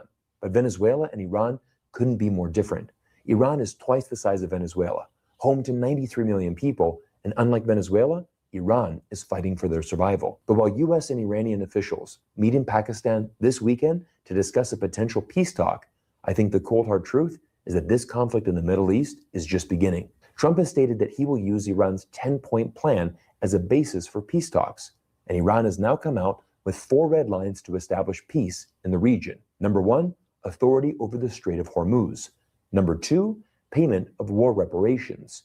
Number 3, unfreezing of all blocked Iranian financial assets. And number 4, securing a comprehensive regional ceasefire. We now have reports that Trump has started agreeing to these new demands with Iranian officials, claiming Trump has agreed to release over $6 billion worth of frozen Iranian funds. But here's where this story takes a turn that most people still don't fully understand. Ending this war is not a decision the US government can control. Iran has a say in this too, and all the evidence suggests that Iran may actually have very little incentive to bring this conflict to an end. Iran is gaining leverage. The Strait of Hormuz remains one of the most critical choke points in the global economy, and with oil prices rising, supply chains under pressure, and the risk of a broader economic slowdown, Iran is no longer isolated. Iran recognizes the longer this crisis continues, the more its position improves. Because ending the war now would actually work against Iran's interests. It would lower oil prices, stabilize global markets, reduce economic pressure on the United States, and ultimately hand Donald Trump a political victory. From Iran's perspective, that outcome makes no sense. The rational strategy is the opposite: to prolong the crisis, increase global economic pressure, and to force major economies across Europe, India, and Asia to begin hedging away from the United States and adapting to a new reality. We actually might be witnessing in real time the emergence of a new center of global power, one that is not built on traditional military dominance, but on geography, energy control, and the ability to influence the global economy at scale.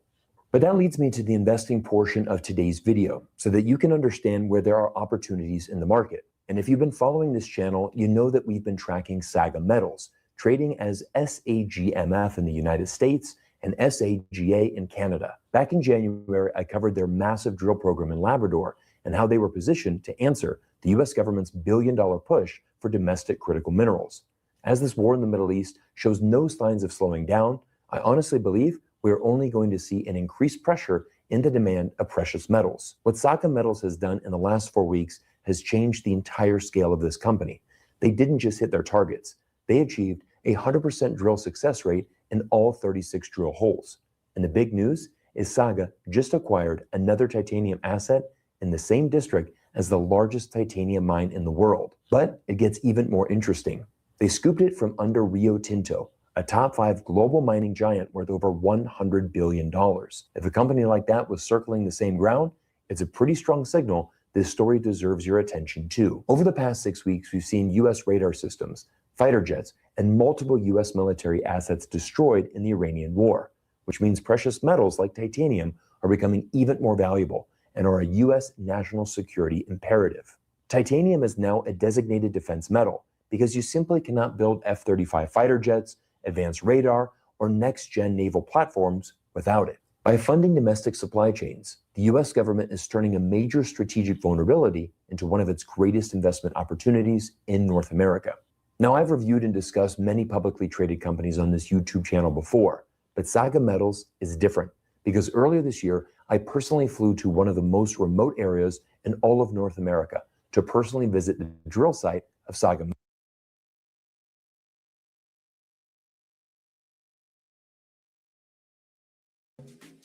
When I started my record label, the business side of things, taxes, finances, definitely. Of Saga Metals. I spent multiple days with the CEO of the company, shared meals with the entire drilling team, and even went on an epic snowmobile ride through the mountains to see firsthand the drill sites and learn everything I can about the company. I've never done this with any other company before, and now I want to show you the exclusive behind-the-scenes content for my site visit to Saga Metals. Did you know that an F-35 fighter jet is approximately 40% titanium? Titanium is one of the most critical resources for the future of our world. And in today's YouTube video, we're taking you behind the scenes. We're taking you somewhere where no other YouTuber has been before because we are in one of the most remote areas in all of North America. We're standing in Labrador, Canada, right off the coast. Across the ocean is Greenland. And this is one of the hardest places in the world to get to. It's taken me 3 days of travel, many flights, many adventures to get here. And we are in an area that is so remote, we actually have to take snowmobiles to get there. So in today's YouTube video, we're taking you behind the scenes. We're going to show you a company called Saga Metals. Now, Saga Metals is amazing because they've assembled one of the best teams. They have incredible geologists. But again, we are standing on potentially one of the largest titanium mines in all of North America. And in today's video, we're going to go behind the scenes, tell you everything you need to know about this company and how it's going to affect the future of the world economy. Let's go. Mike, where are we going today, buddy? Going up to the dropper zone, see where.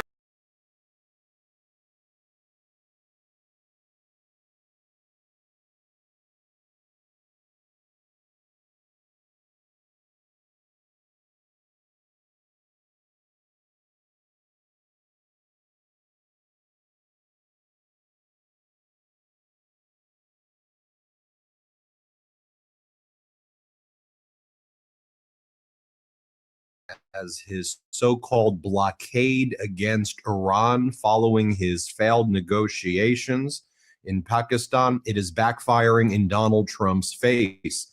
Moments ago, Donald Trump made a social media post confirming that he has started a blockade of the Persian Gulf. So Donald Trump's plan to open the Strait of Hormuz is to further close the Strait of Hormuz to all countries by the United States blocking the Persian Gulf. Now, CENTCOM says that the blockade only applies to Iranian ports. But if anybody understands the way maritime law works or understands the Persian Gulf, it's very hard to decipher which port the tankers are technically leaving from based on the fact that they often make multiple stops. In any event, Donald Trump made a post announcing the blockade. He then got immediate responses from Iran, which says, if you do that, get ready, we will close the strait in the Red Sea as well. And nobody gets to come into the Persian Gulf if that's what you really want to do. So good luck with those oil prices, Donald. Also, Donald Trump is being sharply rebuked right now by China, by Europe, and by countries across the world as well. Here's what Donald Trump posted. We'll show you how it backfired instantly as things now appear to be escalating again. Donald Trump posted, Iran's navy is laying at the bottom of the sea, completely obliterated, 158 ships. What we have not hit are their small number of what they call fast attack ships, because we did not consider them much of a threat. Pause there. Does that make any sense to you at all? You don't consider their fast ships, which have missiles on them, a threat? One of the main ways Iran controls the Strait of Hormuz is with those fast ships. So I just want to always fact check what Donald Trump is saying because it makes zero sense. When you're driving, focus on the road. Don't let your phone blind you. In any event, he goes, warning, if any of these ships come anywhere close to our blockade, they will be immediately eliminated using the same system of kill that we use against the drug dealers on boats at sea. Pause. You mean the fishing ships where you've engaged in war crimes? By the way, Donald, what are you going to do if a Chinese flag ship or a Indian flag ship enters into the Strait of Hormuz in order to get oil from Iran? You're going to blow up the Indian ship? You're going to blow up the Chinese ship? You're going to blow up the Russian ship? The last time you claimed you were doing a blockade regarding Cuba, that Russian ship just went right by and right into Cuba, and you did absolutely nothing about it. By the way, the Iranian social media accounts are mocking Donald Trump right now. They're like, you realize to do a blockade, it's more than a social media post. You got to come closer. Come closer, Donald, is what the Iranians are saying right now. Donald Trump just said it's quick and brutal how he's going to kill the Iranians. You said, P.S., 98.2% of drugs coming into the U.S. by ocean or sea have stopped. Thank you for your attention to this matter, DJT. Now, if this is supposed to be an effective strategy for negotiation, it just is not going to work. This is just not how human beings negotiate with human beings. Now, if you want to go to war, if you're going to make good on your threats and you want to put America in perpetual war with countries, I guess this is how you can talk like a tyrant, like an authoritarian, like a war criminal. But in terms of negotiations, one of the reasons it fails is Donald Trump goes in there and acts like a negotiation is a way to kill people. In fact, in Pakistan, Donald Trump had his sycophants make social media posts and write op-eds in American media threatening to kill the Iranian negotiators. Also, Donald Trump changed the negotiating framework that he agreed to from Iran's 10-point plan, which Trump announced that he was in agreement with, to Donald Trump saying, well, you have to agree that you can control the Strait of Hormuz, you have to get rid of your missiles, you have to get rid of all of your uranium, when Donald Trump previously agreed to the contrary. So, at least according to American media, Wall Street Journal and others, citing a number of senior U.S. officials, but senior U.S. officials lie about everything. The U.S. blockade of the Strait of Hormuz is now in effect, and we're seeing and hearing Iran's response right away. Iran threatens Gulf ports as U.S. imposes naval blockade. Iran's military spokesperson said that no port in the Gulf will be safe if Iranian ports were threatened. After U.S. military made this announcement that the blockade is in effect, security in the ports of the Persian Gulf and the Sea of Oman will either be for everyone or for no one, is what the spokesperson for the Iranian Revolutionary Guard military saying. The armed forces of the Islamic Republic of Iran considers defending the country's legal rights a natural and lawful duty. Accordingly, exercising Iran's sovereignty in its territorial waters is the natural right of the Iranian people, is what Iran's military leaders say in response to Trump's blockade. Based on this, ensuring security in Iran's territorial waters will continue decisively by its armed forces.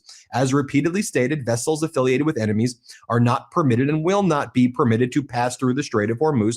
Other vessels may continue to transit, provided they comply with the regulations set by Iran's armed forces. Given the continued threats against Iran's people and national security, even after the war ends, Iran will decisively implement a permanent mechanism to control the Strait of Hormuz. The restrictions imposed by the United States on maritime movement in international waters are illegal and amount to piracy. Iran's armed forces state clearly and firmly, security in the ports of the Persian Gulf and the Sea of Oman will either be for everyone or for no one. If the security of Iran's ports in the Persian Gulf and Sea of Oman is threatened, no port in those waters will remain safe. In other words, you shut down our port, we will attack the neighboring ports. And doesn't this, in other countries, now, doesn't this also continue to seem just like COVID, where after Donald Trump promised he would bend the curve before Easter, and he did not do that? While the death toll was going up during COVID back in 2020, then Donald Trump basically ignored it and acted like everything is going great. Well, that's kind of what's happening now. I guess the plan is to say you're doing a blockade, whether or not you're going to enforce it is left to be seen. And then you don't actually solve the problem, which is the Strait of Hormuz is now controlled by Iran. The tankers affiliated with the United States and allies of the United States are not able to get through. The price of oil surges, inflation surges, and Americans suffer. And Donald Trump goes out and plays golf and behaves very weirdly. I mean, when all of this was going on, the failed negotiations because Trump and Vance and Witkoff and Kushner changed the negotiating framework. Remember, Donald Trump was at UFC and he was telling the fighters how handsome they were and how you're so handsome. You're so, ooh, look how muscular you are. You're so good looking. Remember, Donald Trump was doing that. And then over the weekend, he was at his golf course in Doral.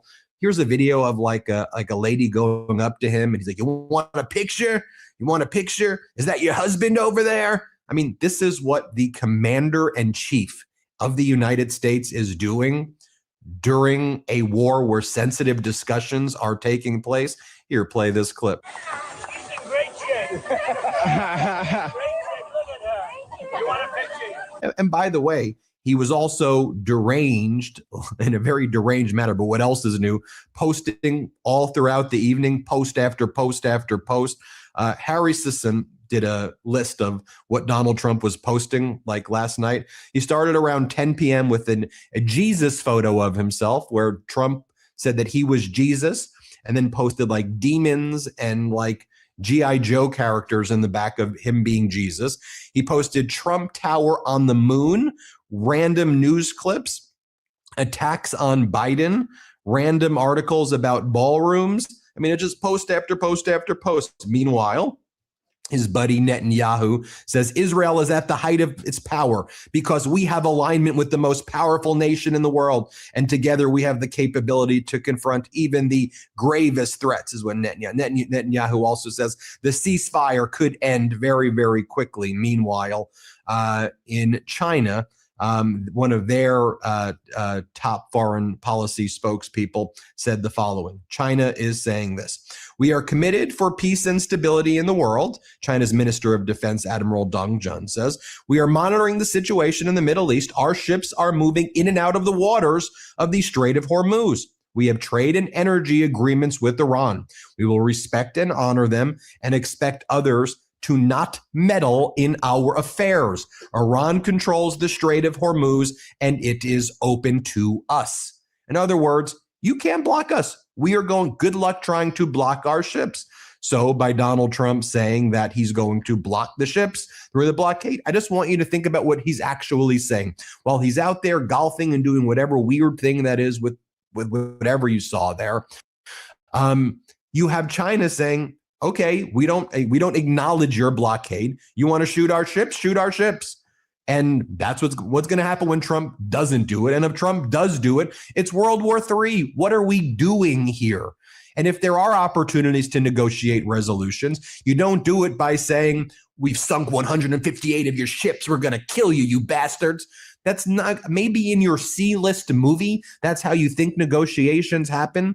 But at a high level, that's not how negotiations happen at all. And you have, you have MB Ghalibaf, Iran's parliament leader. He's making posts like this with mathematical formulas to basically mock Donald Trump's lack of intelligence, to show how a double blockade doubles the impact of the problem that you claim to be trying to solve. But Donald Trump probably doesn't understand this mathematical formula. But Ghalibaf is a PhD, an engineer, amongst other things that he does. He goes, enjoy the current pump figures. With the so-called blockade, soon you'll be nostalgic for $4 to $5 a gallon. Oh, one more thing about Netanyahu during the speech that he gave today to the people of Israel. He talked about how during the mediation, J.D. Vance reported to me, in other words, Netanyahu, J.D. Vance would report to Netanyahu in detail, as this administration does every day, about the developments of the negotiation. In this case, the explosion in the negotiations, the explosion came from the American side, which cannot tolerate Iran's blatant violation of the agreement to enter the negotiations. The agreement to enter the negotiations was Iran's 10-point plan. Donald Trump posted that. Don't gaslight us and lie to us what was really happening there. And also, whether it's Israel, whether it's any country, why is the United States reporting to another country like it's the boss of the United States? Why wouldn't the United States be working with all of its allies in order to try to address this serious issue versus reporting to Netanyahu? And by the way, Netanyahu's saying it publicly. Trump reports to me. I just read to you the direct quote.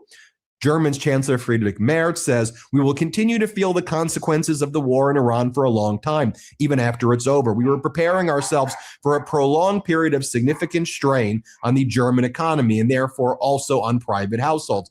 The German chancellor goes on to say, I was not surprised by the decision to break off the talks in Islamabad. From the beginning, I did not have the impression that they were really well prepared. Yeah, Trump sent J.D. Vance, Witkoff, and Kushner, no one who understands nuclear energy, no one who even understands the language that is being used in the negotiation. And they think that they're just going to resolve this, by continuing to threaten Iran over and over and over again. Well, that just ain't working. And folks, the American people are livid at Donald Trump and his regime, especially young people. Things have gone from bad to worse for Donald Trump with young voters, as Zachary Donini points out. Donald Trump's net approval since the fall of 2025 is as follows. Men 18 to 22, they're -8, so from -19 to -27. Women from -40 to -54. Men 23 to 29, -24 to -33. Women who are 23 years old to 29 years old, and went from -40 to -47%. Trump is absolutely tanking. By the way, you want to see Iran's response to Donald Trump making social media posts of himself as Jesus, and Donald Trump making other social media posts attacking the Pope? Here's what Iran's president Pezeshkian writes. Your Excellency, Pope Leo XIV, on behalf of the great nation of Iran, I condemn the insult to Your Excellency and declare the desecration of Jesus, peace be upon him, the prophet of peace and brotherhood, is unacceptable to any free person. I wish glory for you from Allah. So while Donald Trump is mocking the Pope, attacking Pope Leo XIV, saying that he's like a liberal leftist, and then Donald Trump's making social media posts of himself as Jesus, you have the Iranian president saying, we stand with Pope Leo XIV. No one should be, mocking religions like that. And as you know, Donald Trump continues to mock Islam, and Donald Trump's like, praise be Allah, praise be Allah, praise be Allah. Meanwhile, Pope Leo XIV was asked about Donald Trump's social media posts attacking him. And Pope Leo XIV said, I'm not intimidated by Donald Trump. I don't get involved in political matters. It's not my job to be involved in, foreign affairs here. And I'm going to continue to spread the word, he says, of the Bible, whether you're religious or not. He says, I'm going to spread the word of compassion, and I'm going to spread the word of empathy, and I'm going to help people who are suffering. And it doesn't bother me that he attacks me. I don't really care at all. It was a very strong words from Pope Leo XIV in the plane moments ago. Go back and watch the video I did on Pope Leo XIV. And so here's where we're at. You have the Trump regime blockading, or saying they're blockading, the Strait of Hormuz, or all of the Persian Gulf, only from oil leaving from Iranian ports. You have China saying we have trade deals with Iran, so we're not acknowledging that. We're going to send our ships through. The Strait of Hormuz remains largely closed to anyone other than a small group of ships that are allied with Iran. And Donald Trump sending the United States into a situation where it is a standoff now with not just China, but with other allies, not with just China, but also with NATO, with anybody, right, who wants to send their ships into this area. So we'll keep you posted every step of the way here on the Midas Touch Network. Hit subscribe. Let's get to 7 million subscribers. Thanks for watching. Want to stay plugged?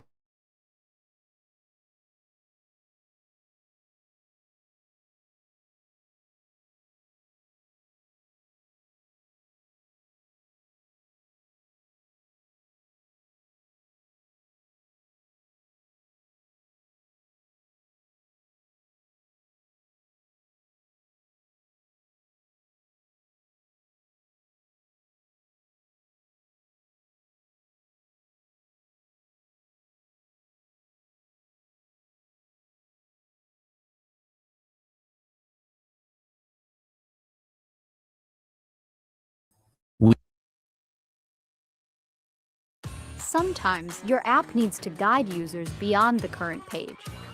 With OpenUI, weeks of war and over 800 American airstrikes on Iranian. 7 weeks of war and over 800 American airstrikes on Iranian soil. And J.D. Vance, the Vice President of the United States, flies to Pakistan carrying what the White House called their final and best offer. 21 hours of talks, he walks out empty-handed. The bad news is that we have not reached an agreement, and I think that's bad news for Iran much more than it's bad news for the United States of America. So I have one question, and I want you to hold it the entire video. Who actually won this war? Because what I found when I dug into this, Iran walked into those talks without a single thing to lose. America walked in needing a win. Those two things cannot coexist at a negotiating table. Stay with me. By the end, you will see this completely differently. Now, here is the thing. This story didn't start with Vance boarding a plane to Pakistan. It started with a meeting, a secret one. Now, according to the New York Times on February 11th, 2 months before the ceasefire, Netanyahu walked into the White House Situation Room. One pitch, attack Iran, regime change. Now, here is the detail that got me. He brought a video, an actual video montage of potential replacement leaders for the Iranian government. He was literally showing Trump who could run Iran after the bombing. Now, according to that same reporting, that meeting was what pushed Trump to authorize the strikes. So the war began 800 plus US airstrikes over 7 weeks. The Pentagon claimed they destroyed 90% of Iranian weapons factories. Senior officials told the war zone, quote, "What little they have left buried in bunkers is all they will have." Strong words. Now, while all that was happening, Iran closed the Strait of Hormuz. Your oil prices told you the rest. But here is the detail I need you to hold right now. We are coming back to it. Trump launched this war partly to open the Strait of Hormuz. But the Strait of Hormuz was already open before the war started. Think about it. Now, after 7 weeks of bombing, both sides agreed to a 2 weeks of ceasefire. And Iran immediately put a peace proposal on the table. 10 points. Trump called it, quote, "a workable basis for negotiations." Now, let me tell you what was inside those 10 points, because this is where it gets interesting. Iran wanted all attacks stopped permanently, every sanction lifted immediately, access to billions of assets, compensation for war damage. More to that, they want a legal guarantee. The US could never walk away from a deal the way Trump walked away from the 2015 nuclear agreement. Then, the most sensitive item, Iran explicitly included its right to continue enriching uranium. But here is the twist. That uranium clause, it appears only in the Farsi version, the Persian language text, not in the English translation Western media was reading. According to Le Monde and the New York Times, the English version was quietly updated later to include it too. Now, think about that sequence. Iran gets the deal labeled workable. The enrichment clause is already embedded in the Farsi original. By the time the English version catches up, the framework is already set. Trump has already nodded along. Now, quick question. If Trump called Iran's plan workable, and that plan includes Iran's right to enrich uranium, does that mean the US effectively accepted Iran's nuclear ambitions as a starting point for peace? That's exactly what critics are arguing, because now Washington's story starts falling apart. On Hormuz specifically, listen to the sequence of Trump's statements. The United States imports almost no oil through the Hormuz Strait and won't be taking any in the future. We don't need it. We haven't needed it, and we don't need it.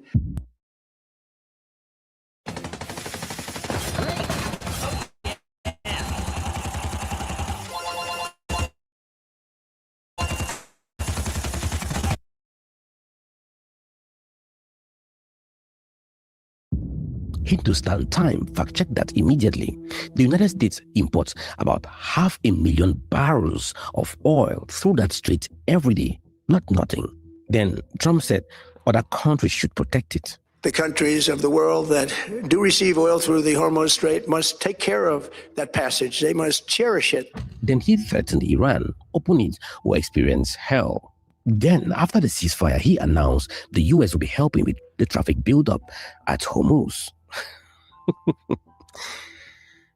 So, you take an open waterway, you start a war, straits gets closed, you tell others to handle it, threaten the country that closed it, then you announce you are managing traffic. Meanwhile, CNN's reporting shows only about 30 vessels crossed Hormuz in the days after the ceasefire. Now, in normal times, hundreds would pass in that same period. And more to that, every ship still goes through with Iranian coordination, Iranian permission. And Iran didn't just close the strait, it turned it into a toll gate. Now, furthermore, on the nuclear file, according to AP reporting, by the time Vance headed to Islamabad, the framework being discussed was far closer to Iran's 10-point plan than America's own wish list. Trump moved off red lines. Iran held its ground. Now, what about the original goal, the one Netanyahu pitched in the February 11th secret meeting, the regime change? Now, after 7 weeks of war, Trump posted on Truth Social that Iran had gone through, quote, a very productive regime change. Now, let's look at what actually happened. The core structure of the Iranian government, still standing, the supreme leadership, intact. The Revolutionary Guard still running. Key figures are reportedly unalived. But according to AP's reporting and DW's coverage, the system didn't crack. It adapted. You see, Iran's structure works like a hydra. Cut one head off, others come up. And based on multiple analyst assessments, some of the figures emerging are more hardline. Because surviving an American bombing campaign is a political credential in Tehran right now. You see, there haven't been even any one defection. No one senior official have switched sides. According to Iran's deputy foreign minister, Said Khatibzadeh, in an interview with the BBC, the war didn't fracture the regime. The destruction breathed new life into it. So when Trump says productive regime change, a different Khamenei-type figure replaced the last one. The revolution didn't break, it hardened. Netanyahu needs a state of constant war to remain in power at home.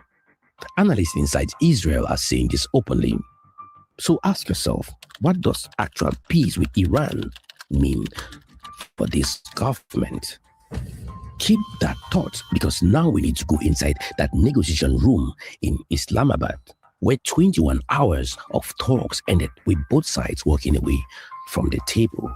Islamabad, April 10th, Vance lands Pakistan's Prime Minister Shehbaz Sharif and Army Chief General Asim Munir have been running the behind-the-scenes diplomacy, proposing the ceasefire framework, acting as go-between. Now, Pakistan made itself indispensable here, not by accident. Islamabad wants leverage from Washington. It wants to be seen as something more than a US military client. 21 hours, both delegations across the table. Then Vance stepped out and told reporters, we could not get to the situation where the Iranians were prepared to accept our conditions. He called it America's final and best offer. Iran said no. Final and best offer. That's what you say when you have no room left, when you have given everything you can give. Iran still said no. As Vance's motorcade drove to the airport, Iran was still coordinating every ship entering Hormuz.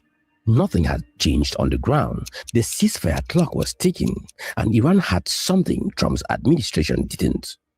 Before going into that room, you see, there is an African proverb: until the lion learns to ride, every story will glorify the hunter. You see, Iran came to Islamabad knowing it was already writing part of the history, and it wasn't done writing. Because here is what almost nobody's talking about. Iran still has so many cards. Hormuz is still under Iranian coordination. No deal changed that. The Houthis in Yemen, they had barely entered this conflict when the ceasefire was called. And that's the second front that Iran can activate any time of its choosing. Before the ceasefire, Iran bombed a pumping station on Saudi Arabia's east-west pipeline. That pipeline is the backup route. It moves millions of barrels of oil through the Gulf to the Red Sea, bypassing Hormuz entirely. So Iran didn't just threaten the main route, it also went after the backup. If this war resumes, the Suez Canal, the Bab al-Mandeb Strait, the entire Red Sea corridor, those become the next front line. According to DW's reporting, Iran's stated strategy for a second attack was to widen the geographic scope.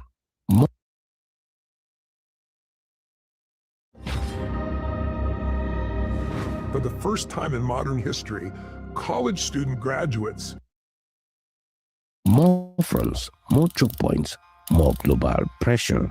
At the UN, China and Russia vetoed a resolution calling for Hormuz to be reopened. China's UN ambassador, Fu Kong, dismissed it directly and referenced Trump's language about destroying an entire civilization. China, which considers itself as a civilization, took this personally. Trump has fewer cards than he's admitting, while Iran on the other side has more than just people accounting, and someone far away from Islamabad is already paying for it. Most Western coverage treat this as US-Iran story, Middle East story. But someone is paying for it, and that someone includes us.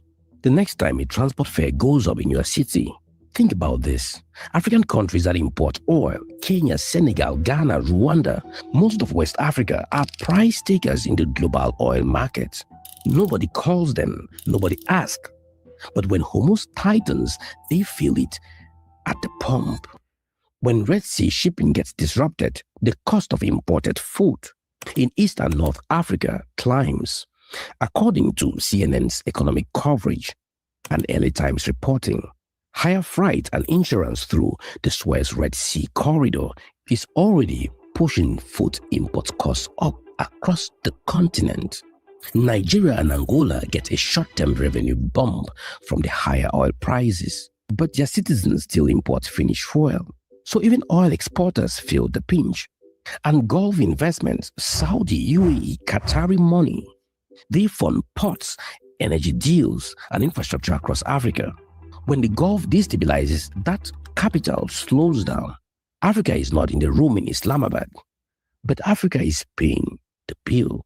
The two waterways most critical to our trade, the Red Sea and Hormuz, can be closed by decisions made in Washington, Tehran, Islamabad, Tel Aviv, with zero input from us.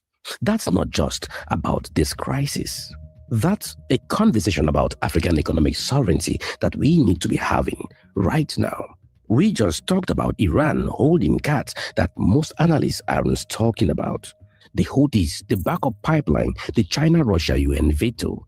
There is one more card in this story, and honestly, I think it's the most important piece of the entire Islamabad episode. I didn't include it here, not because it isn't real. It is, but going deep on it would pull us away from the thread we have been building. That piece is in the members pack on Patreon. If you want a full picture, that's where it lives.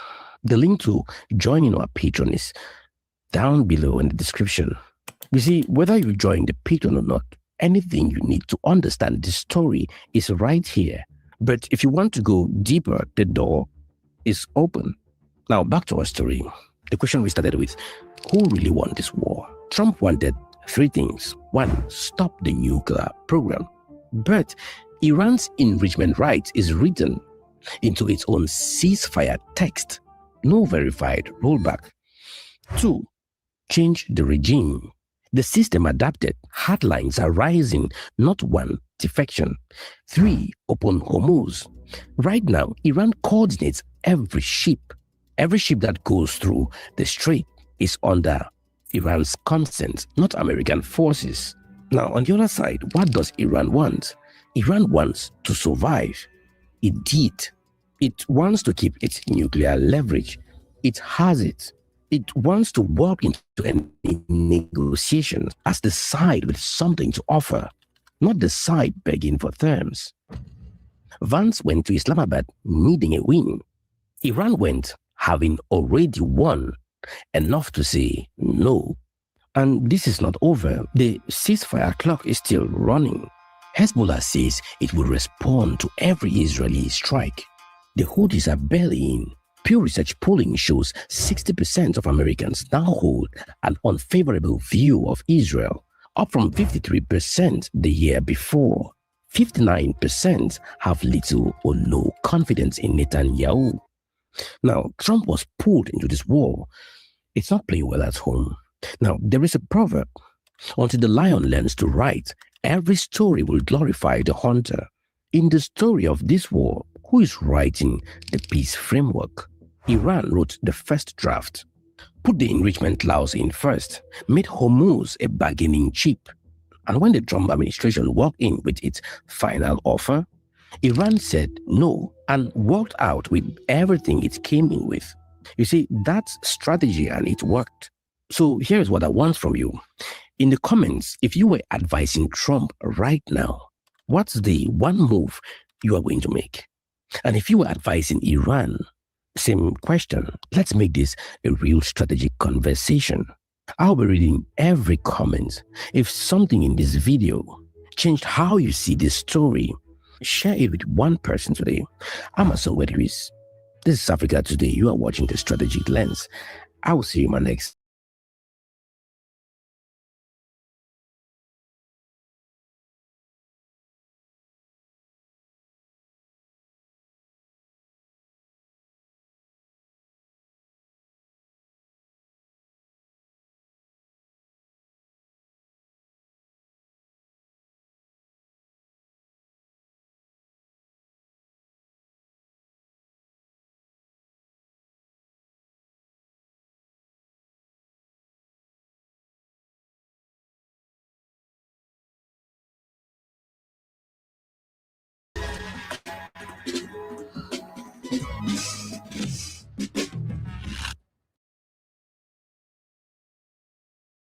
There will be a blockade. There will not be blackmail, according to President Trump just minutes ago. Now, of course, that a lot depends upon your perspective and where you stand on what's blackmail and what's blockade and what's good negotiations. And we're going to look into all that today. And we're delighted to have with us back today to discuss all of this Scott Ritter, veteran Marine Corps intelligence officer and United Nations weapons inspector, and guy who's super tied into what's going on in this whole region here. It's got some great comments that we're going to look forward to. Scott, welcome to the show. Well, thank you very much for having me. Well, listen, I'm eager to get some of your views on this stuff, not just from your diplomatic experience and your military experience, but also from your connection to, a lot is going on in the region, both in the Middle East, where you have extensive experience, but also your connections to what maybe China and Russia are viewing all this and economics, how this is going together. So really eager to get on it. Let's jump to what just happened a few minutes ago, because President Trump out in front of the White House said, listen, this whole thing about the blockade is fine, but Iran blackmailing America, never. What's the end game? Is it to force Iran back to the negotiating table? Is it to open up the Strait so that gas prices ultimately come down? Maybe everything. I mean, both of those things, certainly, and more. We can't let a country blackmail or extort the world, because that's what they're doing. They're really blackmailing the world. We're not going to let that happen.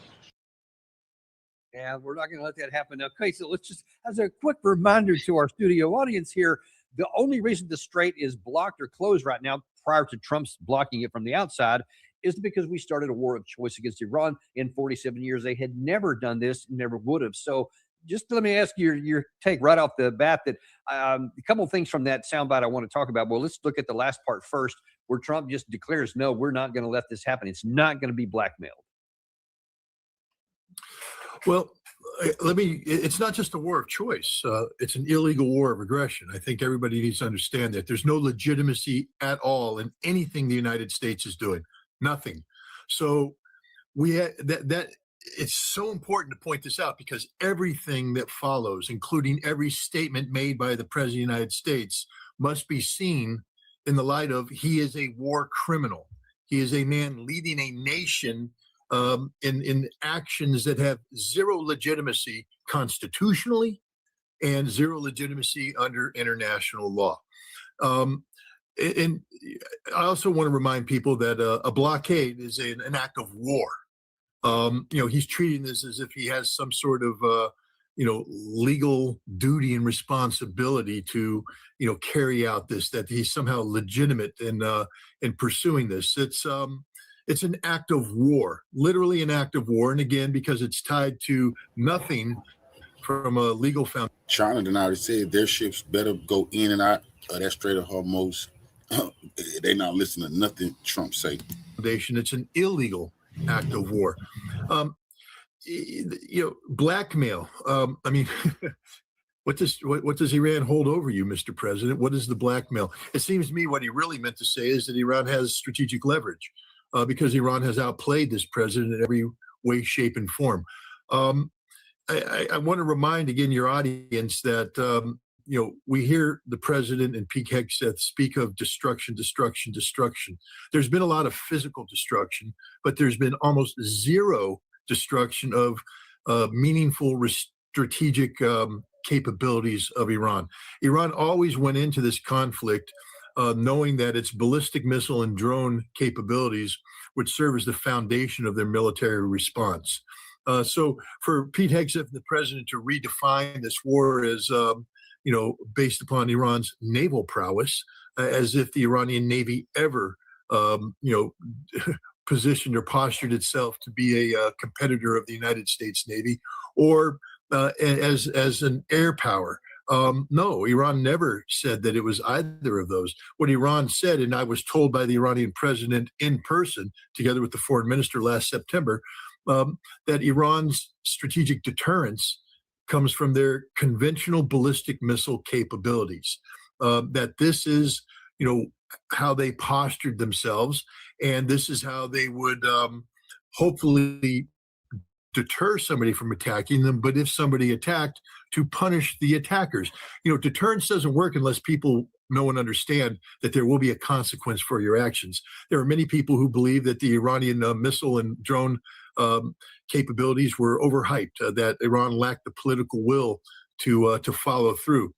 Not anymore. Now we know that Iran has the ability, the wherewithal to employ these weapons, employ them effectively. They hammered the United States military installations in the region. They punished the state of Israel, and they sent a clear signal to the Gulf Arab states that the totality of their infrastructure is at risk should they continue to support the United States in this illegal war of aggression. So Iran holds literally all the cards. They have not been defeated at all, not even close. They're getting in fact, they were getting stronger as the war went on, because their underground missile factories started kicking in. And, not only were they launching missiles, they were producing missiles. It's underground missile production capability that's immune to anything the United States does overhead. Here we have the president threatening, the potential resumption of military force. I, again, want to point the following facts out. There's nothing left to bomb. Everything's underground, and we can't destroy that. Anything that's above ground has zero military value. If it was of military value, we would have struck it already. So we will simply be bombing buildings, probably buildings affiliated with civilians. But no matter what, if you think at this juncture, more than 40 days into this conflict, that Iran has left anything of value in a building inside their nation, I have a bridge in Brooklyn I'd like to sell you. There's nothing in Iran to bomb. So these threats of the president that he's going to blow things up and obliterate Iran, it's just bluster. And by the way, I'm sorry, I want to interrupt you just a second. This image, the video that Gary's showing you here, this shows how these underground bunkers or missile cities are specifically designed to survive an atomic blast. Even that is not going to take them out. I just want to reinforce that. Yeah, look, the Iranians are some of the smartest people in the world, and they've been studying how the United States fights for more than 2 decades now, and they have prepared themselves to not only survive, but to thrive, to prevail. And they were winning. It was not the Iranians that sought the ceasefire, bringing it in. It was the United States. In fact, Iran was going to reject any effort at a ceasefire because they just simply don't trust the United States, when China pressured them. And China said, it's imperative that we bring this conflict to an end because it's impacting our economy. But the Iranians aren't the ones saying, please, please, please, let's bring this to an end. They would like to see the war end. They would like to see the sanctions lifted. They would like to see their economy function smoothly. But they're willing to see this to the bitter end. They believe in what they're doing. They the people of Iran were actually quite angry when the ceasefire happened and the negotiating team went to Islamabad. They were in the streets saying, no peace with America, no peace with Israel. And again, some people say, well, wow, that's pretty harsh. They're very violent people. No, they didn't start this war. We attacked them in an event that makes Pearl Harbor pale in comparison. We assassinated their supreme leader. And in the process, we carried out attacks that included a school where we killed 175 innocent civilians. 160 odd of them were innocent girls between the age of 6 and 12. This is what we did, and this is what we're doing. This president is, I have trouble coming up with words that I can say in civil company. But this president. Let me ask you something, Scott, on that point you just raised up here, because I wonder if you can draw some analogies maybe to help our audience understand the impact of this. You mentioned that issue with the schoolgirls getting killed. When the negotiating team flew to Islamabad, They had some artifacts from that time. They had some photographs and some backpacks and shoes and other stuff on board one of the aircraft that were going on there. How important is this? Is this something like it used to be in the U.S., you know, the Remember the Alamo and all that? There's something, this rallying cry. Is anything similar to that going on with the Iranian side? Oh, this has become one of the defining moments of this conflict. The murder, the assassination of Ali Khamenei is one, the supreme leader who was at home. I mean, it doesn't take an intelligence, specialist to track him down. He was at home with his 14-month-old granddaughter when he was murdered in a surprise attack, an act of perfidy. That same morning, a cruise missile struck a school in Manab, in Iran along the southern coast. That the missile that struck, didn't kill everybody, but it caused some damage. The principal and the surviving teachers rallied the surviving children, and brought them in and took them to the safest place they knew. You know how when you have a tornado in the Midwest, there's the basement, or there's some place, the gymnasium, that's deemed to be a safe place. This was the prayer hall. It was the most strongly built portion of the building. They brought the surviving children in and huddled them in while their parents were being called to come and get them. We had another cruise missile flying overhead. These are advanced Block 4 cruise missiles that have retargeting capability. On board, they have a camera that's capturing imagery and broadcasting the imagery back to the command center on the ship, in this case, the USS Vincennes. No, I'm sorry, not the Vincennes. The Vincennes is the one that shot down an airplane and killed 290 people. I'll get the name of the ship in a minute. But the people, the guys on the ship were looking at these images, and they saw humans clustering in. The imagery is of enough resolution that they could see the painted flowers and the painted playgrounds on the ground. So they knew this was a school.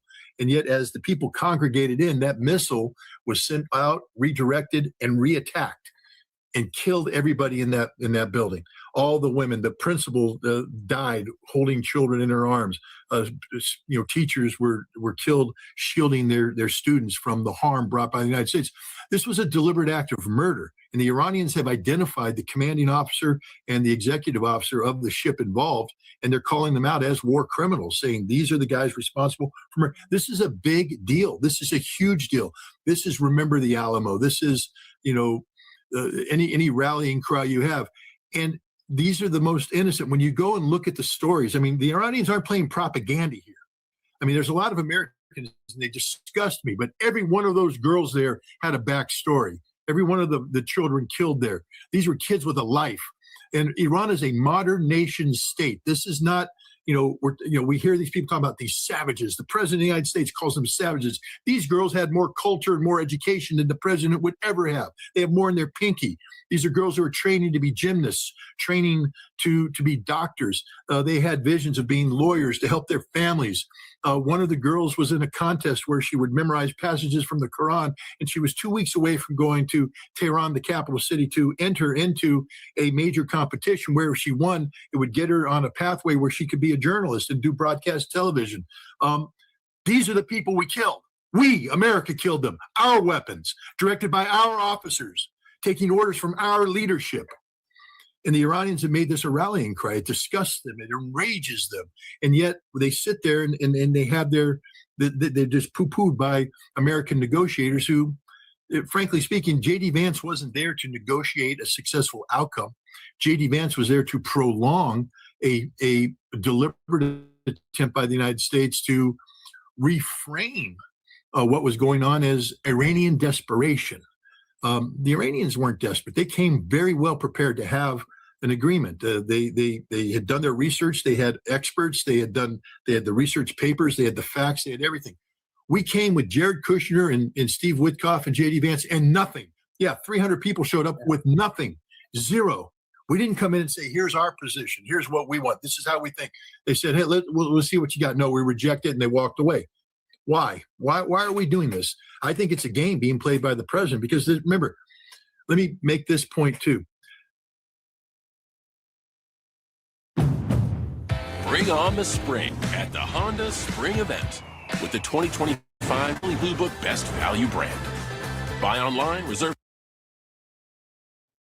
If we're evaluating what's going on right now from a geopolitical perspective, from a military analytical perspective, from an economic perspective, you're doing it all wrong. Ladies and gentlemen, the only perspective that matters when talking about this conflict is the perspective of Donald Trump's ego.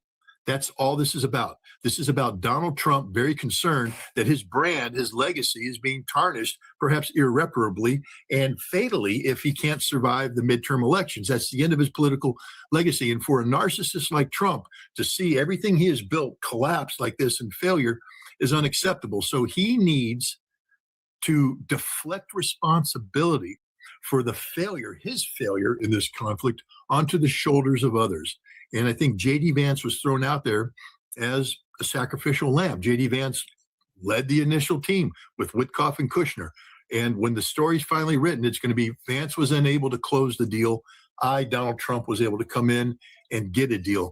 I don't think we're going to go on to a next phase of bombing. I could be wrong. I mean, of course, anything can happen. It's a very dangerous situation right now. And as I said, a blockade is an act of war. But the military knows that. What are we going to do? Bomb what? What targets do you want bombed? Because from now on, it becomes a literal, without any debate, war crime, because we'll be bombing civilians. It's collective punishment, what we're doing. That is a war crime. There's no legitimate military activity to attack. And we can't do it. We're out of weapons, out of precision strike weapons. We're out of ballistic missile defense. So the same situation, the deficiencies and failures that led us to seek a ceasefire are not going to be cured. Iran is stronger. Iran is better. We'll just repeat this scenario. So I don't believe we're going to move into the next phase. I think what we're seeing right now is a lot of political jockeying as Donald Trump seeks desperately to find the perfect sequence of events that allows him to slip in, be the one to negotiate a deal and declare victory and say, I'm the man that did it. He may have that intention, but evidence is starting to accrue that there has been some pretty profound miscalculations up to this point, which does not give any optimism for how this is going to get resolved anytime near term. And I'd like your view on this. So I think that it's pretty clear now that the initial going in process is that there was this belief among President Trump, which was fed to him by both Israeli and American officials on the inside, that this is going to be something quick. It's going to be like Venezuela.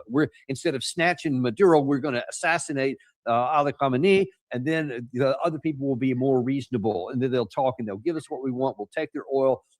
2 thumbs up. It's a big victory. That didn't happen. Now all of a sudden there's, oh snap, what do we do now? And then they had to figure out a war plan on the fly. Clearly was not resourced. And they bring another aircraft carrier in. They bring some troops in later. It's just totally disjointed.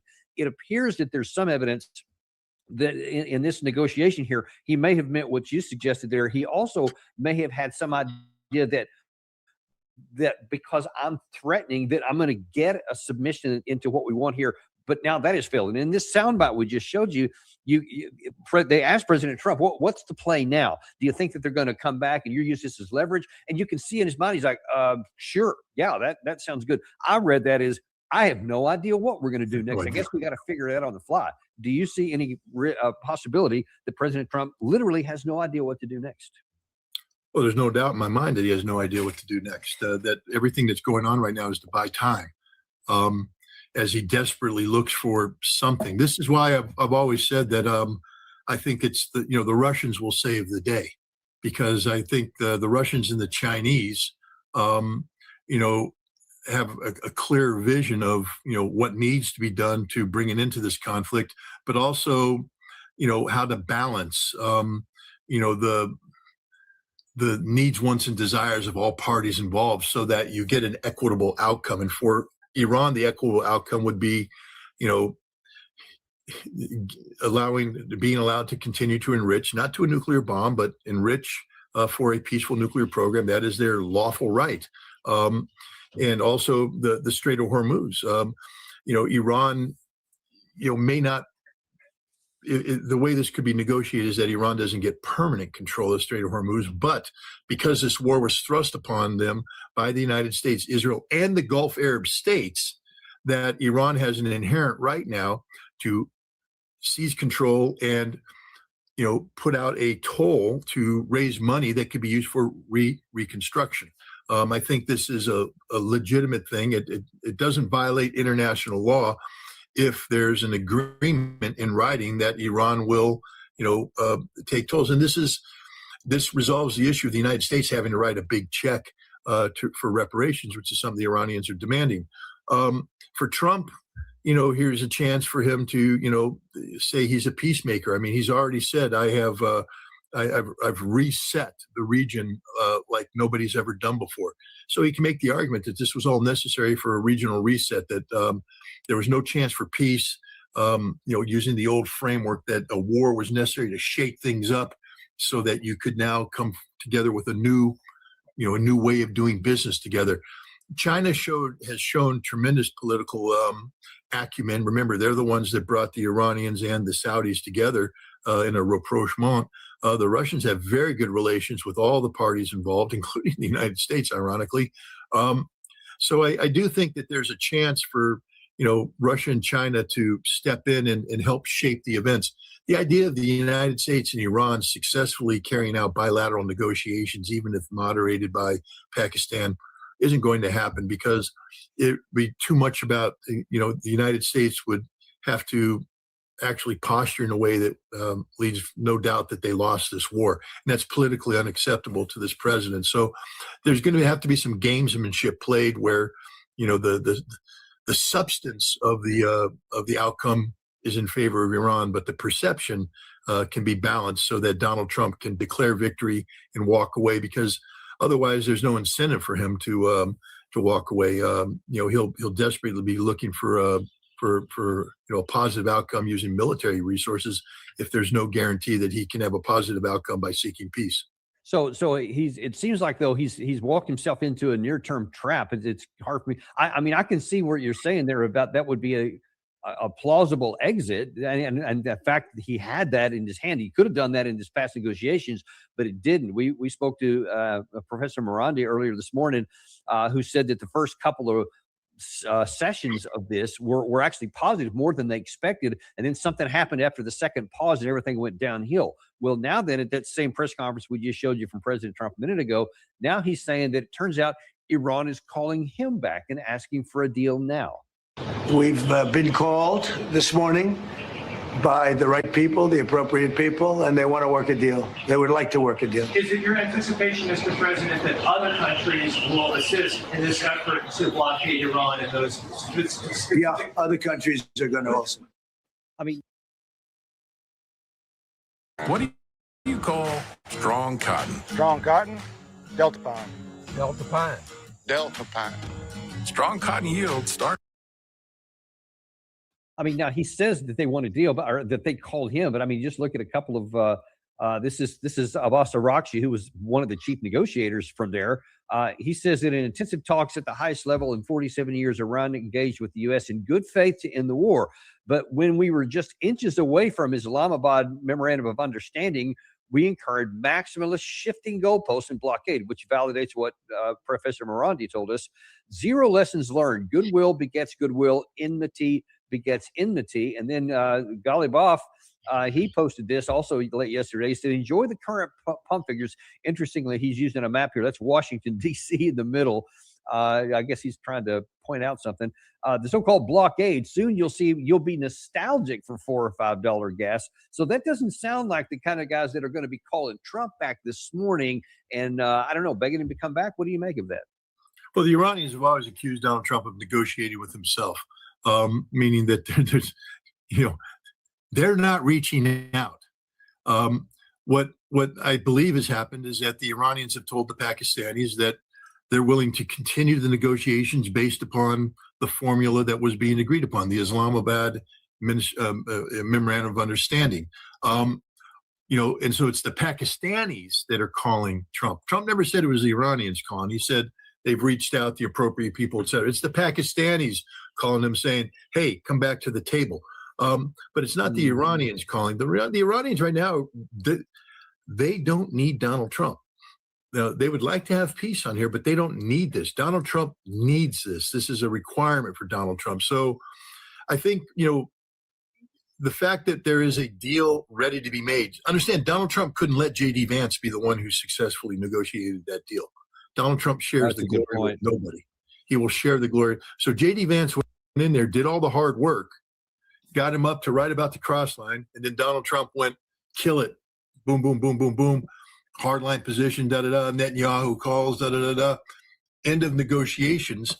And now Donald Trump at the appropriate time is going to slide in, and he's going to get all the glory. He's going to be the one that closes the deal.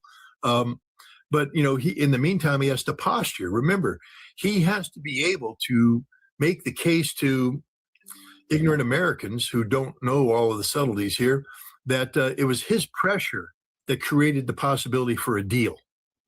See, that was the problem. That they were going to get a deal too easy. And therefore it looked like an American surrender. Can't have that. And so you have to get it up to the finish line, stop, pull J.D. Vance, blame the Iranians, intransigent, blockade, threats, boom, boom, boom, slide back in, close the deal, and say it was only because of our threats that the Iranians finally came across the finish line. Now that is fascinating because I could definitely see that happen. The fly in that ointment, though, is will the Iranians play ball with that? Because I as you said at the beginning, they don't need a deal here. They want a deal. They don't need one, and they're certainly not going to just like backtrack and say, "All right, we'll give you everything you want so that you can come out looking good." Or do you think that they would? Would the Iranians be willing to let him get public credit if it gets the terms that they need and ends the war? I don't think Iran cares about domestic American politics. So Donald Trump can sell this any way he wants to the American people. I don't think the Iranians are in a PR game with the United States. The Iranians want very basic things. One, they will continue to enrich uranium. How that's defined, I would imagine, would be similar to the deal that was almost reached before we attacked Iran on February 28th. So we already have a solution to that. That's what the audience needs to understand. This problem's already been solved to the satisfaction of the United States and Israel, closing all possibilities for Iran to develop a nuclear weapon, and yet Iran gets to retain its enrichment capability, which is all they want, the pride of saying, we get to do this.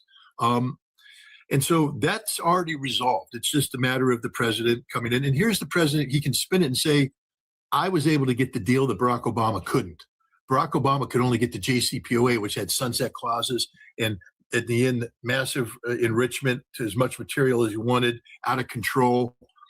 Here, he'll be able to say, no, we permanently shut the door on a pathway to nuclear weapons. This is the best deal. I gave you this deal, a better deal. I told you I would get a better deal than Barack Obama. So there he spends it. The Iranians don't care what he says to the American people. They could care less. What they care about is the end result, continued enrichment. It's the same thing with the Strait of Hormuz. There's a deal to be made there.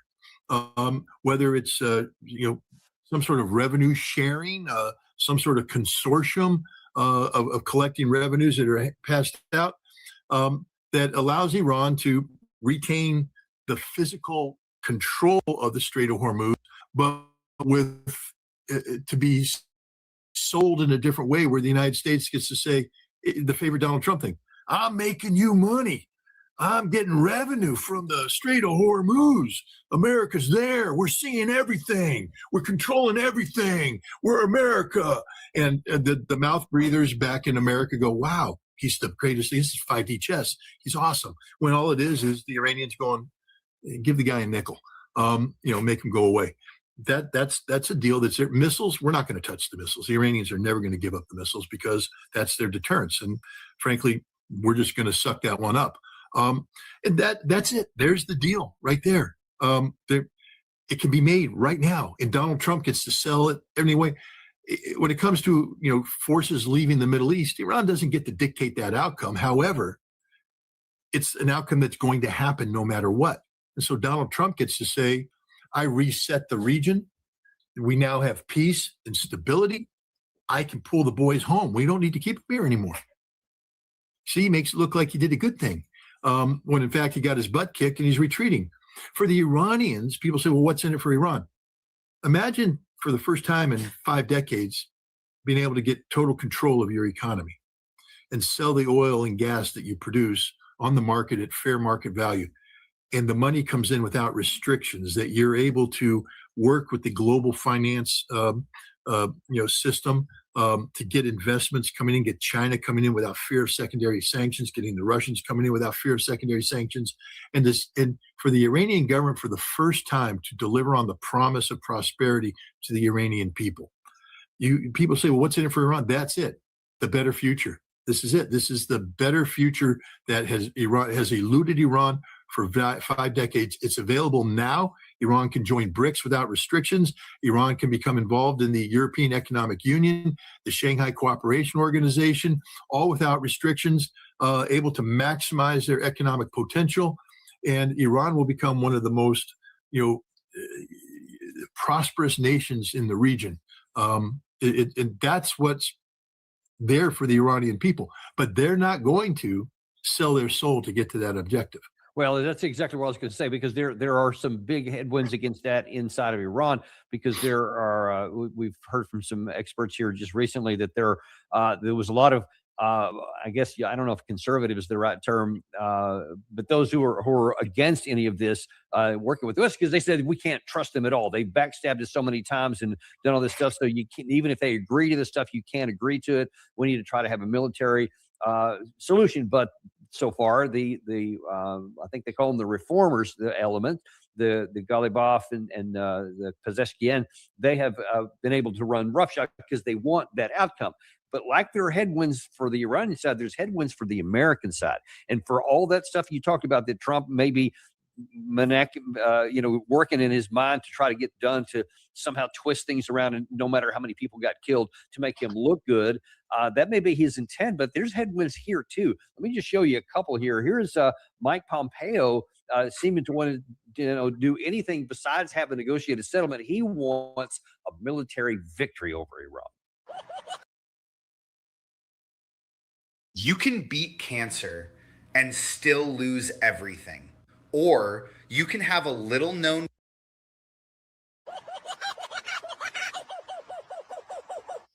Iran now has a very difficult decision to make. It's already had significant resources depleted. It's already found itself in a politically difficult spot with most of its leadership wiped out.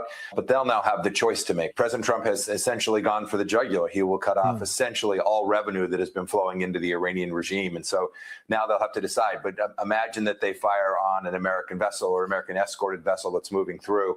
President Trump will unleash even more fury, and that can only put them in a lesser position. So I think President Trump has done a very smart thing. I think this is superior to having put boots on the ground to try and take one of the islands. This will put not only the Iranians, but the Chinese in a very difficult spot, where now they will have to buy market-based, market-priced oil, or convince the Iranians to stand down and allow the strait to be reopened. One thing you said right there, it lends some credibility to your theory that maybe we don't want to restart the war here by saying, well, now we don't need to do boots. Just shut down the Strait of Hormuz. That's the thing. We don't have to worry about taking Cargo Island anymore. And boy, that's put them in a hard position here. But I don't know that the Iranian side, any of the crews over there, are going to play along with that and give him what he's asking for. Well, first of all, let's talk about this blockade for a second. How many ships do we have available? 13 ships available. And I'm pretty sure this includes at least one carrier battle group, which means that we have a carrier, and then we have the escorts, probably between 3 to 5 ships that are dedicated to this. They're not intercepting any ships. The carrier is doing its thing, and the escorts are providing a picket, air defense picket. It'll probably be reinforced, given the fact that Iran is a serious player here, reinforced with other ships. So now what we're looking at, maybe 7, 8 ships maximum to enforce a blockade. Has people look at a map? Really look at a map? Understand that our ships can't get anywhere near the Strait of Hormuz, because once and a blockade is an act of war. Iran will sink these ships. So now we're going to have to wait till the ships clear the Strait of Hormuz, and then get out into the Indian Ocean. Big ocean, little ships, lots of ships transiting. We're not going to do anything. This blockade is a joke, a straight up joke. And what are we going to do? Board a Chinese ship? Board a Russian ship? This again, we lack the resources to fully do. Mike Pompeo should know this. He should understand this, but he's a propagandist mouthpiece right now instead of doing reality. But again, the job right now of the Pompeos in the world is to create the impression that we have the ability to impose this blockade, and then we're going to threaten it. But watch what happens the first time we get pushback. Trump is going to find a reason to say, I've reconsidered now. They've reached out to me and they've talked to me, and we're going to go ahead and pull back on this blockade here because we think there's a window of opportunity here and all that. We can't do the blockade, Colonel. I mean, it's impossible to do the blockade. We don't have the resources to do it. I know that. What happens when the ships start skirting the Iranian-Pakistani coast? How close do we want to get? Because that's a standard smuggler's route. Now they'll come out and they'll skirt the coast. What, are we going to come in and intercept them in Iranian coastal waters? I don't think so. And even if we tried to get them outside of the coastal waters, they'll sink our ships. We can't do this. The Iranians are not going to just sail out of the Strait of Hormuz, and put a big target on them and sail straight to an American ship saying, here we are, board us. That's not how this works. Well, it's funny because in the United States, from people who are watching mainstream media and not watching shows like this where we put the actual truth out there, they see a former admiral, Admiral Howard, talk about how not only is this something doable, but our regional allies are cheering it on. Everyone in the region is cheering how the vice president handled this negotiations, where he gave them a shot. They didn't capitulate. We're done. So all these states, UAE, Qatar, Saudi, Kuwait, they have an existential threat from Iran. And all the components of our demand indicate that. Developing a nuclear weapon, closing the Straits of Hormuz, missile programs, funding their surrogates, all those represent existential threats to them. So they don't want us to go through any negotiations unless all those conditions are met. Come on, Scott. Those conditions will never be met, what he wants, because they're asking for an abject surrender by the Iranian side. They're not going to. So how do you get to this point to where you're telling and convincing all the American people how great President Trump is and how powerful our military is, and it's going to accomplish these things when it doesn't? And if he tries to walk it back, he's not going to walk back, as you said, he's not going to walk back the nuclear program, the reprocessed material, the long-range missiles, the support from the allies, or full control of the strait. He's revenue sharing is probably the best he can get. How is he going to spin that into something positive when you're claiming everybody's cheering it on? Well, I mean, Colonel, that puts me in an unfair position because I've always been a fact-based guy. My job as an intelligence officer was never to tell my boss what he or she wanted to hear, was tell them what the hard facts are, and then they get to run with it. I wasn't there to massage their ego. I wasn't there to promote their course of action. My job was to say, these are the facts, and these are how these facts will impact your courses of action. Now earn your pay. So I'm not good at the game of spin. I'm not good at the game of up there telling outright lies. But here's the thing. Pompeo and the former admiral know that they're lying. These aren't stupid people. These are people that have played the game. They know exactly what they're doing. And these aren't people that are out there with their own, they didn't formulate these. They're playing from a script. There is a White House script, a narrative that's been farmed out. And these people, their job is to receive that script, get on mainstream TV and say this stuff and get the American people moving in one direction. So their job right now is to create the impression of overwhelming American strength and overwhelming American advantage, so that when the president does make a deal with the Iranians, they'll say it's only because of the strength that this president has shown. And, the Iranians, bent the knee to the reality of American supremacy. That's the game they're playing. Whether or not they'll be able to pull it off is another thing, because the Iranians aren't playing that game. And as you said, there's going to be a gap between reality and perception. But as you know, Colonel, perception creates its own reality. And sadly, with the American people, your audience possibly excluded, we're the most ignorant people in the world today about the world we live in. We don't know anything about this world. So we believe at face value the nonsense, we being the collective. Yeah. tend to believe the nonsense that's put out there by mainstream media, and therefore we are susceptible to having, our perceptions altered by, narrative shaping. Perceptions create their own reality. So if enough Americans believe that this president is the modern incarnation of Jesus Christ, who can come down, lay hands people and cure them, and therefore, man, he can do anything. I mean, he's better than the Pope. Hell, he put out a picture of himself as the Pope.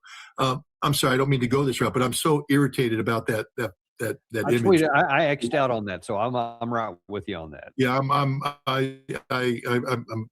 brain blew up. But and not from a religious standpoint, because as I've told people before, I'm not the most religious person in the world, not because I don't believe, but because I want to believe. But I look at the world today and I have a hard time connecting the horrors I see on the ground with the concept of a greater good. There's something going on. It's got to be explained to me better. Maybe there's men of faith and women of faith who can do that for me, but I'm not there yet. But I respect people of faith. I respect their faith. But more importantly, as an American, I respect the Constitution of the United States and the vision of the founding fathers.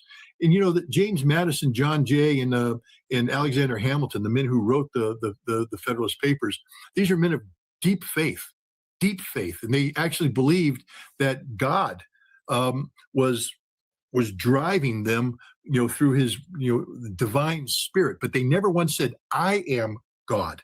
I am acting as God. What they said is, God motivated, God inspired us to do this, to make this country. And then Thomas Jefferson wisely came in 1802 in his letter to the Danbury Baptists and said, separation of church and state. We don't have state religion.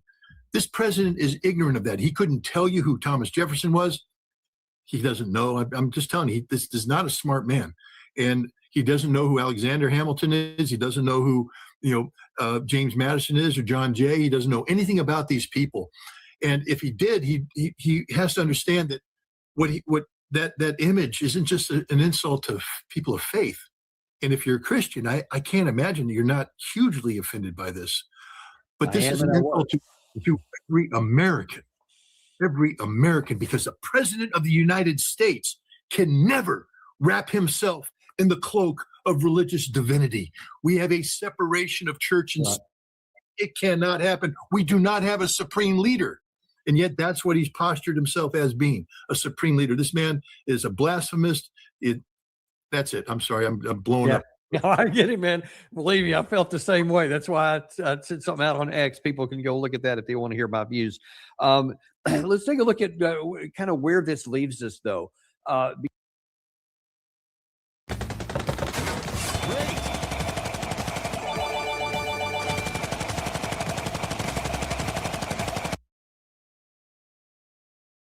Because there's some near-term issues. I'm going to put back up this comment by Galibov. Where did that one? I think it's this one here, where he seems to be tracking on what's at risk here. He says, enjoy the current pump prices because this blockade is soon going to make you nostalgic for gas. It's only as expensive as it is right now.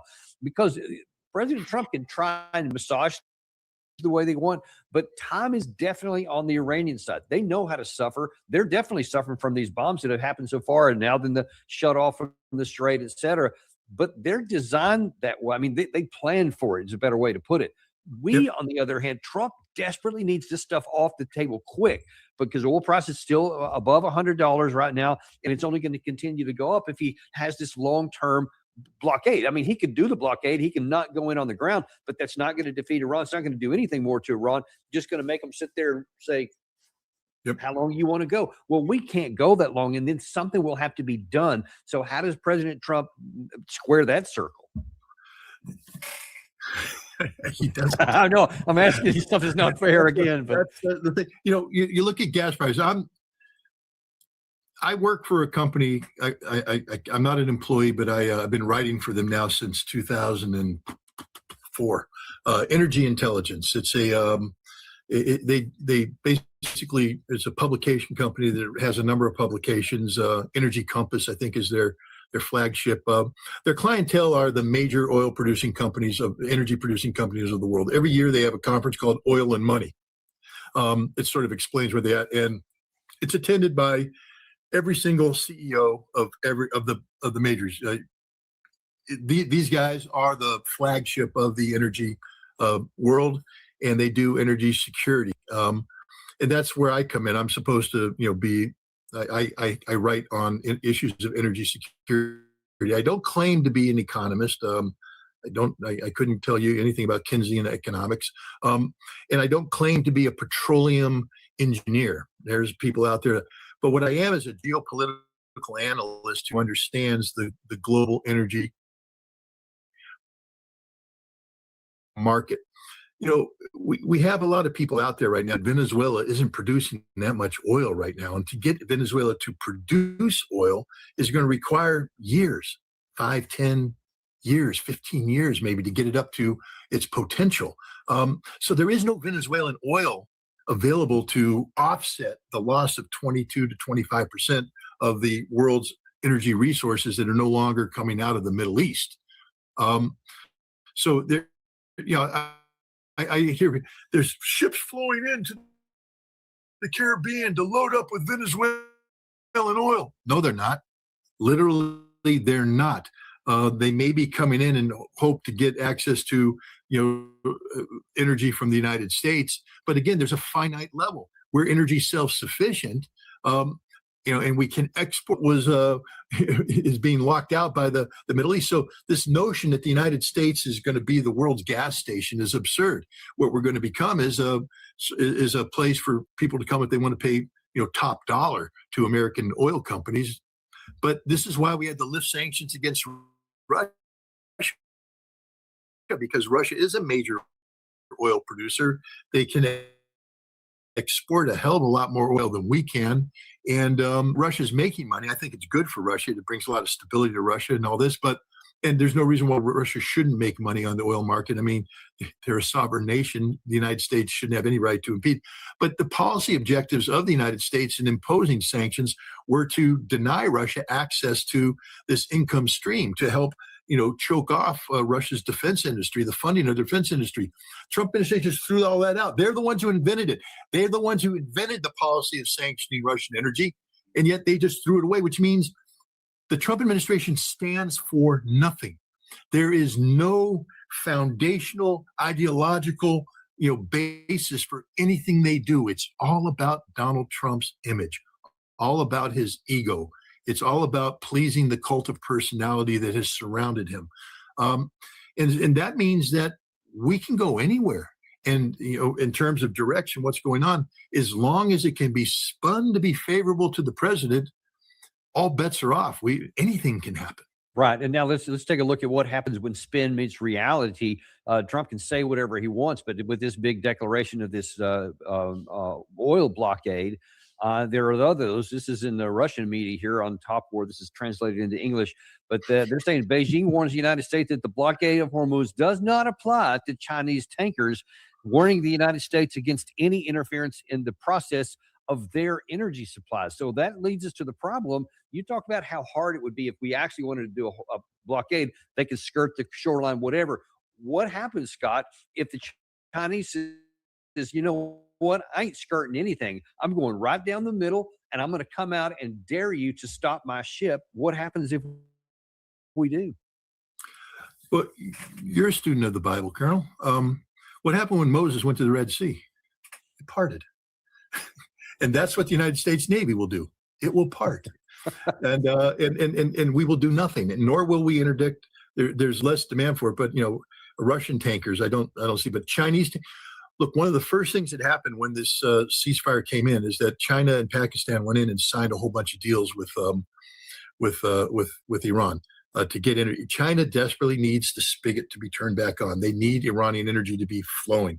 This is essential for their economic stability.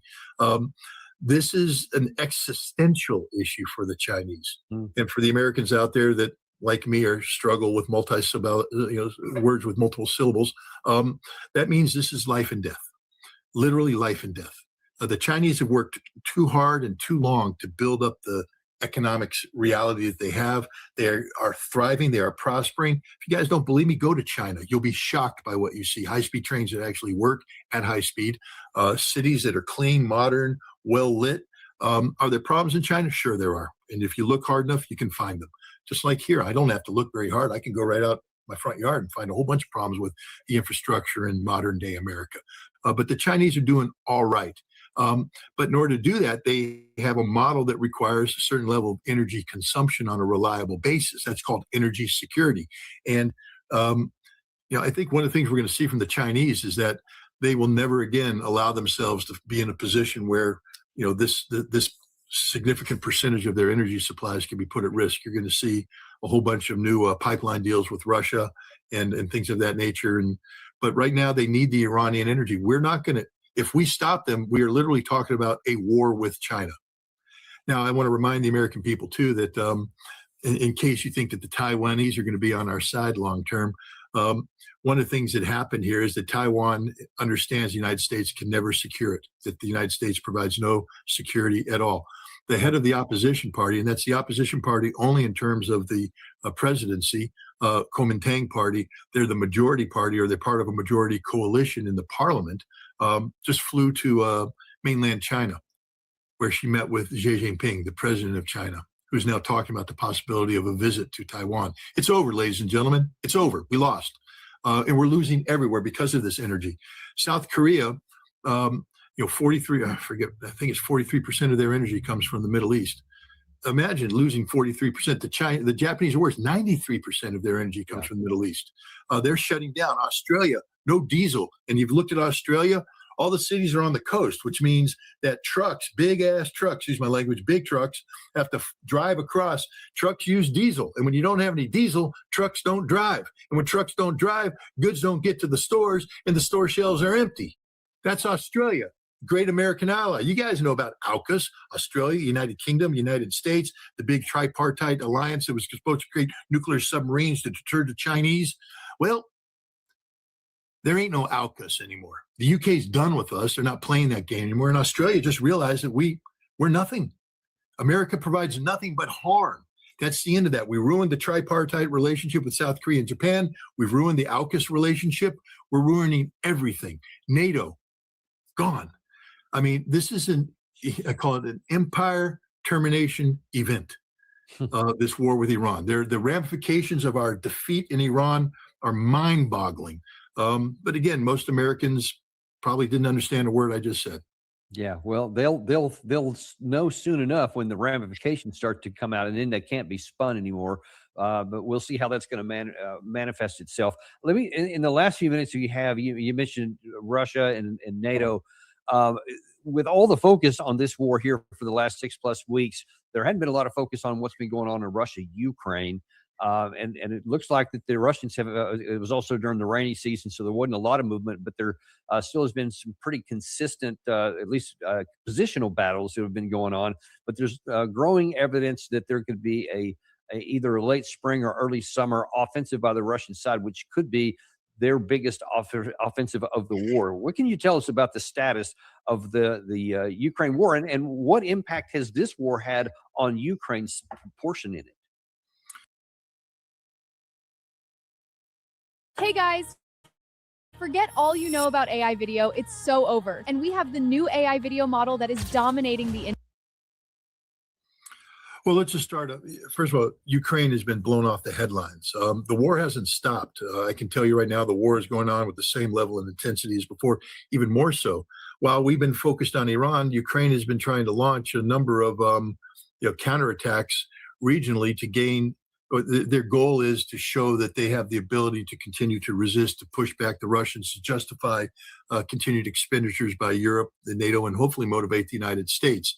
The only thing that's happened is that the Russians have slaughtered tens of thousands of Ukrainian soldiers and destroyed hundreds of tanks and armored vehicles without losing significant territory. The Russians have this, when you look at a map there, it's not, a single line here. You have, the blue, which is the Ukrainians. You have the red, which is the Russians. In the middle, you have a gray zone. And the gray zone is sort of like a no man's land. So these Ukrainian advances are advances into the gray zone. They don't penetrate into the red zone. And as they come through the gray zone, this is part of Russian defensive doctrine to absorb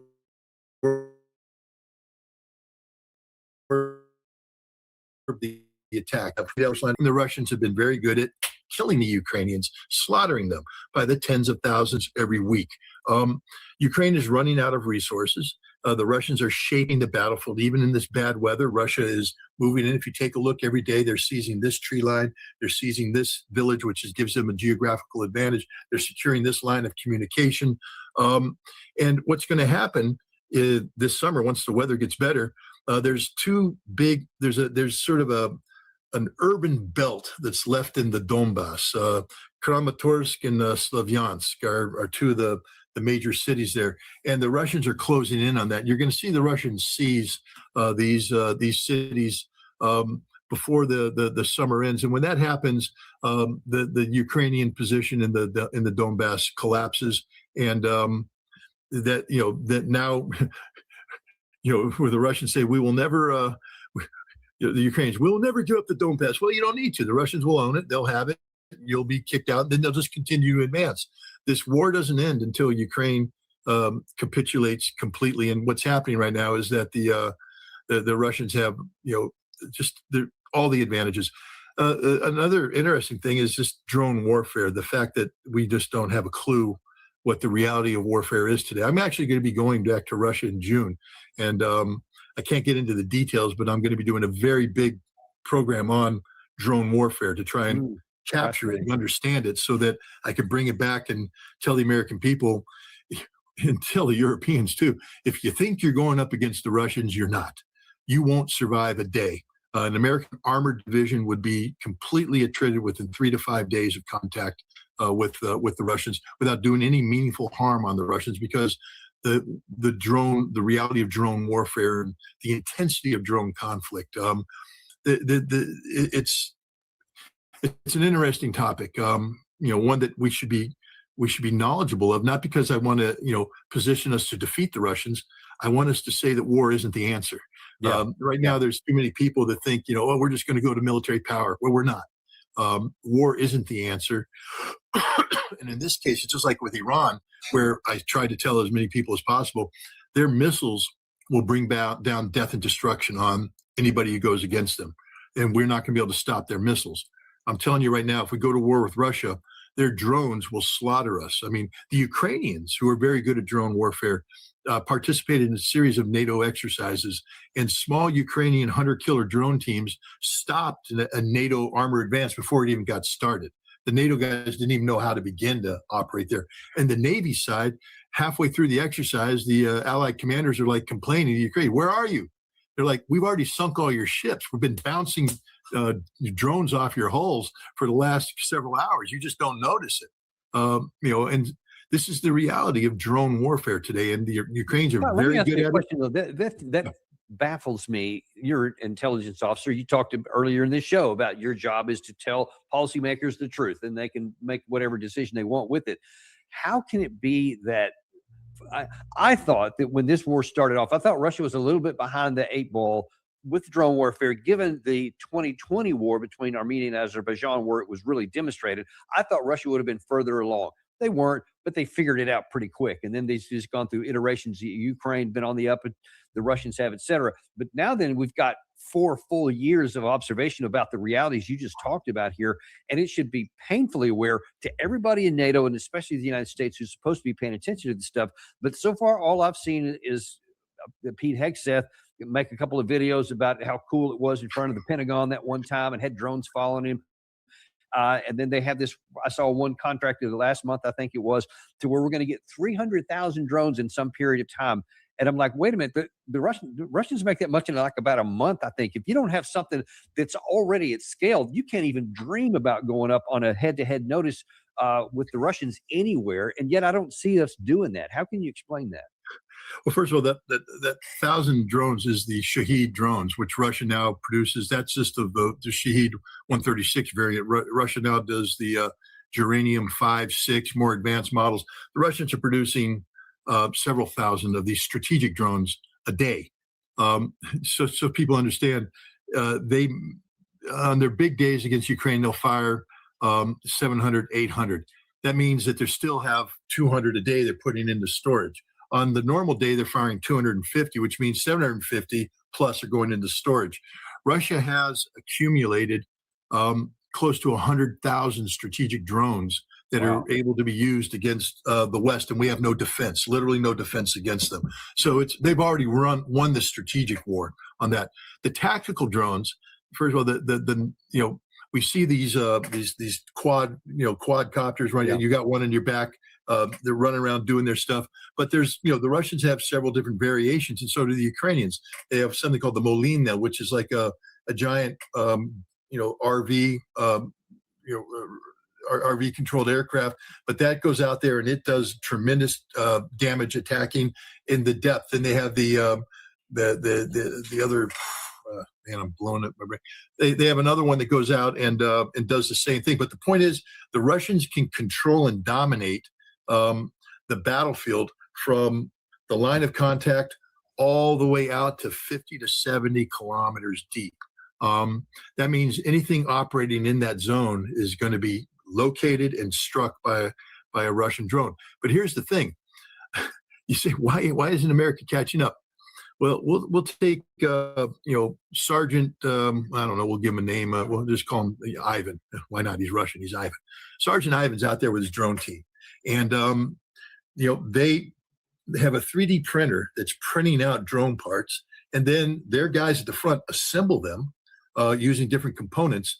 But let's say yesterday the Ukrainians did something, that the Russians noticed their drones are going out and were getting deviated. They collected the intelligence.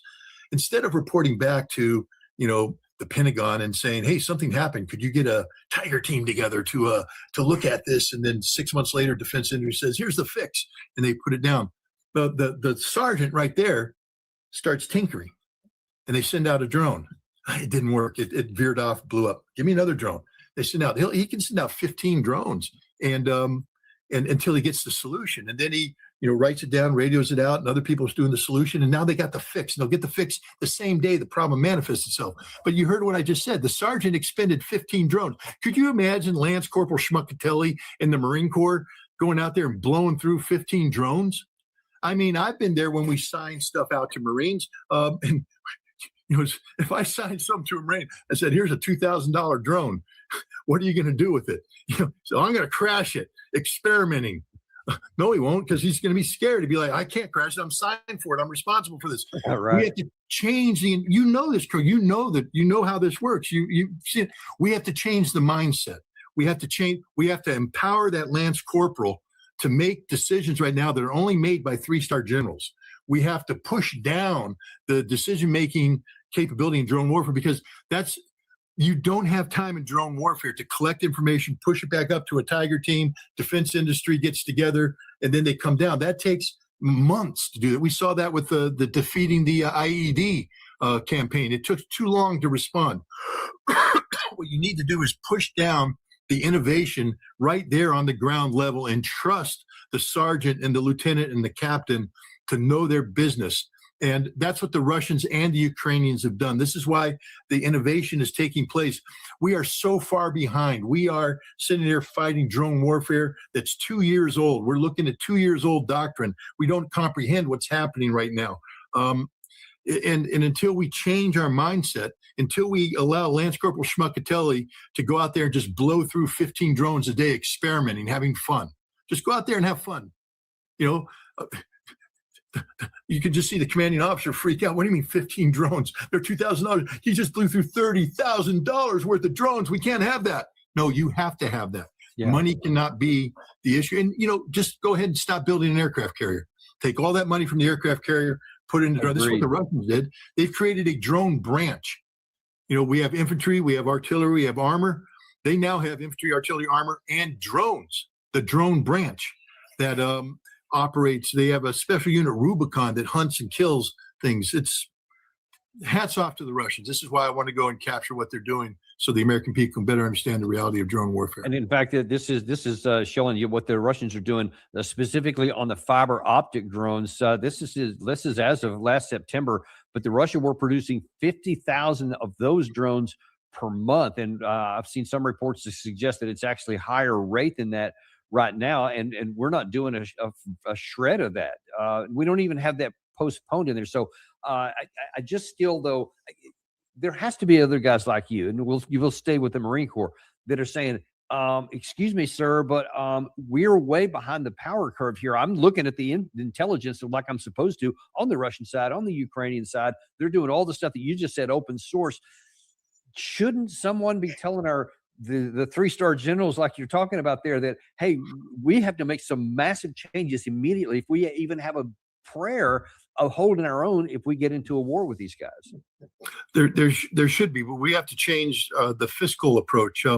Not to when I was a lieutenant, I got arrested and was going to be put in jail because I did invasion. I went out and I went to Defense Logistic Agency in Mojave and got excess radio. You know how when you order the new radios, there's always some that don't get issued out, and so they send it to. Well, so I said, "What the hell are you doing with these radios?" They said, "We're just sitting here." I said, "I'll sign for them." I built my own Humvee with radios communicating with drones. I'm the guy that helped invent the initial adjustment of artillery from drones before we had GPS and all this. I got radars to communicate with the drones, radars to communicate directly with.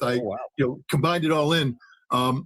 And I did it all because I was an innovative battalion S2. I also ended up obligating millions of dollars of R&D money I wasn't authorized to obligate. I didn't realize it. I just thought I could go to place and sign for something and magic things happened. And when the bill came to Headquarters Marine Corps, they were looking for me. And explain that to you. Yeah, they sent me to flight school first of all. That's how I got to be an aerial observer because they were going to grab me and court-martial me, but my commander said, "Well, he's in flight school. It's a high-profile school. Why don't we let him finish and then we'll talk to him?" And they took the 4 months that I was away to calm down. When I came back, they attested what I did, and it all worked. And they realized, okay, we're going to give it to the right people. And I just got yelled at. But my point is, that's the kind of innovation you need if you're going to succeed. Had I not done this, had I done it the Marine Corps way, we wouldn't have been directing artillery fire from drones. The battleship Missouri during Desert Storm was directing fire using drones, using the tactics that were developed in 29 Palms. Had we done it the normal way, we may not have been there at that time. This is the kind of thing we have to stop threatening people to put them in jail. Maybe we don't let lieutenants sign for $3 million worth of stuff, but maybe what we do is create the budget so that lieutenants can sign for $3 million, and we don't blink. We don't worry about it. We go, no, let them. You failed? That's okay. Did you learn? Good. Move on. We have to stop making the expenditure of money problematic. We have to let these guys at the junior level do their job. They're the ones who know. They're the ones who are out there. They understand what's going on. The people up in the Pentagon, the people in defense contractors, they only care about the dollars. They only care about the big bucks. They care about the contracts. We want success. We have to empower the people at the tactical level to do this stuff, or else we're never going to catch up. The Russians have the laboratory of war. We're in a peacetime environment. We'll never catch up in a peacetime environment. Right. No, never. And of course, I'm on the same sheet of music as you. I am definitely not advocating for us to get ready to go to war with Russia or China or anybody else.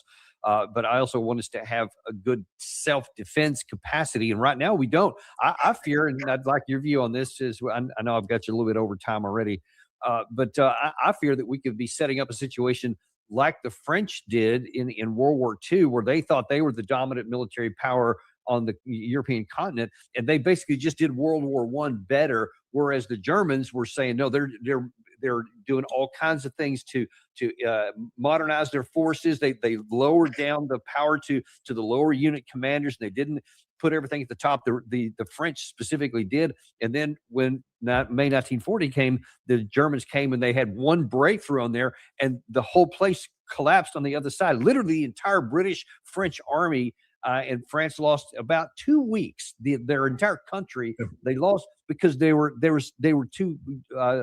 Their brains were not sophisticated enough to be fluid enough. They're still thinking World War I, slow, methodic, etc. The Germans were quicker than mentally and thinking. And right now, you tell me if you think I'm wrong, but I think that if the Russians and maybe even the Chinese, for that matter, because they seem to be paying more attention, if we went up against somebody commensurate like that, whatever it says on paper, the mental acuity of the Russian side is like light years ahead of where we are. Yeah, it's the Chinese right now are not combat tested, so I think they're very innovative. But as you know, the best laid plans, nothing survives initial contact with the enemy, except that having been in initial contact with the enemy, it's no longer initial contact with the enemy, meaning you're doing combat-proven tactics. That's the Russians today. When we face, if we ever face the Russians on the battlefield, this will not be their day one. This is their day, 1,400. It's our day one. We will all die. That is a guarantee. We do not have the tactics capable of surviving on a modern battlefield. If we go up against the Russians, they will decimate us. We still think in terms of armor brigade employment like we did during the Cold War.